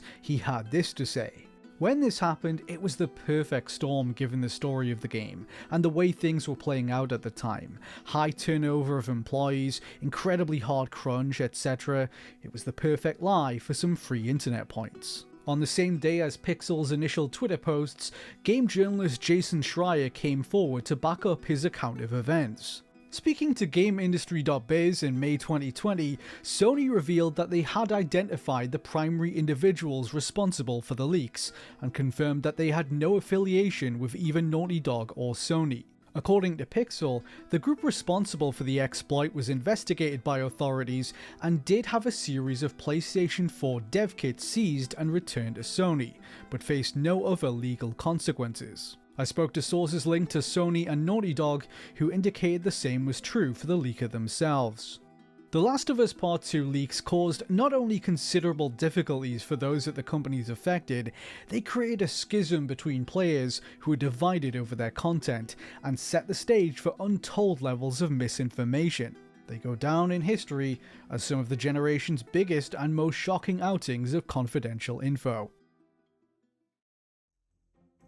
It's late May 2012, and the Halo fandom is reeling from a series of possible leaks. A user named RVideo posts to the Halo forum about a message he received from a friend of his who is claiming to have played Halo 4.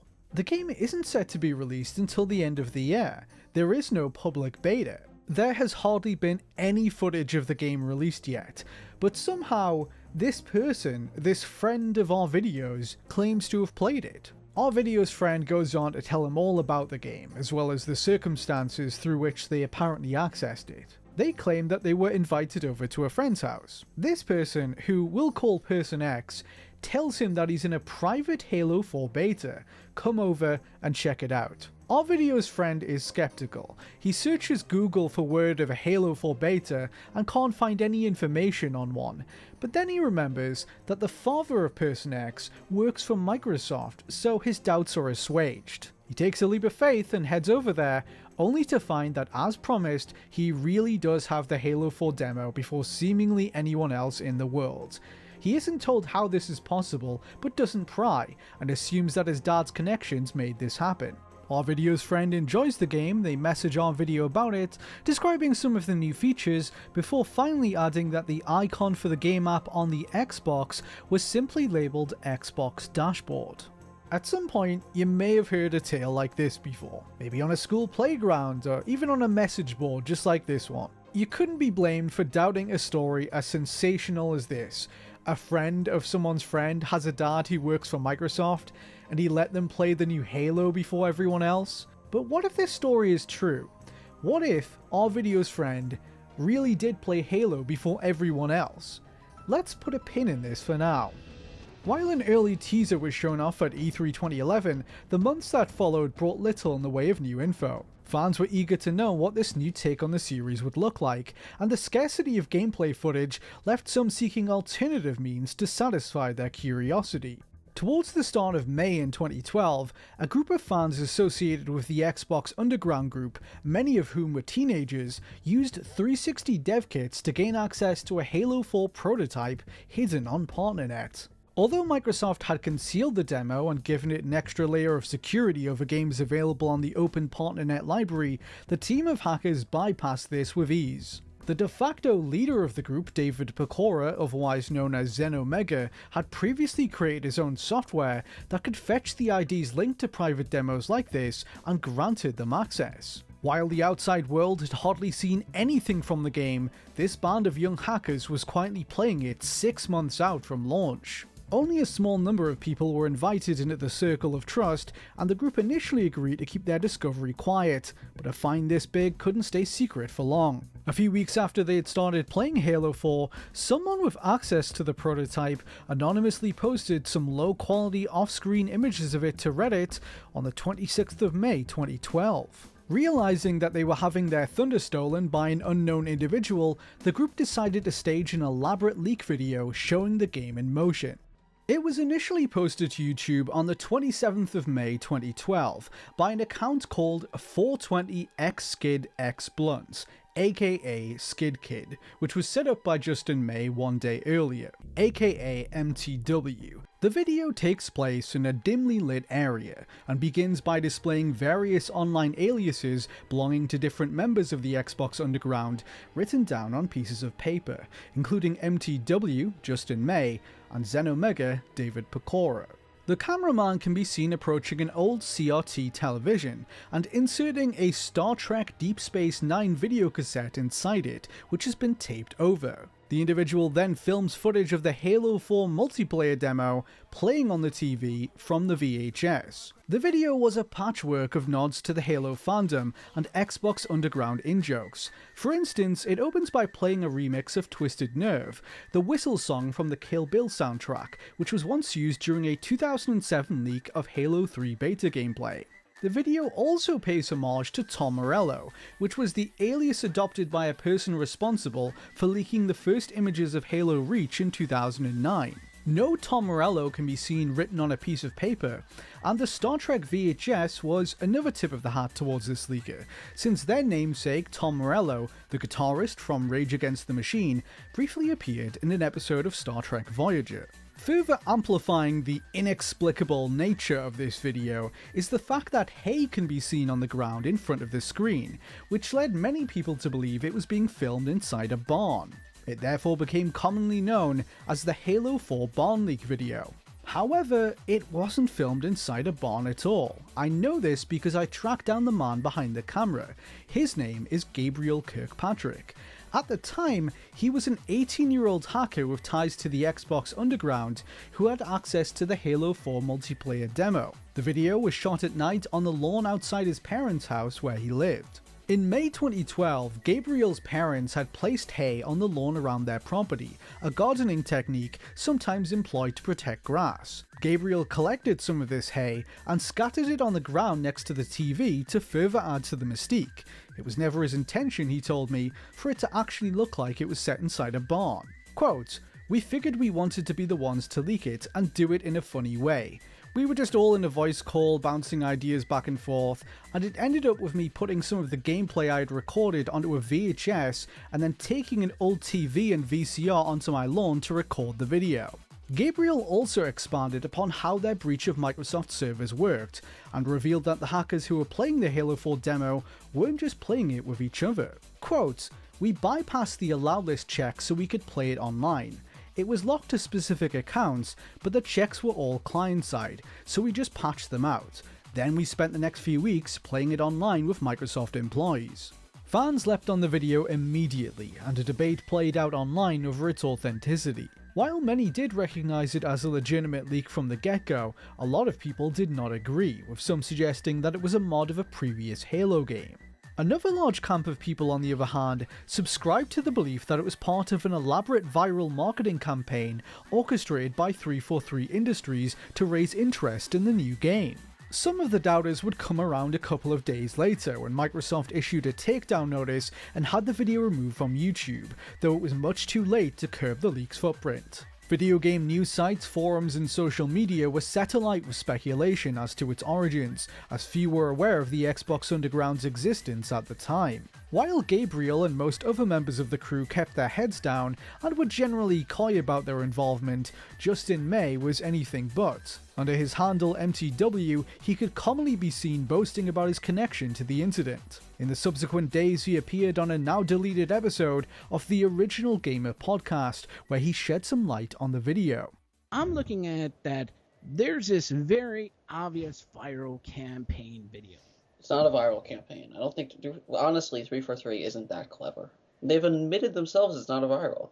Then what comes into question is, why the video the way it was?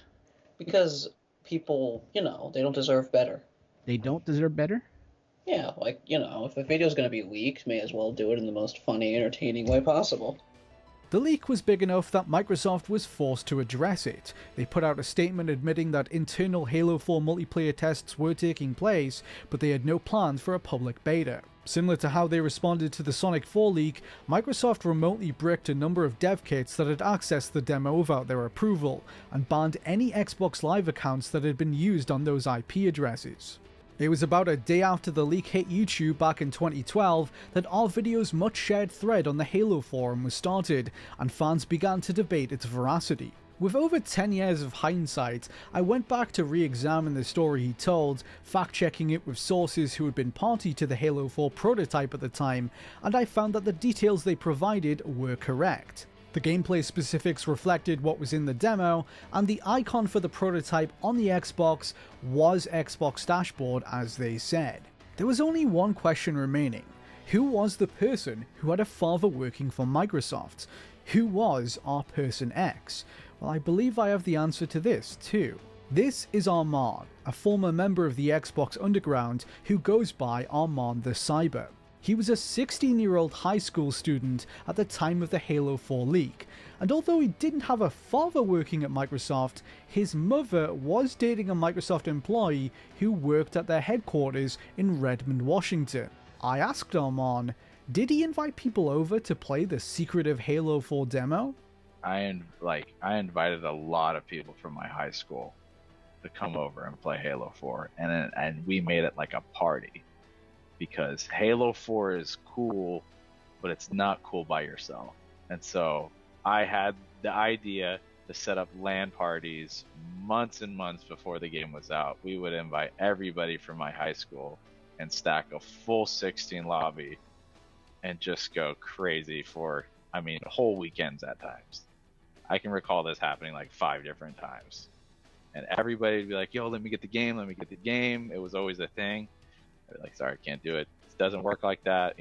I just try to tell them. Obviously all my real close friends knew how crazy I was into it. And if you were just there and got invited to the party, it's because we were at least kind of friends, at school. So that was a big thing, and that made a lot of noise. The man Armand's mother was dating was, of course, not responsible for him accessing the demo. Armand was a well-connected hacker with a plethora of 360 dev kits at his disposal. While those involved in the Halo 4 leak weren't subject to legal repercussions as a result of it, it would be a different series of leak-related events that would cause the Xbox Underground to finally incur the wrath of some of gaming's biggest names. Today, we're covering 5 rumored Zelda games. A cancelled adventure between Twilight Princess and Skyward Sword, a Zelda 2 remake, a couple Oracle-era Game Boy Color titles, and a Zelda mobile game. That last one's still in development. Or is it? Before we show you the evidence debunking or supporting each game's existence, we'll give you a few seconds to try and predict if the rumor was true, or just gaming websites making up fake news for clicks. So, let's dig into the first one. Did you know there was almost a Zelda 2 remake on Game Boy Advance? Low-res images and footage of a demo surfaced online in October 2000, showing an impressive reimagining of Hyrule's overworld. It had flowing water, more detailed tiles, and transparent clouds floating across the screen. Almost 15 years after its debut on NES, it looked like the black sheep of the series was getting a bottom-up remake. So was there any truth to the rumor?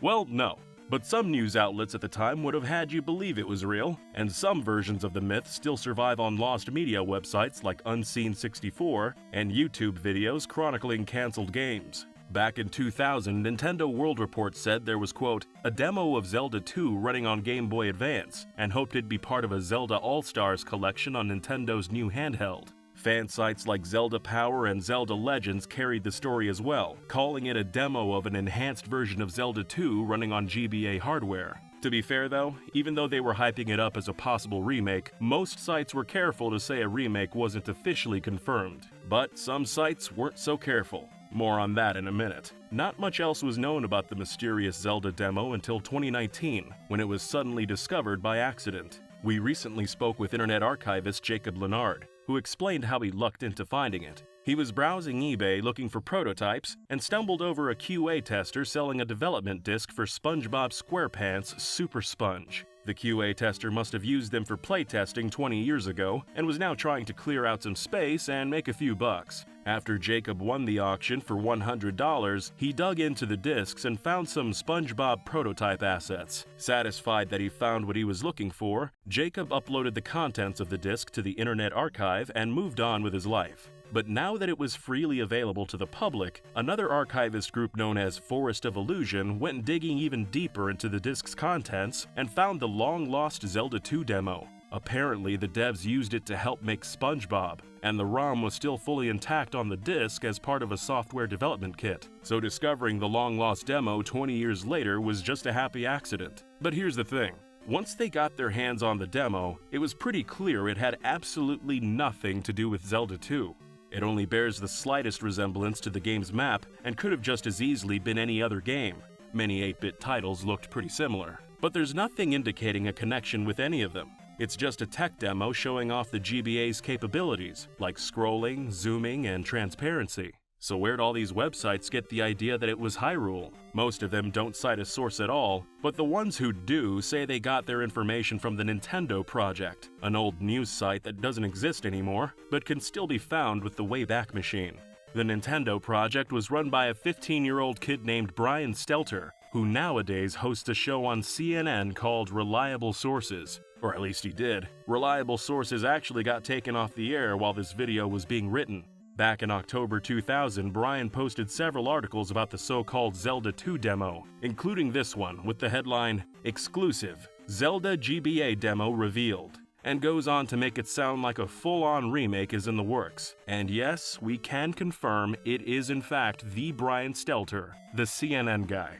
The Nintendo Project had a French partner site, also called Nintendo Project, and Brian got all of his information about the demo from his French partner Julien Fursat, who was the only person known to have played it. One thing missing from all these articles was where the demo actually came from. They never addressed if it was at E3 or Space World or some high-level meeting. They just kinda said it existed, without explanation. So now, 22 years later, we got in touch with Julien Fursat to find out. He told us, "I had a website, Nintendo Project, and we had several contacts in the industry. I played it at the office of French publisher Titus Interactive. They were of course not authorized to show it to us, but Titus is gone, so it's okay to talk about it now. We asked if anyone told him it was a Zelda 2 demo, and he said no, but it sure looked like one to him. As the conversation went on, it was clear he was such a huge fan of Zelda 2, it had seeped into the cracks of his brain and he genuinely believed he was looking at Hyrule. But even back in 2000, he knew it was just a tech demo for developers, and not a remake in progress. In other words, the only reason people thought it was Zelda for the past 2 decades is because of one guy's misunderstanding, then Brian Stelter's clickbait articles sensationalizing it and spreading misinformation all around the English-speaking world. We reached out to Brian to get his side of the story, but he declined to comment. We guess you could say, for this story at least, his sources weren't so reliable after all. Sorry, couldn't resist. The punchline just kinda wrote itself. Okay, now to the next rumor. A game known as Zelda Mobile. The story was initially leaked through the Wall Street Journal in a 2017 article that relied on anonymous sources. It said in part, quote, "Nintendo plans to bring its video game franchise The Legend of Zelda to smartphones," people familiar with the matter said. The latest step by the Kyoto company to expand its mobile games lineup. Nintendo is developing the games with Tokyo-based DeNA company. Representatives of Nintendo and DeNA declined to comment. For those unaware, DeNA is the company Nintendo owns a piece of and partnered with to make all their early mobile games. But as we said, the report all hinged on anonymous sources, which should always be taken with a grain of salt. So, was the rumor true? The jury's still out, but we actually think this one might have some basis in reality. Let's look at the evidence. The Wall Street Journal's anonymous sources also said Animal Crossing Pocket Camp was going to release in late 2017, which ended up being true, despite not having a release date at the time. The sources also said a new Pokemon TCG app was also in the works, then one released about a year and a half later. So it seems those anonymous sources might have known what they were talking about. The journal's reporting was also corroborated by the Financial Times 2 weeks later, in an article that says people close to Nintendo confirmed that Zelda Mobile was in development. We talked to one of the article's authors, who told us they did have insider sources of their own and weren't just repeating what the Wall Street Journal already printed. We also checked the Japanese side of the internet. There's a couple app tracking sites with placeholders for Zelda Mobile, but the only sources they link are the 2 articles we just mentioned. In other words, Japanese fans don't know anything more than we do. Nintendo never officially confirmed or denied the leak or made any official announcements, but some interviews from a few months earlier seem to hint at their authenticity. At a Tokyo press conference, Nintendo president Kimishima said together with DeNA, they were going to launch 5 mobile games by March 2017. A little while later, when Super Mario Run released, Time magazine asked Shigeru Miyamoto if this was one of those 5 DeNA games. He said, "Yes, this is one of the titles Mr. Kimishima had referenced, but we don't know if there will end up being all 5 of them." Then in a follow-up email after the interview was over, Miyamoto redefined the release schedule, saying, "We've consistently stated a plan to launch approximately 5 mobile apps by the end of this fiscal year, but given market conditions and the development process for each title, our current plan is to launch 4 total mobile titles in that period." In other words, one mobile game was either delayed or canned, partly due to concerns surrounding development. It stands to reason that the missing game might have been the same Zelda mentioned in the leaks. At this point, Nintendo had most of their biggest IPs already on smartphones or currently in the works, like Mario, Mario Kart, Animal Crossing, Fire Emblem, and Pokemon. So based on everything we've covered so far, we think Zelda Mobile probably was in the works. But what would it actually have played like? Modern smartphones are fully capable of delivering a traditional Zelda experience. Games like Oceanhorn come to mind, and Genshin Impact is pretty similar to Breath of the Wild, and reviewed well on mobile. But all Nintendo's other mobile games are trimmed-down, pocket-sized versions of their respective series, so we don't expect anything resembling a console experience. One thing we can see with near certainty is that it wouldn't have been a traditional Zelda game with a button overlay, since Nintendo hasn't resorted to that with any of their other games, and their mobile games tend to all be playable with one hand. When Nintendo bought 10% of DNA and entered a partnership to make Nintendo mobile games in 2015, then President Satoru Iwata said, "There are significant differences in the controls, strengths, and weaknesses between the controllers for dedicated game systems and the touchscreens of smart devices. We have no intention at all to port existing game titles for dedicated game platforms to smart devices because if we cannot provide our consumers with the best possible play experiences, it would just ruin the value of Nintendo's IP." There's been a ton of speculation on what Zelda Mobile might have been from sites like IGN, who suggested a Pokemon Go-like shrine hunting concept where players track down shrines in the real world. They also thought it could be a town builder or something along those lines. Then there's Zelda Universe, who thought it might have had something to do with the dungeon builder from Link's Awakening, which was sorely missing the ability to share your custom dungeons online. But the most interesting take came from somewhere else. About a year after the initial Zelda Mobile reports, fan site Japanese Nintendo noticed a new patent filed in Japan.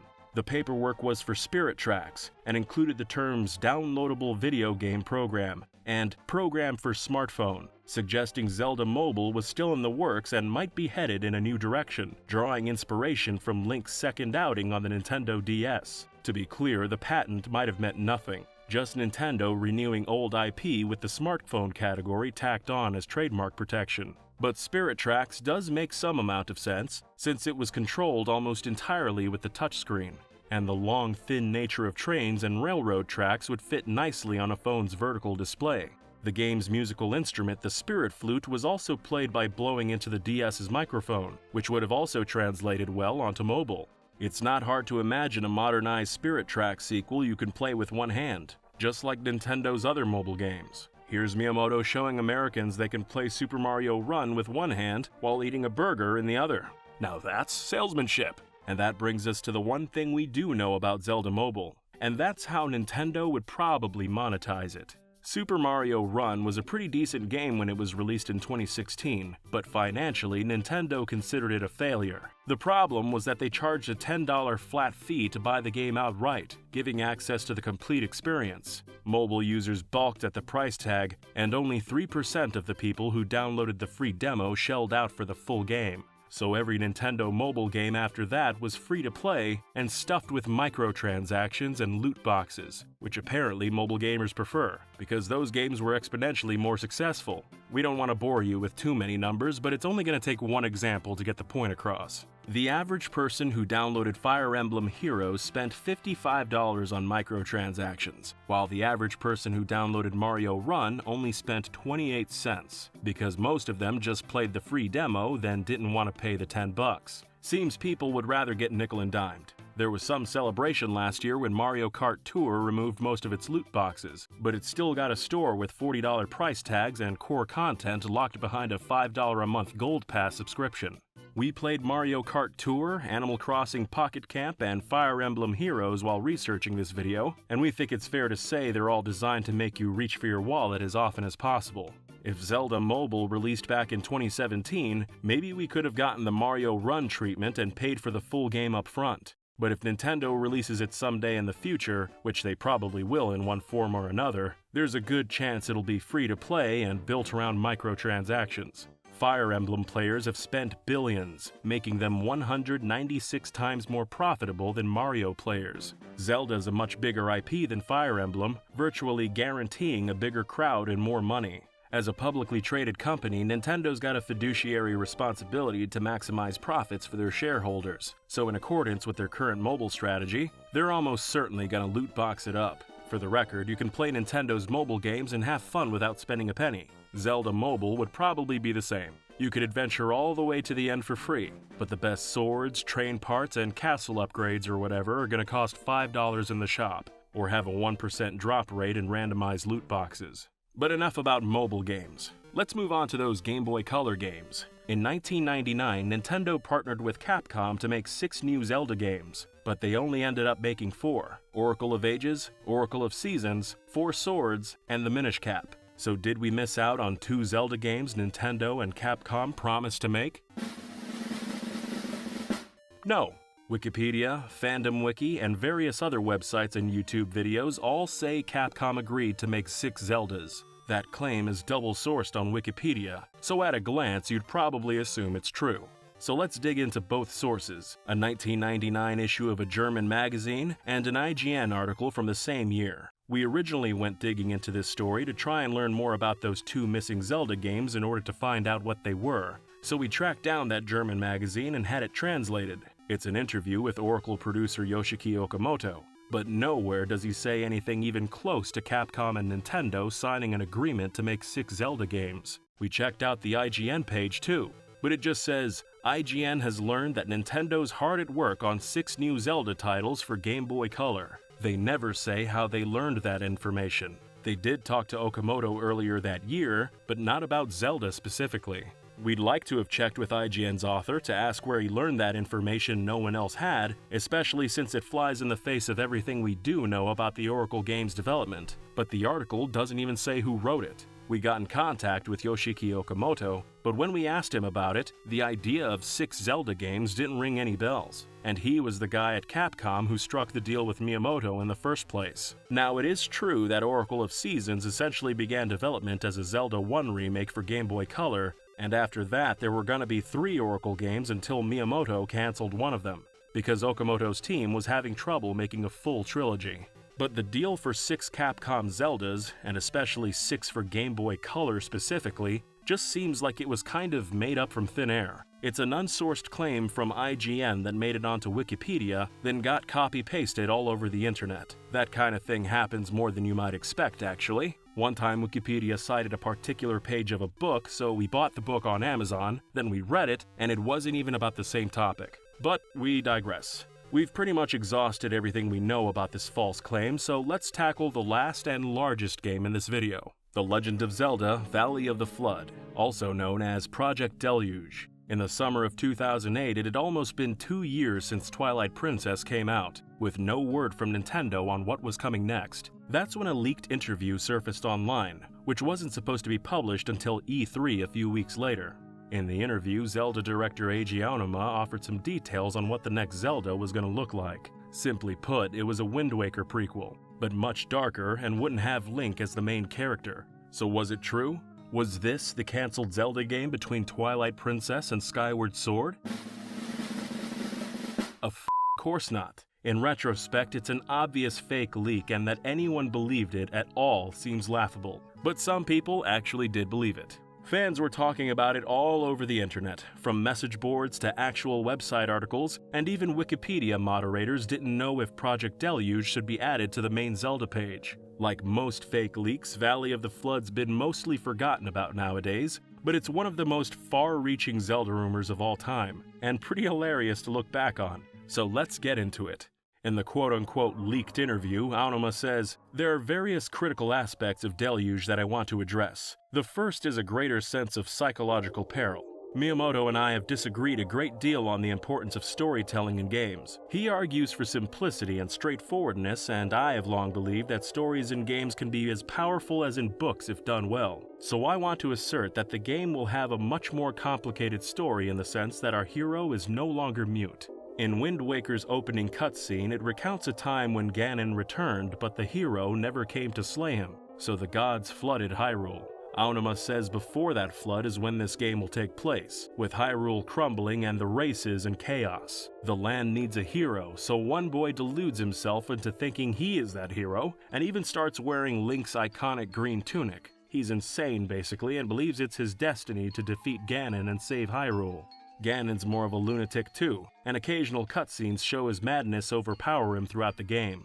Nintendo is drawing visual inspiration from Majora's Mask to elicit themes of psychological peril, and putting special emphasis on voice acting and a fully orchestrated soundtrack, a first for the Zelda franchise. This iteration of Hyrule would be more steampunk themed. Miyamoto was thrilled with the idea apparently, and some enemies would even fight with muskets. For transportation, the hero has a horse, access to a railroad spanning Hyrule, and a method of flying that Aonuma didn't want to give away before E3.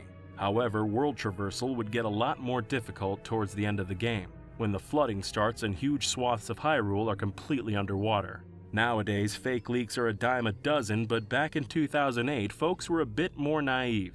Those were the days of gaming magazines and message boards, before Twitter and YouTube were all that prominent. Looking at old forum threads, it seems most fans didn't believe it, but a lot genuinely did, or at least wanted to believe it. There hadn't been a new Zelda game or even a hint of one for 2 years at this point, and Aonuma saying a new one was releasing next year provided fans with the hope and hype they were yearning for. Other fans were more in the middle, maybe not wanting to look like chumps. Looking back, there's a few lines that make the interview especially suspicious, like Aonuma saying Mario will have to fix Nintendo's leaky pipes so news of Project Deluge don't make it out to the public. If there's a lesson to be learned, it's to try to only get information from people you trust, and if it's from some random dude on the internet, believe nothing you hear and only half of what you see.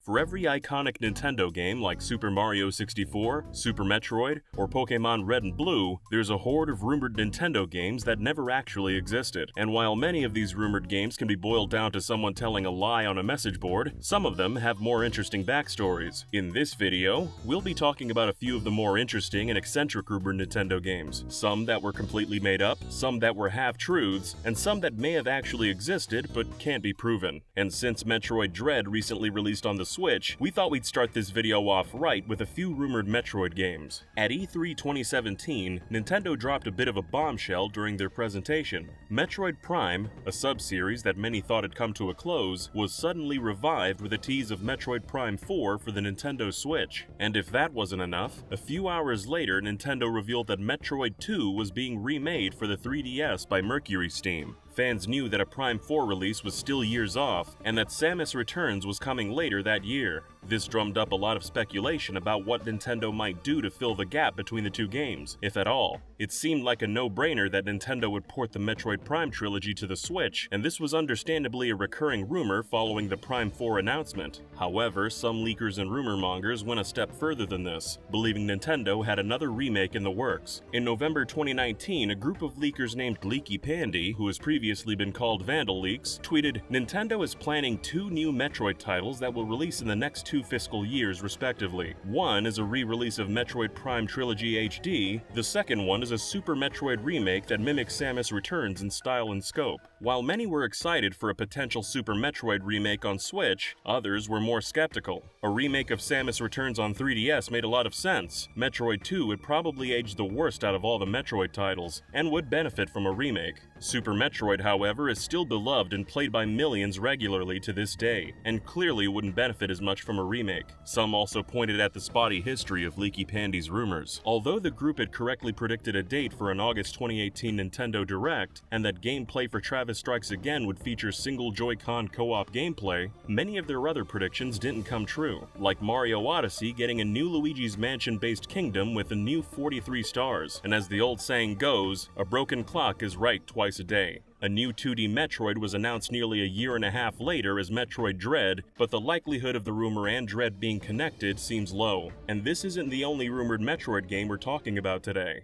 In September 2011, Metroid Database posted a scan from a 1998 issue of Germany's Club Nintendo magazine. Club Nintendo seemed to be featuring a screenshot from a Game Boy Color version of Metroid 2, which fans have come to call Metroid 2 DX, in the same vein as Link's Awakening DX. Interestingly, the page never mentions Metroid by name, and it's not clear if the image is real or some kind of mock-up. The user who sent the scan to Metroid Database, Prime Blue, said that Club Nintendo rarely made mock-ups for games, and tended to only use official material, but there are several factors that indicate the image may be a mock-up and not a screenshot of an actual game. One of the reasons is that the alleged Metroid 2 DX image depicted an entirely new area not found in Metroid 2, and used a combination of enemies that can't be found in the game either. Comments from developers don't seem to back up the image either. In a 1998 interview, Nintendo of America localizer Dan Ausen didn't seem to recall the game existing, and just mentioned that the Game Boy Color had a Metroid palette built in. When asked about a Game Boy Color re-release of Metroid 2,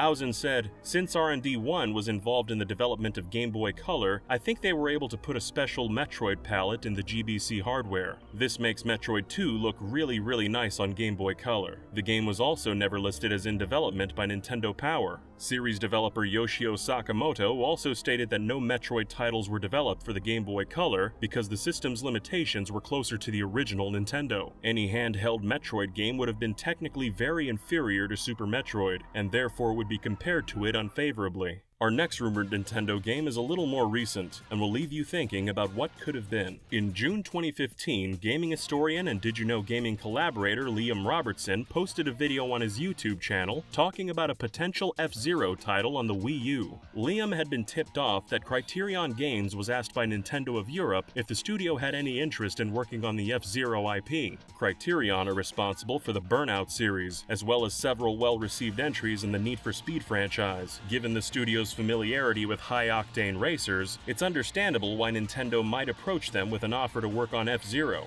Liam set out to see if he could confirm the rumor, and reached out to former vice president and creative director of Criterion Games, Alex Ward. Ward confirmed that the rumor was true, and that in early 2011, someone at Nintendo of Europe asked Criterion about doing an F-Zero game for the Wii U. At the time, Criterion was developing Need for Speed Most Wanted, and wasn't available for any new projects, and Nintendo wanted the game in production ASAP, with another source telling Liam that Nintendo wanted to show F-Zero off at the Wii U's unveiling at E3 2011. By the time Liam posted his video, it'd been over a decade since the last F-Zero title was released. Fans were clamoring for any news on the franchise, which led to several news sites picking up Liam's report, but many of them seem to have gotten the report completely wrong. Several outlets embellished the story, saying that an F-Zero title had been in development for the Wii U, but was cancelled. But the project, if you can even call it that, was never even formally pitched. This led to Ward playing down the rumors on the Game Informer show, where he said that the Nintendo representative who reached out to him about F-Zero was very junior, and implied this rep wouldn't have been able to even arrange a pitch. For our next rumored game, we're going back in time again, to an era where gaming rumors mainly came from magazines. One magazine that was quick to report rumors back in the day was Electronic Gaming Monthly. In their gaming gossip section, EGM's Quarterman would report a handful of rumors from the industry in every issue, and one of these rumors told of a brand new Mario and Donkey Kong game coming to the Super Nintendo.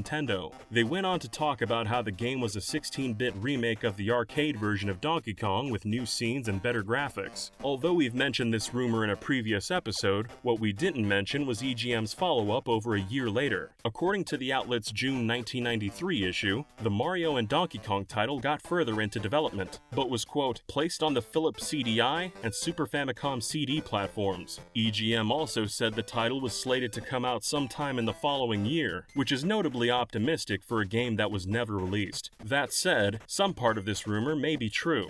Back in 1992 to 93, a company called RSP was developing games for the Super Nintendo and Philips CDI. This was a USA-based independent studio founded by Atari's Mike Rydell, who'd worked on titles like Spy vs. Spy and Commando. Another staffer at RSP was Adrian Jackson Jones, who worked as a Super Nintendo and CDI programmer. Although Adrian only spent a year at RSP, he'd later add a curious game to his resume. According to Adrian, he designed and implemented the game engine for the CDI system game Donkey Kong. The fact that RSP was working on both Super Nintendo and CDI titles, and reportedly developed a DK CDI game around 1993, the same time frame as the rumor, could mean EGM's rumor was legit. And while we're talking about Donkey Kong, we might as well talk about another rumored DK title. One 8-bit Nintendo game, Return of Donkey Kong, is a unique example of a title that may just be a rumor, but could potentially be an unreleased project. In 1987, the official Nintendo Player Player's Guide listed an upcoming title in their coming attractions section as Return of Donkey Kong, the 4th installment of the arcade series where you'd get a hold of that barrel-throwing, mischief-making rascal and take control.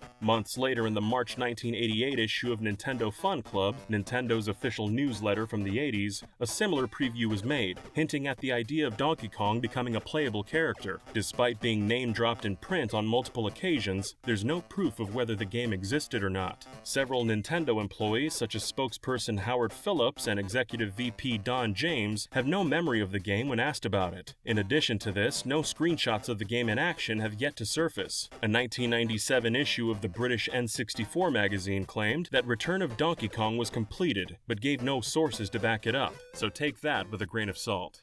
We've spent hundreds of hours researching Pokemon myths for this video, combing through countless gaming magazines from across the world, hunting down people involved with the myths, bringing in Pokemon experts to fact-check, and crawling back through time to find out how the myths spread. Today, we're using this research to debunk 3 Pokemon myths, and we're so confident in our research that we're putting over $1,000 where our mouths are if anyone can debunk our debunkings. But more on that later. For now, sit back and relax as we upend some of the internet's more beloved Pokemon myths. First off, likely our most controversial debunking, is there actually any proof that Satoshi Tajiri is autistic? You can find this claim made frequently on YouTube, Twitter, the Autism Wiki, and even the UK's BBC says Tajiri is autistic. But what's the actual source they're all citing? Most of them either don't cite a source at all, or in the BBC's case, they cite this article from theartofautism.com, which doesn't cite a source of its own. Instead, it backs up its claim simply by saying, is Satoshi Tajiri autistic? Satoshi has gone on record saying that he wanted the games to give children the same joy as he had during his bug collecting. People with autism tend to take up collecting as a hobby, so Satoshi gave them and everyone else a gift that only he could create. A whole new thing to collect. And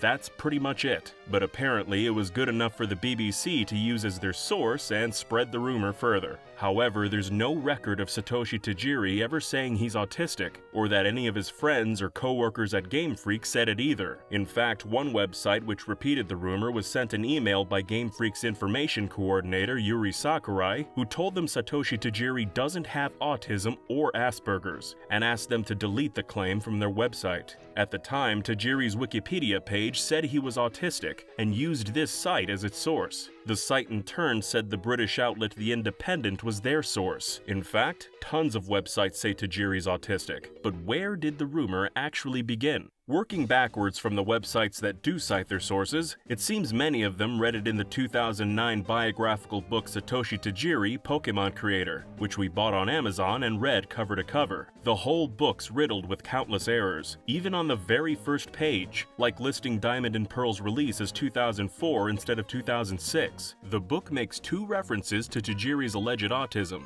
On page 9 it says, in spite of his record-breaking success, Tajiri is a soft-spoken man who shuns the media and the spotlight. This may be related to his diagnosis with Asperger syndrome, a form of autism which affects social behavior and communication skills. And on page 33, in spite of Pokemon's global fame and popularity, Tajiri remains a quiet, private person. Some have called him reclusive and eccentric. Many believe these characteristics are a result of Asperger syndrome, a type of autism. While Tajiri has confirmed this diagnosis, he has not discussed it publicly. We reached out to the book's author, Laurie Mortensen, and asked a few interview questions. Apparently, she's written over 100 books, most of them in only a few weeks, and she decided to write about Satoshi Tajiri not because she's a Pokemon fan, but because her kids are fans. Ms. Mortensen also told us her source for the autism claims. Here's her full response via email, unedited. She said, when I researched this book in 2008, I discovered Satoshi Tajiri's MySpace page that clearly showed a connection with the Aspie community. I mentioned the MySpace source in my original text, however, Kid Haven Press chose not to include it in the book because this book was written for young readers, and they felt that MySpace was an inappropriate site for that age group. MySpace was just the beginning of what would explode into the social media world we're familiar with today. A few years after the book was released, I checked Satoshi Tajiri's MySpace page again, and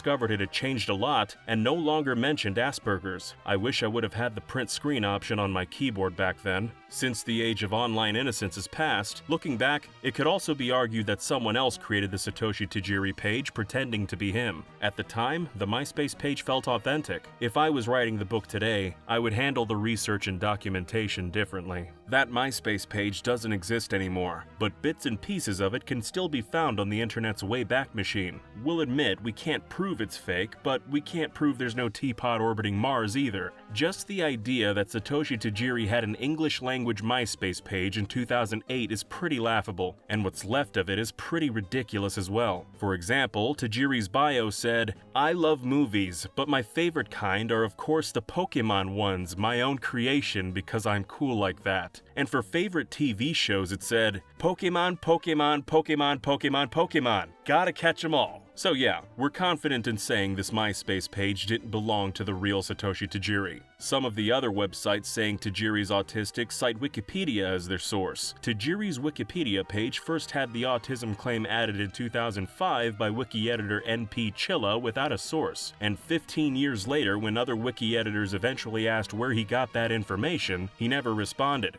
Long story short, this branch of the rumor tree appears to be a case of cytogenesis, a sort of information laundering where claims are added to Wikipedia without citation. Then news sites use Wikipedia as a source to repeat the claim in their own articles, then those articles are pointed to as reputable sources for citation in future articles. Lots of people who ended up spreading the misinformation appear to have a credible source, like the BBC, but when you go digging to see where it all began, you just find some rando who wrote it on Wikipedia. As far as we can tell, this 2005 Wikipedia edit and Tajiri's fake MySpace page spread the rumor far and wide, and the fact it eventually got printed in an actual book gave it an air of legitimacy. We also checked the Japanese side of the internet, and there were a few websites claiming Tajiri's autistic, but they had the exact same citation issues as their Western counterparts. In other words, Japanese fans spreading the rumor don't have a source either, which might be disappointing to hear for some. Just to be clear, we aren't saying there's no chance that Tajiri is autistic.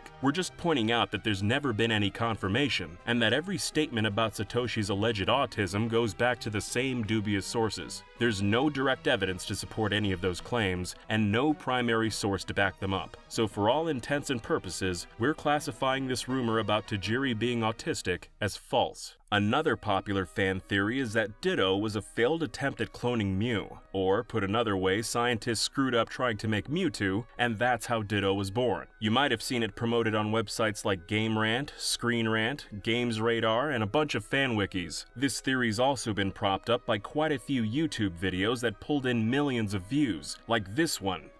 And this video, by Gamer from Mars. As for evidence, proponents point to the fact that Ditto and Mew have the same color palette, the same shiny palette, the same weight, they're both gender unknown, Mewtwo is said to be the first successful clone of Mew, and Ditto can be found in Cerulean Cave and the Pokemon Mansion. We admit it's a fun theory and we'd kind of like to believe it ourselves, but unfortunately the evidence just doesn't stack up. First off, there's no record of developers talking about any connection between the two Pokemon whatsoever. In fact, they've done nothing but douse cold water on the theory. In 2012, Game Informer asked series director Junichi Masuda about the theory and whether or not Ditto was a failed attempt at cloning a Mew. Masuda replied, "That's the first time I have ever heard that rumor actually." Game Informer then asked, "Is that your only answer?" With Masuda replying, "In terms of how Pokemon are designed, they are each their own living being. The unique thing about Ditto is that it's a Pokemon that can change forms, but each Pokemon we create with its own unique element, so we just make sure they are all individual life forms of their own." Obviously, Masuda didn't have a bulletproof response to a fan theory he'd never heard before, because of course Mewtwo isn't entirely its own unique being. But regardless, his answer was clearly a no.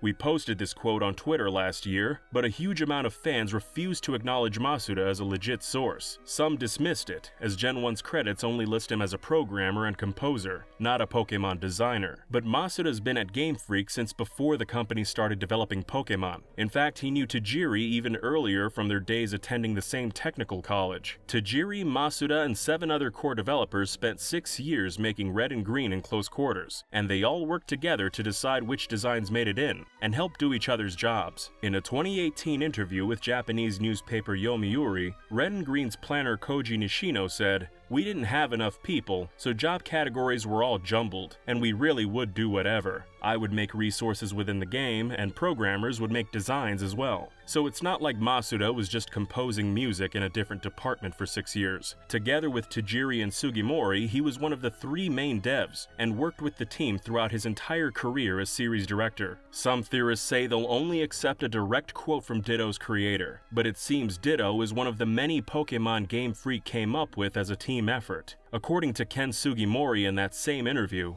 the process of designing Pokemon was complicated, with multiple people putting their ideas together and modifying the design to create a single character. Because of this, we have always refrained from simply saying who designed which Pokemon. So for those who say Masuda is not credible and they're waiting to hear from the one person who designed Ditto, well, that one person probably doesn't exist. Masuda also appears to have first-hand knowledge of Ditto's creation. Since a year and a half before he denied the Mew cloning theory, Masuda and Sugimori told @Gamer magazine that Ditto was born as a tribute to the classic yellow smiley face. We know there's a lot of fans who, regardless of what the developers say, still think Mew and Ditto have so much in common that the theory must be true, and it can't all just be a coincidence. So let's look at the facts presented by the theory's proponents, starting with Mew and Ditto having the same color palette. First of all, there were only 10 possible color palettes in red, green, and blue versions, and all 150 Pokemon had to share them. So 2 Pokemon having the same palette isn't unusual.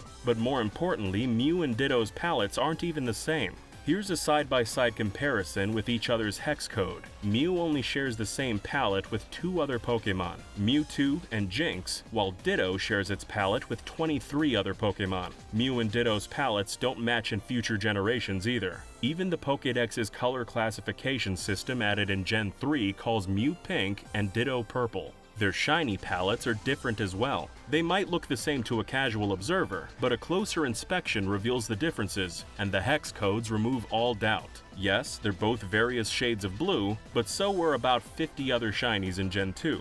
They both weigh 4 kilograms, but 2 Pokemon weighing the same is common. In fact, Bellsprout and Shellder also weigh 4 kilograms. At this point, it's actually Shellder who's got more in common with Ditto. They not only share the same weight, but they're also the exact same height, and they actually do have the same color palette. Of course, we're not saying Ditto and Shellder share some secret connection, we're just pointing out that every Pokemon has many little details in common with lots of other Pokemon. As of this video's publication, there are 9 Pokemon who weigh 4 kilograms, 10 who weigh 5 kilograms, and so on. Mew and Ditto are both gender unknown. That's also true, but Mew can breed with nothing, while Ditto can breed with everything. That's not really the same. It's kind of the opposite. Another talking point is that in red, green, and blue versions, you can find wild Ditto in Cerulean Cave, the same place as Mewtwo, but the cave is home to 27 of Kanto's 79 evolutionary lines, mostly the fully evolved forms, which is more than a third of the entire dex. Practically all the best Pokemon can be found in Cerulean Cave,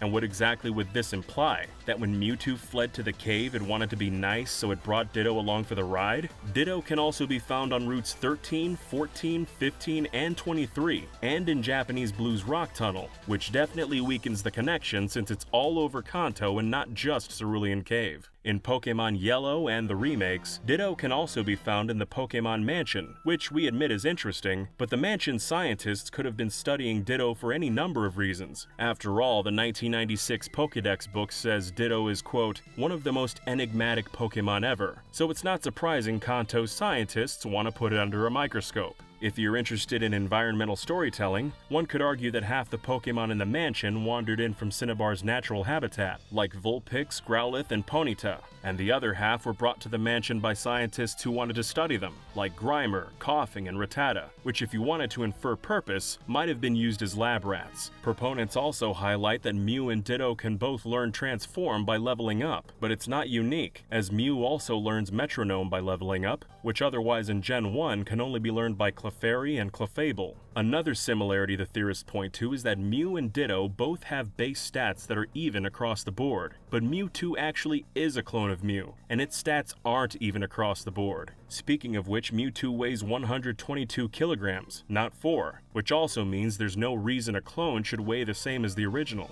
Fans of the theory often point out this alleged fact, touted as evidence by the gamer from Mars in his video, but nowhere in the game does it actually say that, or any of the games for that matter. We can't be sure why many think this text is in the game, but it might be due to this scene from Mewtwo Strikes Back. For years we struggled to successfully clone a Pokemon to prove our theories, but you're the first specimen to survive. So yes, Mewtwo was the first successful clone, but all the other attempts died. They didn't become new species of Pokemon. And besides, this line wasn't even in the original Japanese version. Speaking of Japan, we looked around the internet in Japanese as well, and found the same sorts of rumor videos and theory posts, but nothing we haven't already talked about, and certainly nothing official. It seems the fan theory is actually more popular in the West than it is in Japan. Simply put, when it comes to the cold hard facts, this theory just doesn't hold up. Half the supporting evidence is false, and the other half is the same sort of coincidental similarities shared between countless other Pokemon. In recent months, we translated dozens of interview pages where Satoshi Tajiri and Shigeki Morimoto go into exhaustive detail about Mew. You can check out our recent Mew Origins video to hear all about it. They talk about hidden F4 phantoms, dogs that don't exist, and countless other details, but they never mention Ditto at all. The Ditto Mew theory's been around forever, so let's move on to a more recent rumor, that Professor Ivy is a lesbian. Or more precisely, that the original head writer of the anime, Takeshi Shudo, liked to think she was a lesbian.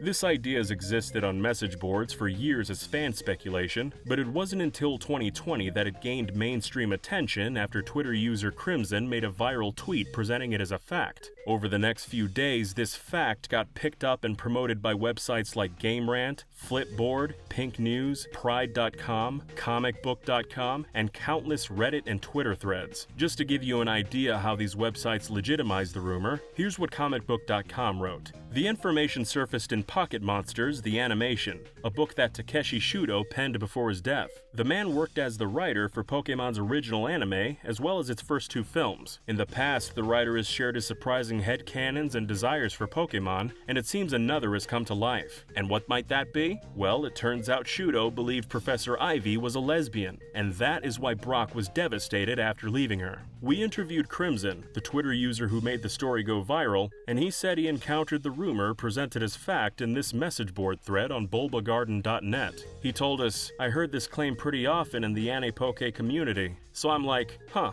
if people are saying this, then it must be true." Crimson is just a normal guy with a few hundred followers, and he thought it was cool, so he tweeted it, never expecting it to go viral. But it did go viral, which made him exclaim, quote, "Oh damn." A lot of fans were thrilled to hear the news, but a few asked for a source, so Crimson told them it came from Shudo's book, The Animation, but he'd never actually read the book. After getting some pushback, he deleted his viral tweet after realizing it might not actually be true, and he didn't want to spread misinformation. As part of our fact-checking process, we did read the animation. There's actually 2 books, and for the most part, they're just novelizations of the early anime, starting with the first episode and ending with the showdown at Vermilion City, which means the story ends long before the Orange Islands and Professor Ivy even come into the picture. She's never mentioned even once. Just for good measure, we also checked all 226 entries of Takeshi Shudo's personal blog, where he talks at great length about what he was thinking when he was working on the anime, and he never said anything about Professor Ivy's sexuality there either. The news outlets that promoted the story didn't fact-check before publishing, and they never posted corrections after either. Crimson told us, "My tweet admittedly didn't have too deep of a source, so it feels like these websites just wanted to gain clout for something that may not even be true." Crimson's deleted tweet continued spreading the rumor even to this day. Just a couple months ago, another Twitter user named Dragon Milf screenshotted Crimson's deleted tweet and made it go viral all over again, garnering almost 60,000 likes and getting shared more than 8,000 times. Crimson said he warned Dragon Milfs the claim was dubious, but his warning was ignored as the tweet racked up more and more retweets. We checked in with the Japanese fan base as well, and the earliest suggestion of Ivy being a lesbian we could find was an ancient message board from 2002. It's basically just some random users cooking up fan theories without ever claiming to have an official source. We found a more recent thread where it's mentioned, but the poster says he heard the rumor from foreigners on the internet. No one was able to point to an official source, and almost everything else we found in Japanese was Rule 34. And look, fans can have any headcanon they want, but there's nothing in the show that suggests Professor Ivy is a lesbian, and there's no record of Shudo saying he likes to think of her as one. We spent a lot of time fact-checking this video, but there's always the possibility that legitimate developer quotes are out there somewhere, maybe in a late 90s Japanese magazine no one knows about, that undo what we've said here today. We're confident in our research, but in the interest of leaving no stone unturned, we're offering a $350 bounty on each myth to the first person who can provide a direct quote from Takeshi Shudo or Gen 1's core team that proves any of these myths are actually true. We debunked 3 myths today, so we're putting ourselves on the hook for a total of over $1,000. If that ever happens, we'll post the quote that debunks our debunking in the pinned comment under this video so everyone can see it. And we'll post it on Twitter as well at DidYouKnowGaming without the G. Toys for Bob was a subsidiary of Activision based in California. Founded originally in 1989, the company went on to create the hugely successful Skylanders franchise before breathing new life into 90s gaming icons Crash Bandicoot and Spyro the Dragon. For a time, the studio appeared to be going from strength to strength until the early 2020s when their staff numbers steadily dwindled and they stopped making games of their own, with one notable exception. That was Crash Team Rumble, an online multiplayer Crash Bandicoot game that was ultimately short-lived. In this video, I'll be asking the question, what happened to Toys for Bob? Why did this maker of successful nostalgic platformers shrink and change in the way that it did between 2020 and 2024? With input from former developers, we'll examine the unusual development of Crash Team Rumble, take an exclusive look at some of their cancelled projects, and uncover the vision that they once had for the future of Crash and Spyro. Rather than a traditional single-player Crash title, however, their first take on the series was a multiplayer game. The core concept of it was that 2 teams would compete to collect the most Wumpa Fruit in a large 3D world, and there were a few different ideas for how they would go about this. Some early plans toyed with the idea of objective-based asymmetric gameplay. For instance, one scenario considered revolved around a rocket launch site on a snowy mountaintop. One team would collect Wumpa to fuel a rocket, whereas the opposing team would collect them to feed a large Yeti. Either one team would supply the rocket with the fuel needed to blast off, or the other would strengthen the ravenous Yeti enough for it to sabotage the launch. It wasn't until 2018 that this project, codenamed Lava, would begin to take shape as an early demo came together. Internally, this prototype was often referred to simply as Crash Multiplayer, but its de facto working title was Wumpa League. In their demo, 2 teams of 4 would scour wide open 3D levels for Wumpa Fruits and bring it to their team's bank to add it to their total score. Throughout the summer of 2020, work on Wumpa League, or Lava, slowed down, and days after Crash 4's launch, the project was being second-guessed altogether. Since 2018, Toys for Bob had gone back and forth on whether Wumpa League would be released as an add-on or a standalone game. By the time Crash 4 was finished, there was still some uncertainty around this. In the end, Activision wasn't interested in either and shot down their proposal to put it into full production, sending them back to the drawing board. Ex-developers indicated that the publisher had lost confidence in it, motivated at least in part by early Crash 4 sales numbers. By the time it was halted, a considerable amount of progress had been made on it. Despite the reality of the situation, rumours began to percolate around this time that Toys for Bob was developing a new Spyro game. This was based almost solely on the official art book for Crash Bandicoot 4. Page 252 of the book contains art of the Snacks Dimension, one of the later worlds from the game. In this image, a building with a statue of Spyro can be seen, with his name beneath it. The artist responsible for this illustration, Bronk Crows, wrote a short paragraph describing his work. Quote, "It was fun to combine Dingo's Diner with the futuristic element, to have those cars with the city below, and a little hint at Spyro."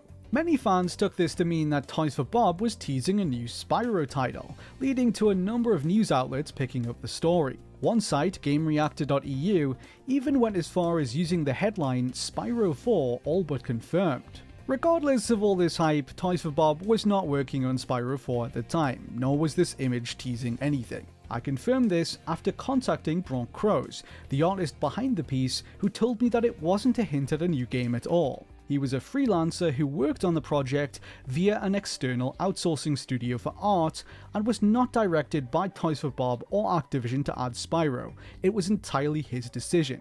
He had no knowledge of any new Spyro project and simply included it as a nod towards a character he liked. Spyro is referenced in Easter eggs throughout Crash 4, and the Spyro building seen in the art book doesn't even appear in the actual game. In reality, it was nothing more than one artist having fun with their assignment. Toys for Bob, by all accounts, gave artists a lot of room for self-expression and allowed them to put their stamp on their work. Towards the start of 2021, Toys for Bob was not able to find enough support work to keep all of their developers together, and had to begin letting people go. Later, on April 29th of that same year, Toys for Bob shared on their social media that they were supporting the development of Call of Duty Warzone Season 3. This prompted numerous developers to come forward, revealing that they were no longer employed by the company. One of these was Blake Maloof, a designer who had worked there for over a decade, who tweeted, quote, "I no longer work at Toys for Bob," with a crying emoji. Another person to speak out about the situation was Nicholas Cole, a character designer who had served there since 2017. He said it was, quote, "the end of an era," and that everyone he had interfaced with and worked alongside had been let go. Furthermore, when asked if Toys for Bob was only working on Call of Duty at the time, Cole replied simply, "Yep." GameIndustry.biz reported on the story, and one day later Activision reached out to them, attempting to change the narrative around the situation. Quote, "Reports of layoffs at Toys for Bob are incorrect. There has not been a reduction in personnel recently at the studio. The development team is operating fully and has a number of full-time job openings at this time. The studio is excited to continue supporting Crash Bandicoot 4 It's About Time, and more recently provide additional development support to Call of Duty Warzone." The statement was worded fairly nebulously. For instance, the line, "there has not been a reduction in personnel recently at the studio," which carefully avoided establishing the exact period of time they were referring to. As for their claim that Toys for Bob would continue supporting Crash Bandicoot 4, that didn't turn out to be accurate either. Toys for Bob did not work on any additional content or even patches for it after this statement was made. For some of the contractors I spoke to, this saga was a last twist of the knife from an organisation that often made them feel less valued than full-time workers, despite the substantial contributions they made to the games they worked on. Throughout the remainder of 2021, the studio's main assignment was contributing to Call of Duty Warzone and Call of Duty Modern Warfare 2. Partway into the year, however, their management resumed exploring ways for them to do their own original projects. From these discussions emerged the idea to reboot Project Lava once more and attempt to rework it into something Activision would be willing to greenlight. As opposed to being an update for Crash 4, Lava was revived as a budget standalone spin-off game catered to Activision sensibilities. It would be a live service multiplayer title with a seasonal battle pass system that would be built primarily from recycled Crash 4 assets and would require little R&D due to the extensive amount already done on Wumpa League. While that iteration of the project had fully original worlds, this new game would consist of stages based around levels from Crash 4, like Rude Awakening and Insanity Peak. This approach would make it cost-effective and relatively quick to develop. Crash 4 had since been released on more platforms like Nintendo Switch and PC. These ports strengthened sales numbers, helping to alleviate concerns about the viability of the IP. Activision approved of their new concept, setting in motion the game that would eventually come to be known as Crash Team Rumble. While a lot of the relatively small studio continued providing support for Call of Duty, the remainder worked on Rumble. The game's ambitions were vastly scaled back from what was proposed with Wumpa League. Not only were plans for fully original locations dropped, the levels in Rumble were generally much smaller arena-type environments than those built for its prior iteration. Due to this downsizing, the parachute mechanic that had previously enabled players to glide around its expansive environments was dropped entirely. While Toys for Bob was quietly pitching their revival of Project Lava in mid-2021, speculation around the Wumpa League reached a fever pitch. Although that iteration of the project was effectively no more by this point, it was widely believed to still be coming. This was largely down to two different factors. Assets from Wumpa League were discovered inside Crash 4, and the fact that a piece of official marketing material had referenced Wumpa League by name. Back at the end of November 2020, after Wumpa League had stopped development, the official Crash Bandicoot social media accounts released an advertisement paying homage to the Uncharted series. In this clip, Crash and Coco are seen playing Uncharted 4, a nod to a scene from that game in which Nathan Drake and Elena Fisher play the original Crash Bandicoot. This video primarily served as an advertisement for Crash 4 going into the holiday season, but it also included a small teaser for the once-planned Wumpa League. As the camera pulls away from Crash and Coco, a sign spelling out the words Wumpa League can be seen in the distance. I spoke to an Activision source who revealed that this video was locked in months before being posted. Regardless, it would lead to lasting confusion as rumours and speculation ran rampant throughout 2021. A number of different theories gained traction over this period, the most prominent of which baselessly claimed that Wumpa League was a party game linked to the PS1 spin-off title Crash Bash. Further fuel was dumped onto the fire by Toys for Bob themselves during an August 2021 GDC presentation on the making of Crash Bandicoot 4. During this talk, studio head Paul Yan discussed the early days of pre-production when they were deliberating over what Crash 4 would and would not be, attempting to hone in on its identity. As he talked about this, he displayed a slide in which Wumpa League could be seen among the different facets of Crash 4's development listed, gesturing towards the fact that the two projects were developed in tandem. On another occasion, the presentation briefly cut to a cropped piece of key art from Wumpa League. In both instances, Paul Yan didn't verbally acknowledge these references and continued talking in what was clearly supposed to be a tip of the hat towards an unrealized concept they had once hoped to produce. On top of that, in September 2021, they released a video marking Crash's 25th anniversary, which ended with co-studio head Avery Lodato saying, "Happy 25th anniversary, Crash, we'll see more of you very soon." With this, discourse around the project only grew more frenzied. In December of 2021, this would lead to the official Twitter account for the game show Who Wants to Be a Millionaire tweeting a poll which asked, "For real, where is Wumpa League?" Over 3,000 people participated in the poll, with Dead emerging as the top choice. Whereas its former iteration Wumpa League was no more by this point, Project Lava was very much alive, quietly under development at Toys for Bob, although it would be another 12 months before fans would get to see it. The game would ultimately be set for a June 2023 release.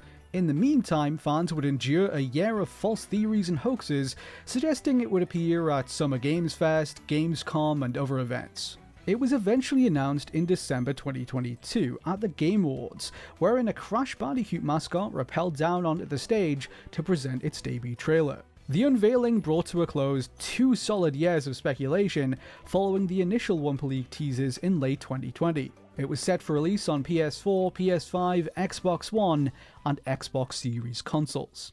Sales for the title were markedly slow out of the gate. After just 2 weeks on the market, it was outsold in the UK by the Crash Insane trilogy, which released 6 years prior. By the following week, it had dropped out of the charts altogether. 5 days after launch, Videogamer.com reported that Rumble's viewing figures on Twitch had already dipped below 30 people, a figure they used to brand the game as dead on arrival. TrueTrophies.com was another source for the game's underwhelming metrics. Their data indicated that during launch week, its PS5 player count was 69% lower than a 2-year-old Peppa Pig game. It then hemorrhaged active players in the subsequent weeks, dropping out of the top 200 most played games on the PlayStation Network within its first month on sale. In the end, the studio managed to weather this storm under an embattled Activision Blizzard. They entered a new era of independence, setting their sights on a partnership with Microsoft. Over the previous several years, they had gradually lost a lot of their workers, their headquarters, and suffered multiple cancellations along the way. This was the outcome of a parent company in crisis that had lost faith in traditional single-player games, struggling to find a place for Toys for Bob in their pivot towards the games-as-a-service model. Activision originally purchased the company at a time when its speciality was making middle-tier budget platformers. Despite how successful their single-player games continue to be, the publisher had Toys for Bob move away from what they had been built to do in order to supplement their drive for live service content. This disconnected, one-size-fits-all management style led to a slump in morale, developers leaving, and eventually an online-only Crash game that audiences rejected. Consider also the fact that in the almost 20 years that Activision owned Toys for Bob, they were only ever allowed to ship one original IP, and it was the most successful endeavour they ever embarked upon together. After squeezing every last penny out of Skylanders, Activision then refused to ever again take a gamble on any new property they wanted to attempt, as they became increasingly averse to risk. Even a Crash Bandicoot cross-spiral platformer was deemed too big of a leap. Today, we're investigating a few Mario games that may or may not have ever existed. We'll either prove or debunk each game's existence, thanks to new and exclusive info for some of them, and clear up their dubious origins. We're covering 4 Mario games for the 64DD, a Donkey Kong game for Philips CDI, another DK title for arcades, and an alleged Yoshi adventure from the creators of Star Fox. That last one might have played a part in one of Nintendo's biggest games ever. Before we show you all the evidence debunking or supporting each game's existence, we'll give you all a few seconds to try and predict whether the rumor was true or just an internet fib.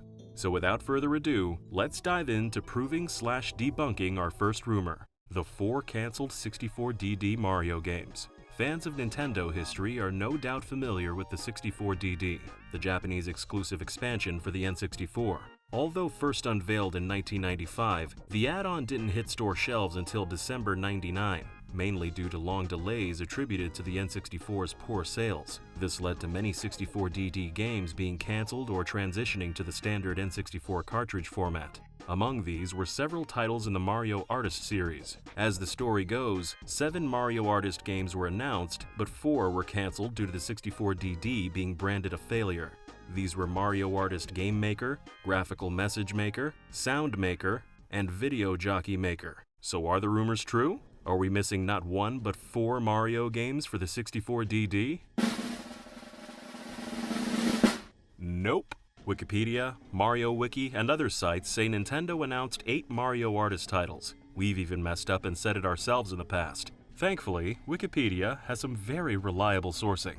Notice how SoundMaker has more sources than the others. We'll get into that in a minute. The 2 consistent sources are reports from IGN dated August 26, 1999. We'll read one of these reports verbatim, as the way it's written hints at what's happening here. Listen carefully. Quote, IGN 64 has learned that Nintendo is planning to greatly expand its lineup of creativity software for the upcoming 64DD attachment. In addition to 4 titles in the Mario Artist series, Polygon Maker, Talent Studio, Paint Studio, and the as-of-yet unseen Sound Maker, Nintendo is in the works with at least 3 other Maker titles. The article goes on to describe the remaining games. Video Jockey Maker is some sort of video creator, giving players the chance to be a virtual VJ and edit music videos. Graphical Message Maker is presumably some writing tool, possibly for making greeting cards and banners. Game Maker is, well, exactly what the name implies. While it may not be immediately apparent, IGN specifically states that although these are real games being made, they're not classified under Mario Artist. These were similar games by RandNet, who ran the online service for the 64DD. The confusion arose as both RandNet and Nintendo were working on 64DD games called Sound Maker. RandNet had 4 games in development: Game, Graphical Message, Video Jockey, and Sound Maker, all of which went unreleased. Nintendo, meanwhile, had Paint, Talent, Polygon, and Sound Studio, the last of which was scrapped. Nintendo's games were first labeled as Makers, but eventually adopted the Studio title following RandNet's announcement. For the sake of clarity, let's refer to Nintendo's game as Sound Studio, even though it was seemingly cancelled before the name change. The Japanese exclusive Mario Artist games began weirdly enough in Europe. Software Creations, a Manchester-based studio, had a long relationship with Nintendo, developing numerous titles for the NES and Super Nintendo. In February 1995, they signed on to Nintendo's Dream Team.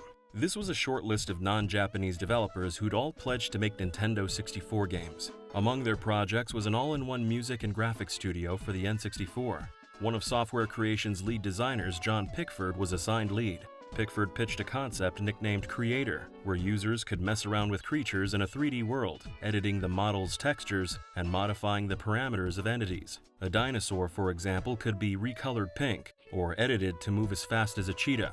As for the music portion, a simple building block editor was created, similar to the one in Mario Paint. Creator was first unveiled at Space World 1995, and was met with great critical reception. Software Creations was happy with the game, as was Nintendo of America, but NCL in Japan seemed hesitant. They didn't see enough game-like qualities to entice players. Consequently, American producers were brought in to help steer the ship. What started as a spiritual successor to Mario Paint was now an official sequel, codenamed Mario Paint 64.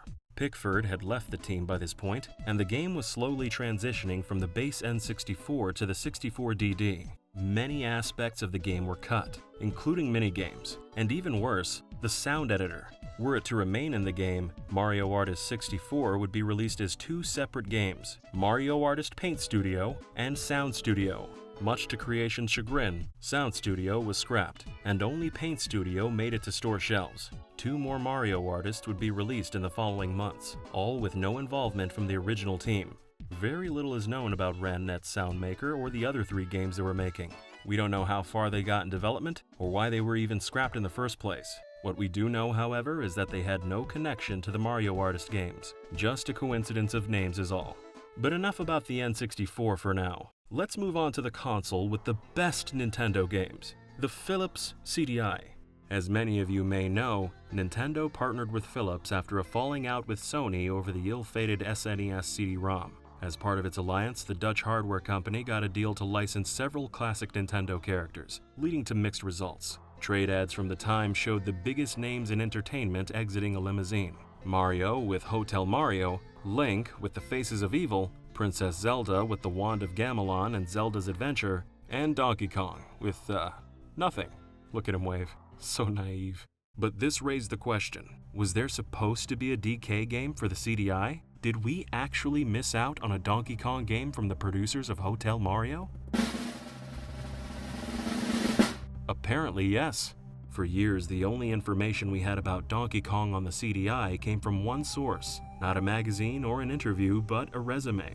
Adrian Jackson Jones, now a self-proclaimed stay-at-home dad, was a veteran programmer, working on franchises like Medal of Honor and Call of Duty. His first job in the industry was at RSP in the early 90s, working on games for the SNES and, you guessed it, Philips CDI. Per his LinkedIn, Super Nintendo and CDI programmer, RSP 1992 to 1993. Among other things, designed and implemented the game engine for the CDI system game Donkey Kong. Rydell Software Productions was founded in 1986 in Garden City, New York. It was founded by one Michael J. Rydell, a designer, programmer, and artist who created many early titles by himself. RSP worked with major licenses like Sesame Street, The Walt Disney Company, and Mad Magazine. Spy vs. Spy, a solo Rydell game, specifically put RSP on the map. By November 1991, RSP had relocated to Tucson, Arizona, and grew to about 25 people. In September 1992, they signed an agreement with Philips to design and develop a new game based on Nintendo's arcade hit Donkey Kong. Here's where things get somewhat iffy. We know that DK was planned for the CDI, but it's hard to nail down what the game would have looked like. Websites like the Lost Media Wiki claim it would have been a continuation of the arcade games, citing an EGM gossip column from June 1993. That Donkey Kong follow-up we told you about so many moons ago has been placed on the Philips CDI and should be finished sometime next year. This was in response to a rumor the previous year claiming Nintendo was working on a remake, not a sequel. Remember, Donkey Kong Country didn't come out until 1994, so the arcade games were all anyone had to go on. This alleged remake, replete with new scenes and better graphics, was planned to release by the end of 1992. This rumor emerged after Nintendo's deal with Philips, but before RSP signed on as a developer. Also, the fine print said this remake was planned for the SNES, not the CDI. So if this February 92 rumor is true, and that's a large if, it would have been a different, unrelated title.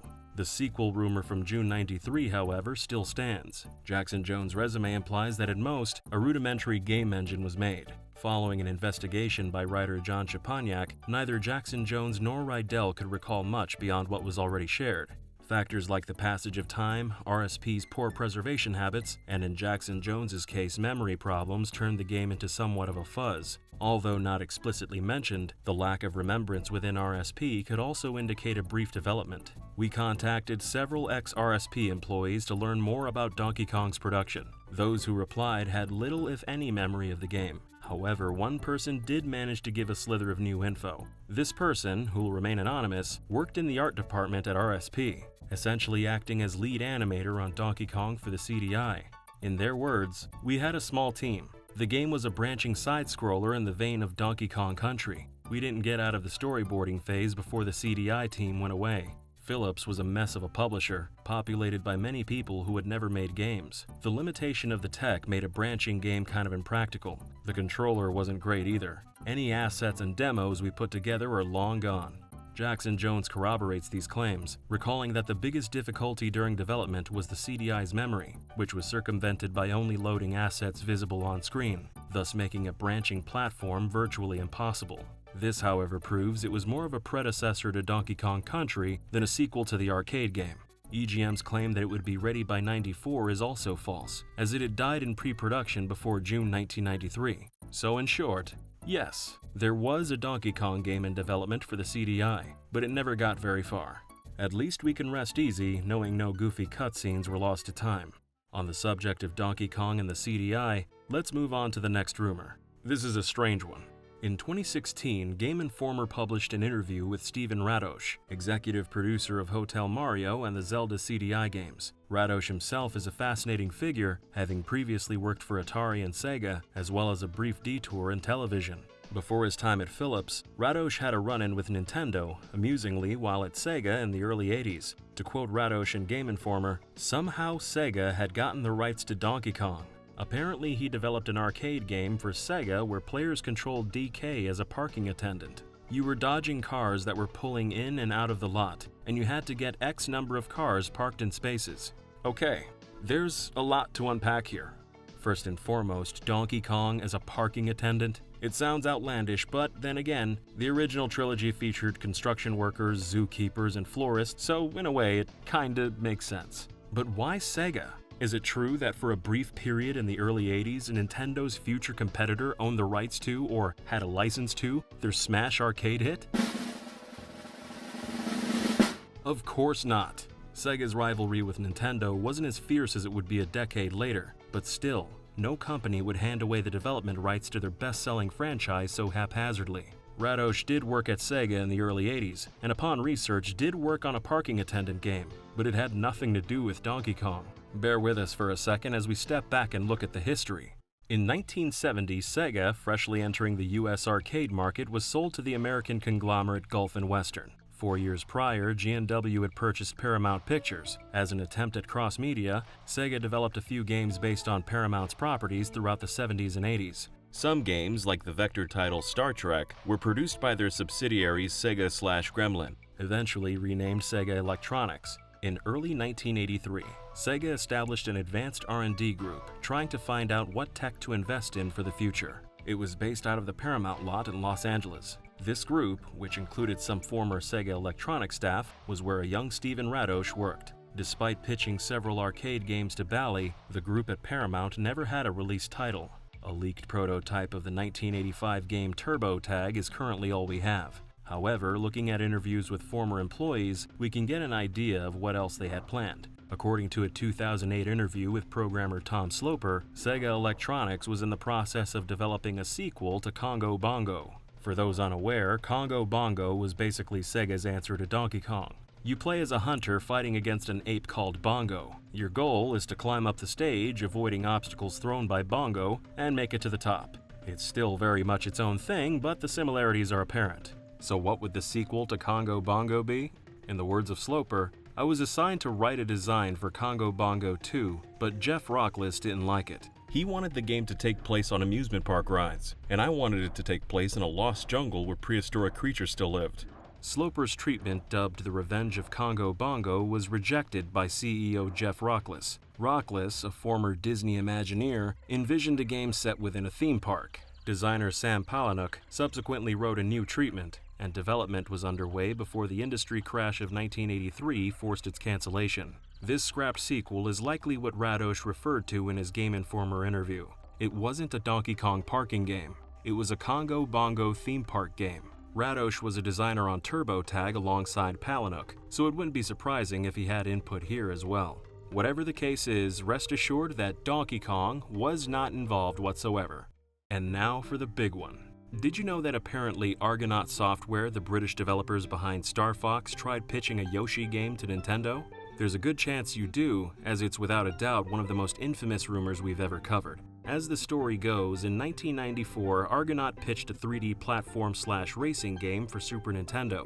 They called it Yoshi Racing, and it would have used the same Super FX technology seen in Star Fox and Stunt Race FX. Founder Jez San sent a demo to Nintendo hoping for approval, but much to his dismay, they turned it down. Along with the recent cancellation of Star Fox 2, this response played a heavy part in Argonaut's departure from the company. 2 years later, Nintendo would come out with a 3D platformer of their own. A little game, you might have heard of it, called Super Mario 64.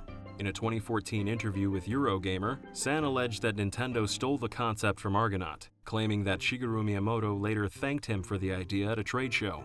So, are the rumors true? Yes and no. Argonaut did indeed pitch a Yoshi game, but it wasn't anything playable, and the odds of Nintendo stealing the 3D platformer idea from Argonaut are pretty low. An important detail of this story is that following Nintendo's rejection, Yoshi Racing paved the way for another Argonaut title, Croc, Legend of the Gobos. Some websites claim that Croc's design, loosely resembling a green dinosaur, was made out of spite against Nintendo, but several reports refuse this. Jez San claims it was more of an if it ain't broke, don't fix it situation. Argonaut obviously couldn't pitch a Yoshi game to another studio, so they had to redesign a new character from scratch. However, to save time, the model dynamics remained the same. We spoke to a former member of Argonaut who was able to confirm this, claiming that San's plan ultimately set limitations on character design.